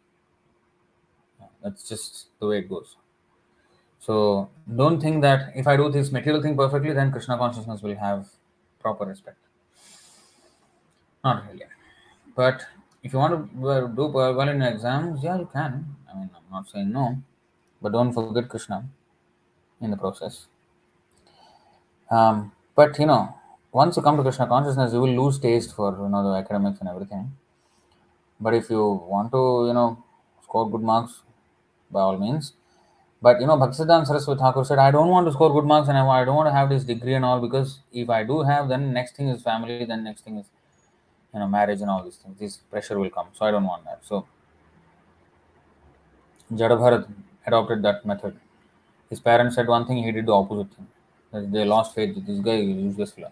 So that's when he was undisturbed in his practice. Of course, we cannot be as elevated as Jadabharat, but I'm just saying the thing that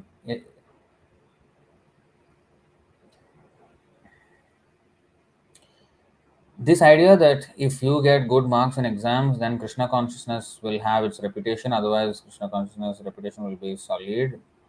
That's not true. Krishna consciousness, like the sun. Krishna is like the sun, Surya Sama.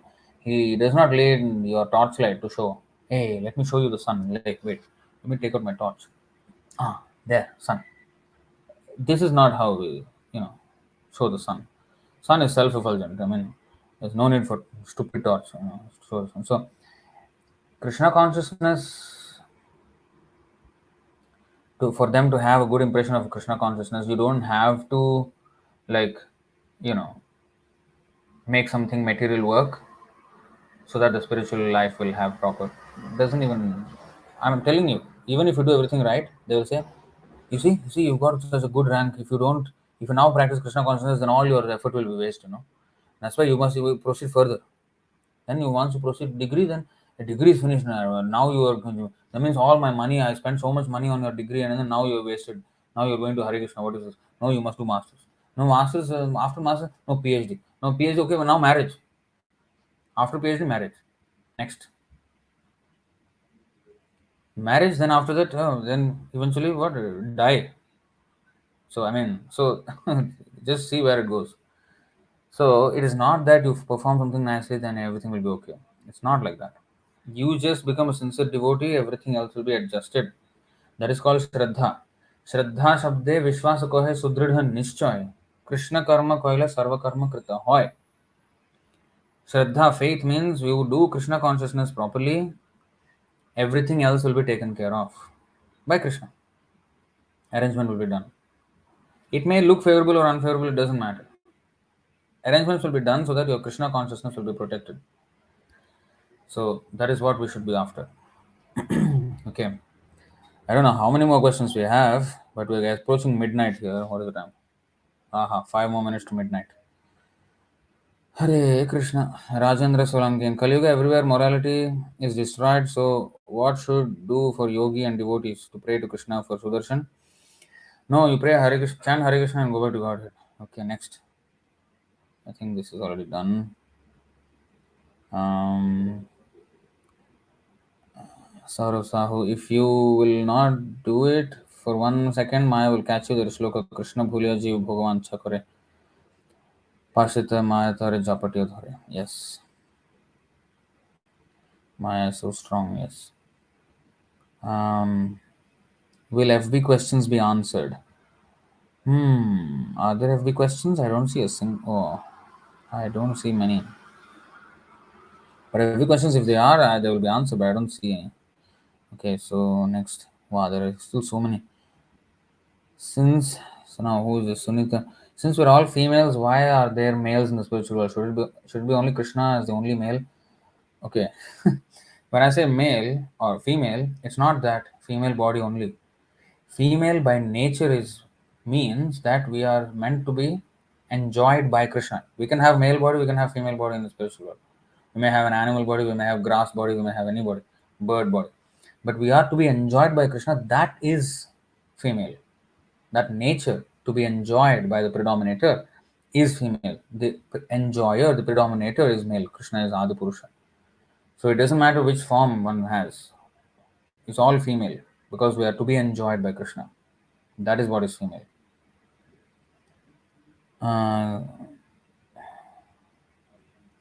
Gop Balak are also females. Yes, that's true. Females in the sense they are to be enjoyed by Krishna. Okay, so you can get a spiritual body account relationship. You can also get a cow in Golok if you have a relationship. Okay, yes. Mohar. In the spiritual world, there are souls who are eternal servants of Krishna, nothing like male, female. This bodily concept ceases to exist there, repeating what I have heard from superiors. Yes, there's not male and female bodies like this material world. This material body is made of flesh and blood and bones and all that. Spiritual body is not like that. But these bodies are reflections of the everything that you find in the spiritual world. Like a mannequin is not a girl's body or a boy's body, but it's fashioned after a girl or boy's body. So similarly, our bodies are fashioned after God's body and His associates' bodies. So in the spiritual bodies, there are real bodies, Sachidananda Vigraha.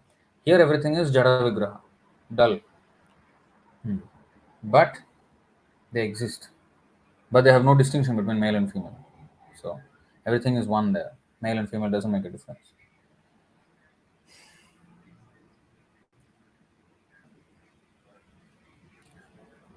The cow isn't some dumb worldly cow. The cow also has Sachidananda in the body. Other than everything, female is energies. Yeah. So when our senses getting completely purified, only Krishna will reveal knowledge. As much as our senses become purified, that much knowledge will be revealed to us. Krishna is always revealing the knowledge. We cannot access the revealed knowledge because of our blocked brains. So, the more we become submissive, then the more it will be revealed. But he is equal to everyone.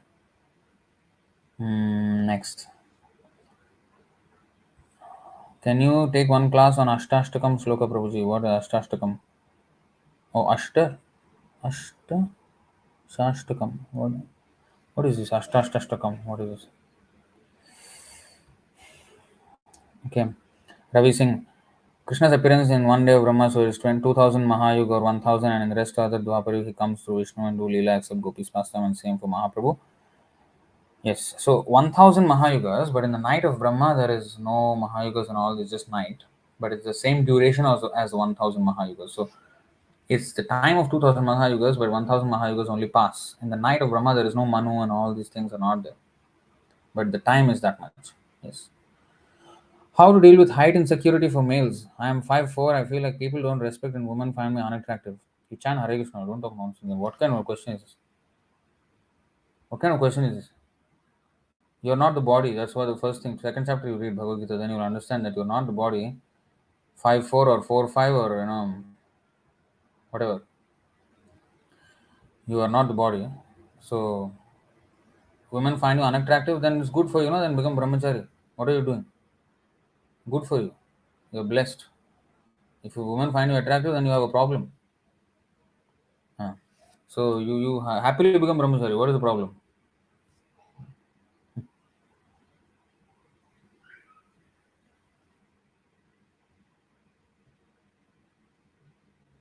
Your priorities are off. I mean, you read Prabhupada's books, then you will find Why you worried about women becoming attracted to you, or what? Are you worried about Krishna getting attracted to you? Of course, Krishna has nothing to be attracted by us, but at least we attracted attention of Krishna by becoming humble and serving his devotee. That's what we should do. Think about that. Even after initiation, karma will come back. If it comes, that is because of lack of surrender. Well, it resembles karma. You can read 10:14:8 purport, then it explained there. It resembles karma. It's not exactly karma, it is corrective dosage of. It resembles karma, but it is not exactly karma. So it may look like it. But Krishna administers these things to purify the devotee. Mm.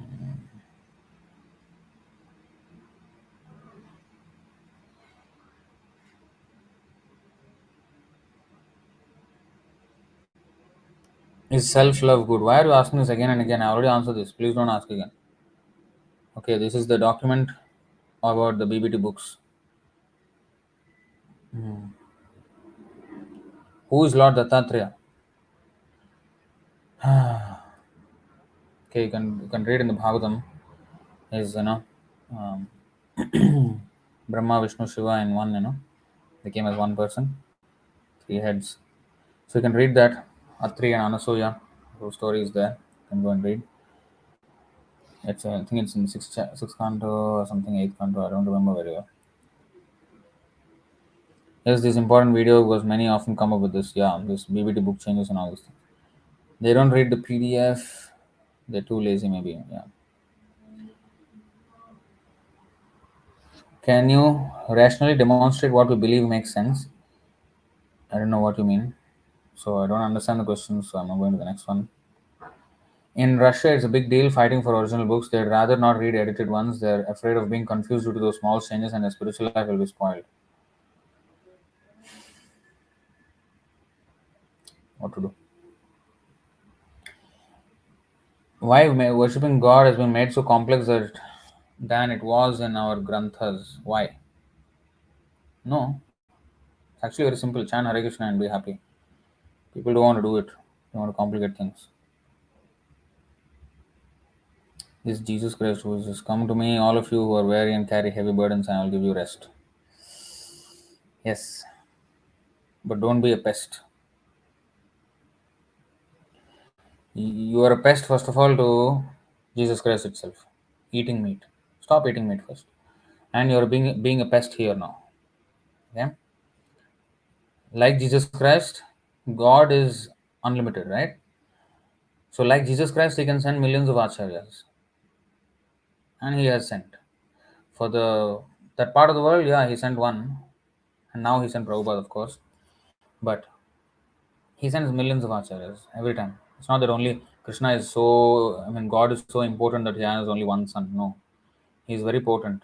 He has unlimited sons and many millions of sons who are his obedient sons, who are the acharyas who come and deliver people. So mind your own business and go somewhere else if you want to challenge, and don't be a pest here.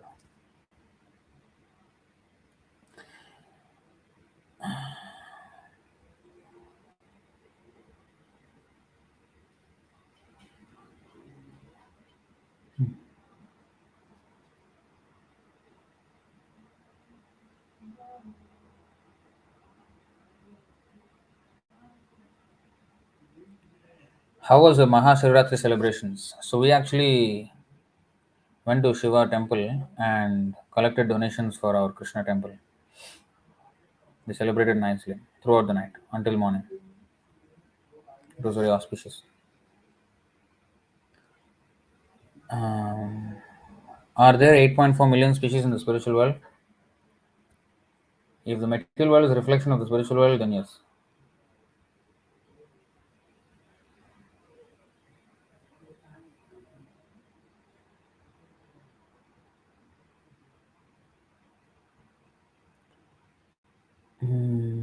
Lots of tension. Please suggest some.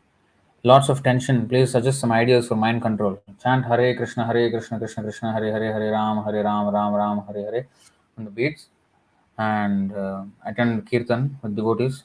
Read Prabhupada's books. Okay. How to get rid of sins? Chant Hare Krishna and read Prabhupada's books. Um, He did not call himself God. Never mind. Okay, I think we'll just ignore this truth revealed person.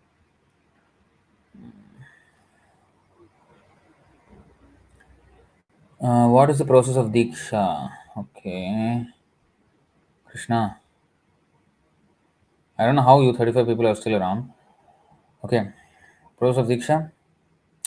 Well, one must chant 16 rounds of Hare Krishna Mahamantra every day and follow the four regulative principles for at least 6 months and attend all the temple programs and classes and read Prabhupada's books and eat Krishna Prasadam every single day and perform morning program every single day, Mangalarti, and perform devotional service under the guidance of devotees, and then one can be recommended by the devotees to get initiated. But if you're not near any temple, then you have to contact our other devotees who are having we have WhatsApp groups and other. So some of the devotees can actually contact you, or you can contact them. Maybe you leave a message on our private chat or on our Facebook page, or if you know any of our devotees, then you can send them a chat. Pavitra Mataji is there and other Matajis are there. You can contact them. Um, and yeah, and then once they recommend you, and then once you're ready, then you can get initiated. I'm sorry, I'm actually running out of time. Hmm.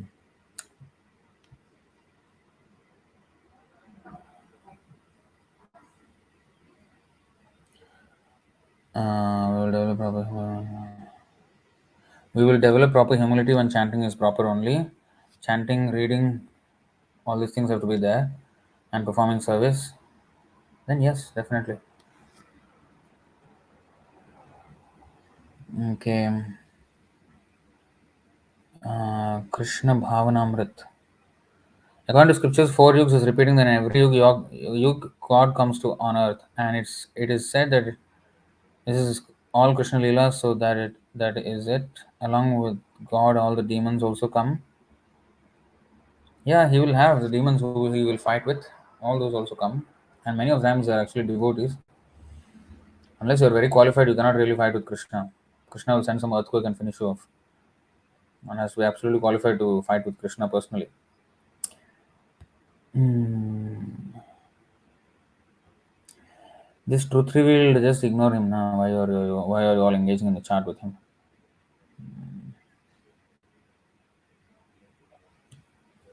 And if possible, just ban this truth revealed from the channel. I mean, it's just he's not learning anything anyway.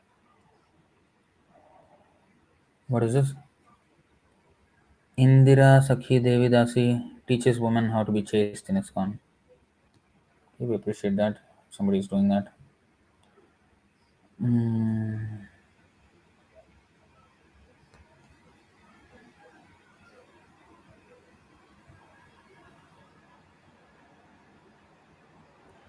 Prabhu, can you demonstrate why what we believe is true?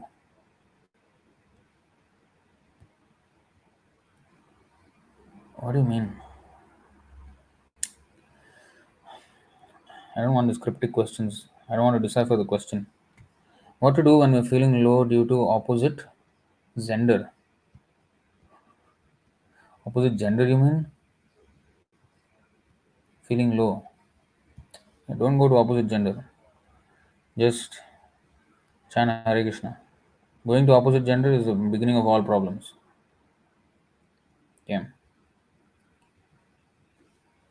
Oh, Mataji, she's in America. My question is, can we honor prasad which is offered to Lord Shiva, who's topmost Vaishnava, even if, example, if we visit Kedarnath, like prasad given in Kedarnath temple? No, we cannot. Actually, there is a verse, what I forgot the verse number. Prabhupada explains that we can't accept prasadam from demigod worship. He's a Vaishnava, he's everything, but the people who are offering to him, they're not offering with devotion, understanding that he's a Vaishnava. They are understanding him as a demigod, and in that consciousness, they're offering for full karmakandi mentality. So we cannot be accepted. We cannot accept.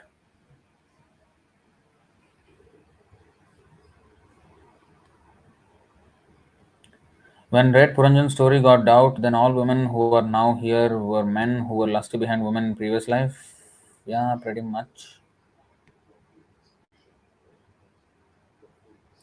If one practices perfect celibacy, can he reach Brahmaloka after death?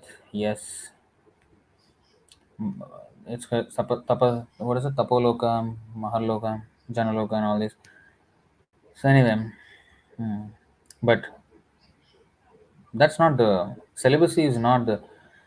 You're saying what? I'm celibate for 40 plus years. Now, I don't want to offend you, but let me say this. Yeah, does this brahmacharya also include no wet dreams for 12 years? Yes, none of that. And it's not just not having sex. Sometimes people are celibate because they cannot get a woman.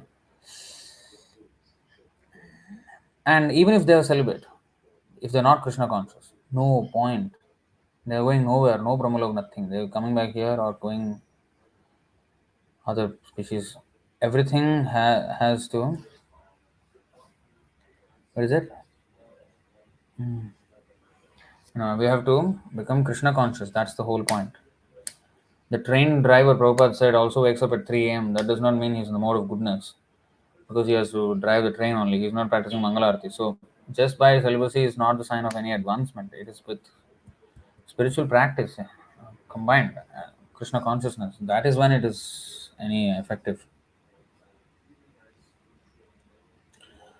Okay. How to be de-addicted Bollywood music and more interesting listening to Krishna, Hare Krishna Kirtan. Well, don't listen to Bollywood and read Prabhupada's books and sing Vaishnava songs. That's why Bhaktivinoda Thakur, Narottam Das Thakur wrote so many nice songs. So you read those songs and learn the meaning and then sing those songs. Meaningful songs. What is the use of stupid songs of Bollywood?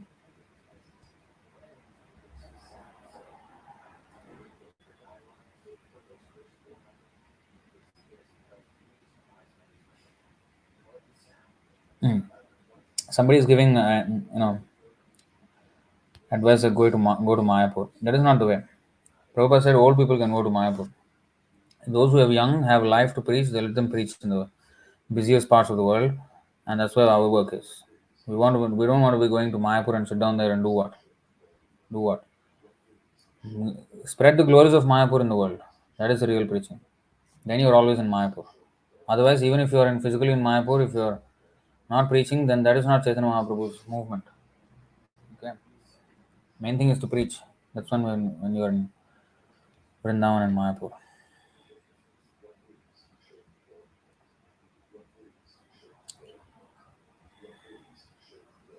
Mm.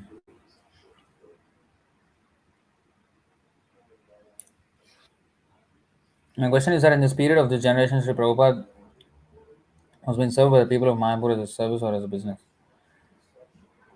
What? He did not pay anyone. Is there any real love in this world? No.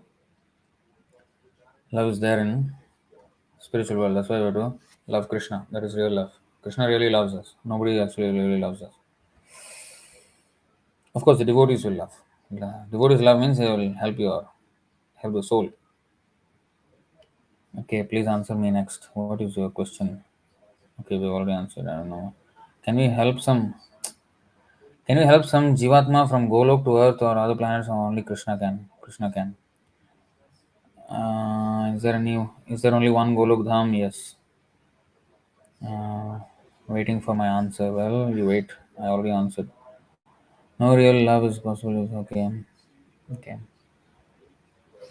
What else? What else? What else? How does real happiness actually feel? When I can describe to you a whole this fat book on how a mango tastes, but you will never understand the taste of mango until you taste it. So taste it. Chant Hare Krishna and once we reach the stage of prema, then we can actually taste it. But if you want some descriptions of it, you can read Chaitanya Charitamrita and Bhagavatam. You know, you can get some idea. Even if I read Rasa goes all the way to Mahabhav, which is even more than Premanand. Mahabhav only Chaitanya Mahaprabhu and Radharani can manifest, others cannot. Well, which app do you use? I use Pocket Vedas. Real happiness is eternal, infinite, cannot be described in words, even Brahman can, according to. Okay, this is already done. How to increase my bhakti? Well, they associate with devotees. Everything is Krishna Bhavanamrit. Oh, I don't know how many questions. This is endless stream. Like, social media, you just scroll and scroll, never ends. I have lots of enthusiasm in Krishna consciousness, but I don't want to leave Krishna consciousness. How do I stay motivated and enthusiastic or take up this Krishna consciousness very seriously? Well, association of devotees is the key. Okay, let me just quote something. CC 2283, Madhya 2283. Krishna Bhakti Janmamola Hoy Sadhusanga Krishna Prema Janmete Ho Puna Mukhya Anga. The root cause of devotional service to Lord Krishna is association with devotees, advanced devotees. Even when one's dormant love for Krishna awakens, association with devotees is still most essential. And if you go just a few verses before to 51. Mahat Kripa Vina Kon Karma Bhakti Naye Krishna Bhakti Dure Rahu Samsara Nahe Kshoy. Unless one is favored by a pure devotee, one cannot attain the platform of devotional service. To say nothing of Krishna Bhakti, one cannot even be relieved from the bondage of material existence. So association of devotees is the key. Sorry, leaving 8:55 here. Okay, can non-vegetarian become Vaishnavas?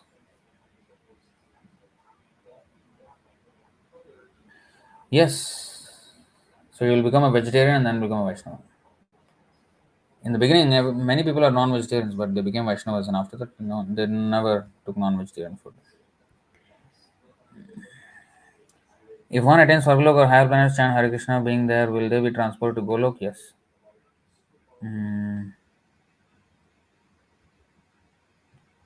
Suraj, I want peace. Then become Krishna conscious. Read Prabhupada's books, Bhagavad Gita, pick up Bhagavad Gita as it is from any Iskcon temple nearby you and chant, pick up a Japmala and start chanting and hearing reading and hearing these classes.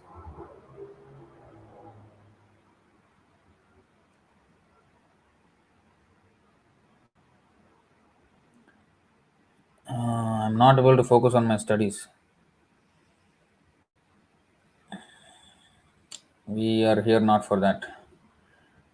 Here we'll ask you how to focus on Krishna. Can we do Krishna conscious art as an offering? Yes, we can. It's going for 4 hours. I think it's more than 4 hours, already 4.5 now. Too many bad things happened today, like Nirbhaya can't happen in 2012. Why Krishna did not save her? Well, we don't know what karma she has done in her previous life, for which she got this. Um, a rapist will become a woman in his next life and be raped. So if we say a woman in this life raped, what she was in the last life, we can just guess from that. But anyway, whatever it is, hopefully she is absolved of that karma and then now she is having a fresh life wherever she is. And hopefully she becomes devotee and then, becomes completely purified of all karma and goes back to Krishna. That's our prayer.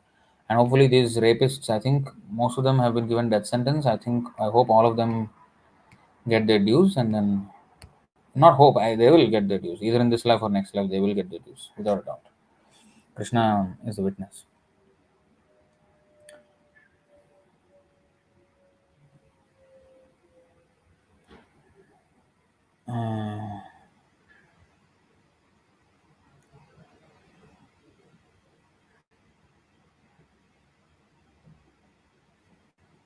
How can we say that it is because of past karma?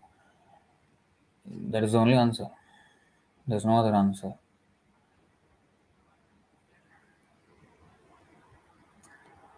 Um,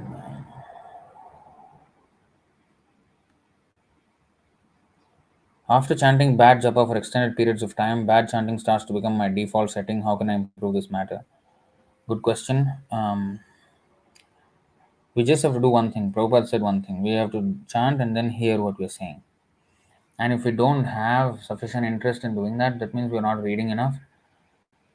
When we read, we will automatically get inspiration to chant properly and nicely.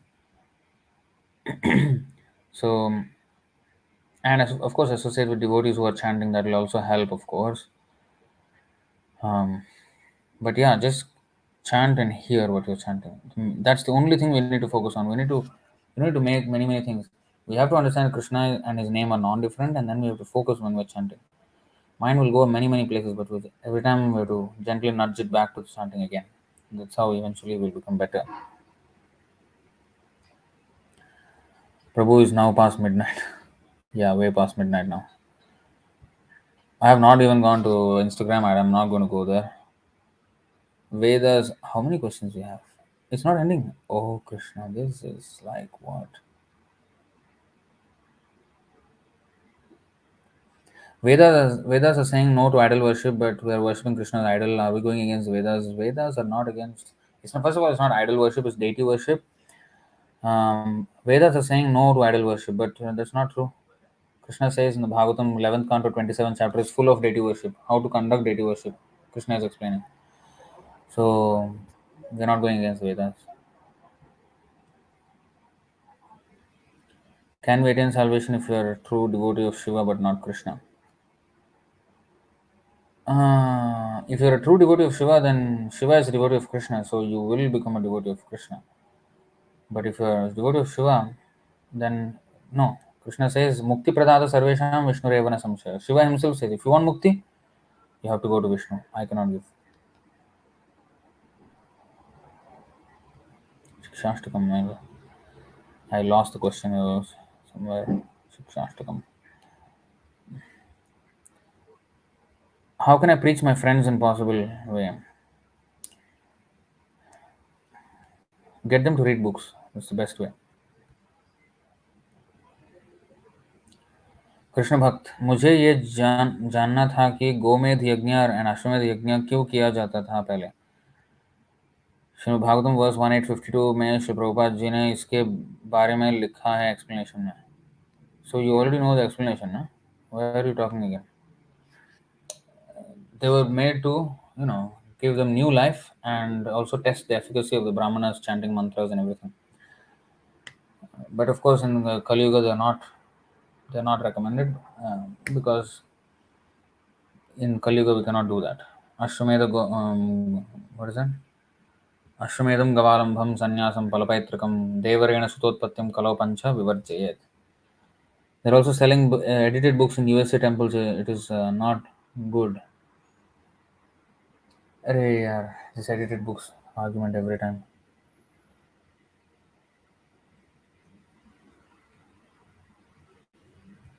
See, anyway, I've already explained what I had to explain. I won't touch it again.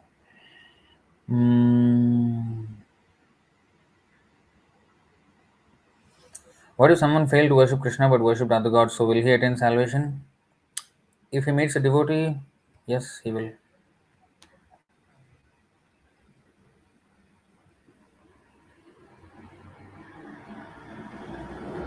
I don't think we should worry about preaching to others. First, educate yourself thoroughly well every single day.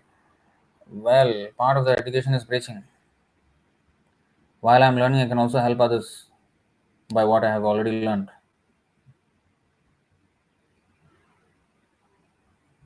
How can I preach to my friends so that they come to Krishna consciousness? You just asked the same question. Why are you asking again? Give them books. Okay. This already done.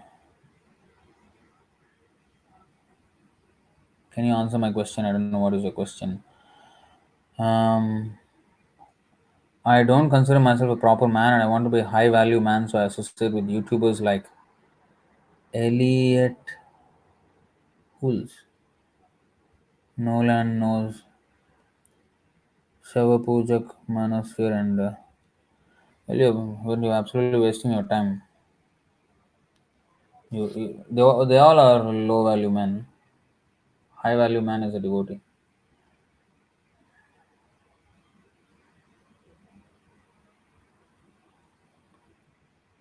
I tried to answer, but I got muted. Look to Gita for answers, but Krishna says he studies the faith of those who worship demigods. Yeah, so that at least you stay in some, Vedic system. And eventually, if you're fortunate, then you will meet devotees and eventually become Krishna conscious. Personalities from the Marunta and Manosphere like Gabriel Coming out with courses on how to be religious alpha, high value man, and fathers I do not have to take. Nonsense. You're not a man, you know. You're not a man, you're an animal if you're what religious alpha, high value man. Come on. Their idea of high value man is just how to attract more women. That is not a high value man. He is an idiot who runs after women. We have to Yoshit Sangi Sangam, Tamodwaram Yoshitam Sangi Sangam. Mahadwaram, what is that? Mahat Sevam Dwaram Ahur Vimuktes. You will get liberation if you associate with devotees. And Yoshitam Sangi Sangam Tamodwaram.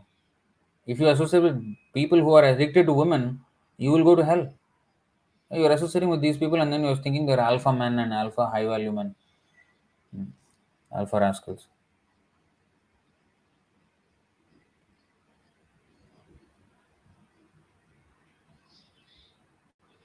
How can you manage chanting with beads after? How can you manage chanting with beads after using washroom, especially while traveling? Can we chant on beads after going to washroom? If it is for passing stool, better not. But if there is no other choice, then you sprinkle water and Om Sri Vishnu Sri Vishnu Sri Vishnu. Om Apavitra Pavitra Va Sarvastang Vato Bhava Smarit Pundarikaksham Sabah Bhantar Suchi Om Sri Vishnu Sri Vishnu Sri Vishnu. And sprinkle water 3 times, and that is a mental bath, and then you can chant Hare Kṛṣṇa. But you have to prepare a bit before. Instead of eating like anything before traveling, better not to eat so that you don't have to go through. So that's a better way to handle it. All right.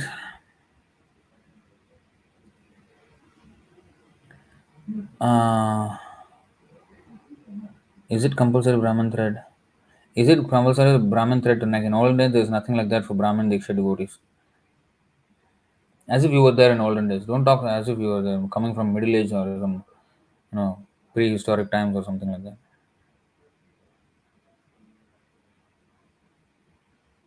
What if someone failed to worship Krishna but worshipped other deities, so will he attain salvation? No. What is your daily routine? I think we can skip that for another day.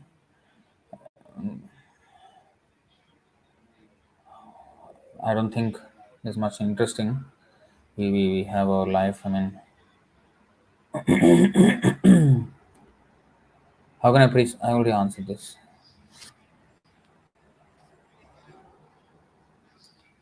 How are you sharing both mobile and your video? Well, StreamYard and iPad connected to MacBook, and using QuickTime to connect both of them, and sharing that screen using fifth option of sharing screen, whatever.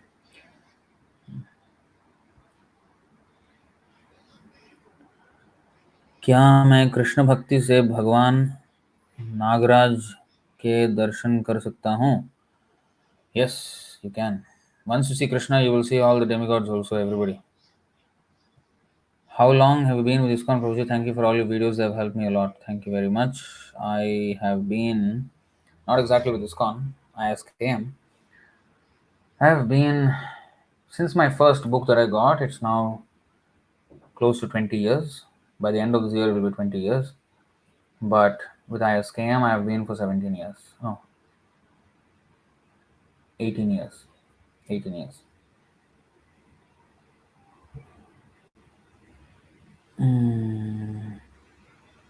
One class in Shikshashtakam, Prabhuji. I have already done Shikshashtakam class. You can go and watch in our YouTube playlist. Shikshashtakam classes are there. What is your view about Give Gita? I think I already answered this in another session. I won't be answering this. I'm way beyond. You know what time it is? 12:30 a.m. right now for me. So please try to understand. But people were attached to Vedas and rituals instead of self-realization and God realization. No. Oh, Buddha. Okay. And they were killing animals actually.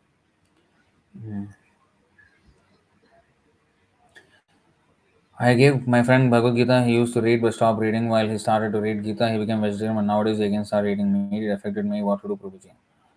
No, we need association of devotees. I'm ready to encourage him and all that. No, have association. Otherwise, Maya will throw you away. Why does Shiva Puran contain stories that show Vishnu being subordinate to Shiva? Are the Tamasic Purana meant only for people in the mode of tamas? Well, some of them are fabricated also. some of the stories. Shiva Puran, some of the stories are there, but it's not that. So this is the thing. I have already shown Vyamohaya Characharasya Bhagavan. So if you see every Puran, they will glorify that particular demigod, but if you read them collectively all together, you will understand Vishnu is the supreme. So two verses are there. Alodya Sarva Shastrani and Vyamohaya Characharasya Bhagavan. These two verses are there. Okay, I think I'll just blitz through them. What is that? If you do Baglamukhi Yajna or any Mahavidya worship, you get results in material life. Are all these Mahavidyas actually Krishna Bahiranga Shakti? I don't know what is Baglamukhi, but yeah, all these material things are Bahiranga Shakti, yes. Does witchcraft affect devotees of the Lord? No. Real devotees, no. Prabhuji, I only meant sometimes early in our spiritual life we may not be able to convince others, so better just expose them to the books. You know, forgive me. Oh, okay. Okay, sorry if I said anything harsh, but I don't know. I don't remember. So okay. Why God didn't save us from Mughal and Britisher? Because the Brahmins of Hindustan, Bharat, fell down. So that's why. But of course, I mean, there are other things also. Kali Yuga has to come, so Kali Yuga is like that.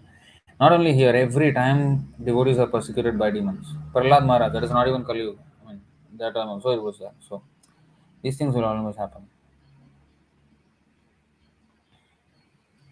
My question is to you: how Jativa, the caste system, came to India because of British, or it was already started since Kali Yuga beginning?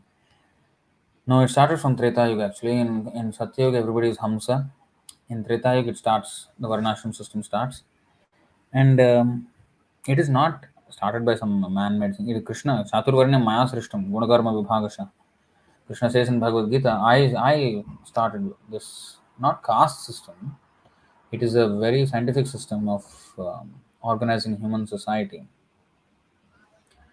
According to the three modes of material nature and work associated with them, the four divisions of human society are created by me, Krishna is saying. So he created this to um, organize the human society according to the different merits, according to the different guna and karma, according to the qualities and work, and then everybody works towards Krishna consciousness. That's the whole point.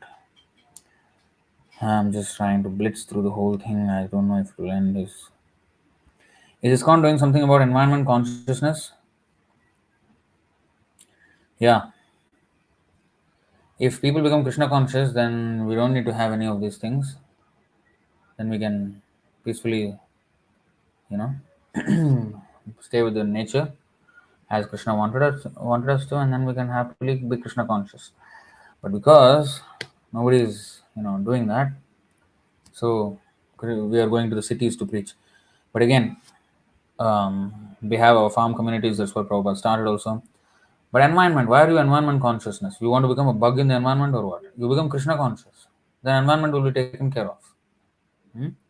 If people become Krishna conscious, automatically environment will be taken care of. People will not exploit the environment like this. But if you are only environment consciousness and not Krishna consciousness, you will become one of the animals and one of the bugs in the ecological system. So become Krishna conscious.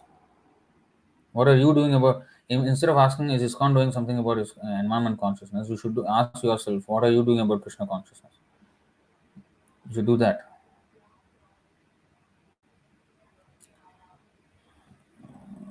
Should we read the Puranas like Garuda Puran? No, you read Prabhupada's books first. That's to finish Prabhupada's books actually. Everything is there in Prabhupada's books.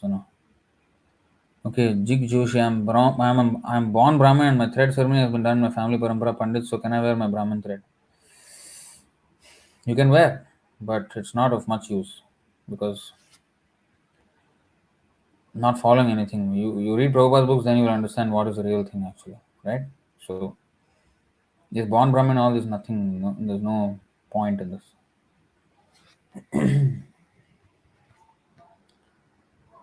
Sorry, my question. Or Brahmin thread is it compulsory to tie Brahmin thread around the neck along with Kantimala? Few devotees will have Brahmin thread but not keep at neck near to Kantimala.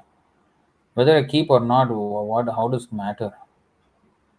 I keep it because it doesn't slip all the time. It slips. It doesn't slip. So that's what I want. And there's nothing wrong with that. There's nothing wrong. It is said that Bhaktisiddhanta Saraswati Thakur, when he was born, his mother's umbilical cord was wrapped around his neck and like this, like a Brahmin thread. So, what does that mean? That means it was a practice that was done by some people. So, don't ask unnecessary, stupid questions. Ask something which has some relevance to your Krishna conscious life. Okay, this is. I mean, what is this? What kind of question is this? What is your opinion of Acharya Prashant? He is an idiot. Kshatriyas used to do aghat in previous days. Prabhuji, is that counted as sin? Killing other being just to practice isn't the sin. Is the same, Prabhuji? Yeah, there are sins, but they have to do it. I mean, are you saying hunting? Hunting? So they have to practice, and they actually reduce the population of certain animals in the forest by hunting, and that way they practice also. Otherwise, they hunt. I mean, they practice archery with non-living things. So,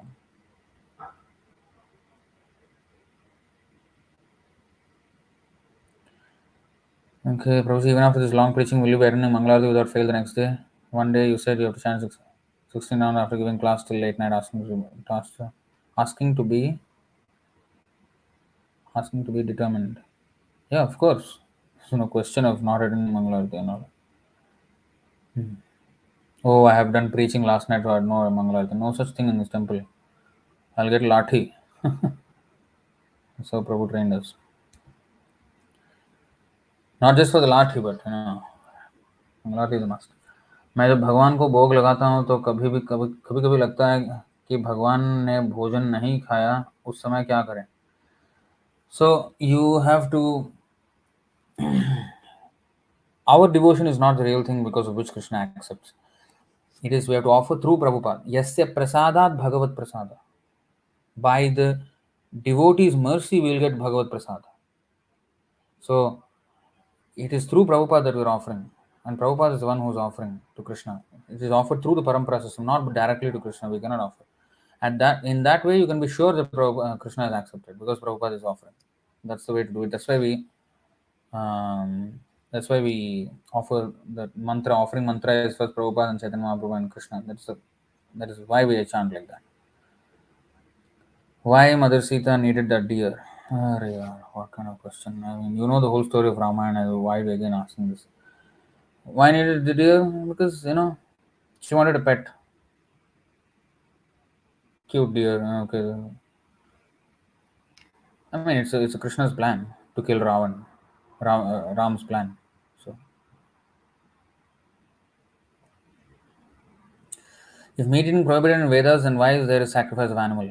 Yeah, for those who cannot control their tongue, once a month you can do Amavasya day. Goat only, nothing else. That too Jhatka method. One stroke you have to kill it in front of Kali, and the Kali temple will be outside. It's a city precincts in the forest area, and you will go there alone. You have to kill that, and you say to the animal that I am killing you, so you have the right to kill me in the next life. So you kill that. So the whole idea is to discourage you from doing that.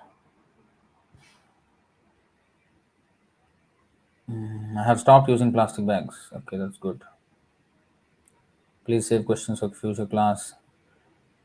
How to get taste in chanting holy name, Prabhuji? Oh, Krishna. Read Prabhupada's books and chant. You will get taste. I think I did a class on Harinam Chintamani. Go and watch that series, please. I'm sorry. This string YouTube guy supported Sadhguru, so ignorant people. Yeah. So we will come up with another video.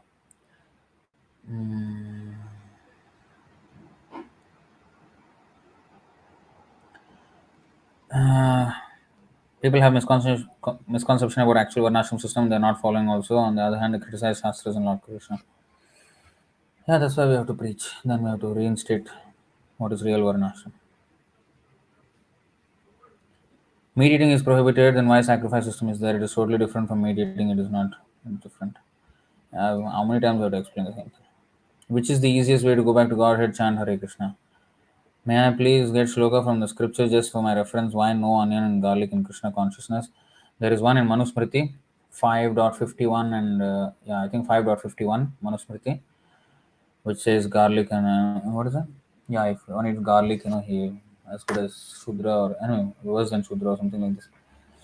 And no, I think you'll get the sin of eating a cow and something like this. Manusmriti is there. I have no time to take that up now. Okay. So the one Leela is not intellect. Okay. Heart and intellect both. Heart and intellect. Mayarpita mano buddhi. Buddhi also. Buddhi yoga. Picture hub. You do not get my point. I was saying it's better to be born demon and do bhog than becoming a human and do illicit sex, meat eating and go narak. But demons are in bhog yoni and do bhakti there. No, if they do bhakti, there are no more demons. They come out of that. They don't do all the wrong things. Okay, who is Sadashiv Vishnu Tattva in the Vayu Purana? The 12 Jyotirlinga Sadashiv mentioned in Vayu Purana. I did not read Vayu Puran, but about Vishnu Tattva and Sadashiva, you can find in the Advaita Acharya, that's that chapter, 6th chapter of Adilila Chaitanya Charitamrita. Go and read that. As you know that because of the daily increasing demand of milk, there is artificial breeding of cows. So what's your opinion about that? Should we even stop consuming milk as we are responsible for the sin? No, we are not. If we offer the milk to Krishna, the cow which has produced this milk will also be saved from its karma. Actually, they were all meat eaters, cow eaters. They are now born as cows to be killed. So at least if that milk is offered to Krishna, at least that cow will get some better chance next time. And milk has to be offered to Krishna. Of course, if it is good, it is good if we can have our own cows and farm it. But if it's not, then we still have to offer milk to Krishna. And by that, at least the cows can get purified. Otherwise, there's no chance to save the cows. So this is one way of saving the cows. Again, another question. Is Lord Buddha an avatar of Vishnu? Yes. Because the follower of Buddha in present says Buddha is not Vishnu avatar. They do not know because Buddha did not say that he is Vishnu. Prachanna is a Channa avatar. Are there one Buddha, two Buddha, Vishnu avatar and another from outside India? No, it's Vishnu avatar only, but they think differently. Okay, I have conquered the question comment section chat. 46 of you are still online. What? Really? Hare Krishna. All obeisances to you. Alright. Jai Śrīla Prabhupāda ki jai, Ananta Koti Vaishnava Vrinda ki jai, Śrīla Prabhupāda books ki jai. Gaur Premananda. Hari Hari Bol. Hare Krishna. Before any question comes, I should run away from here.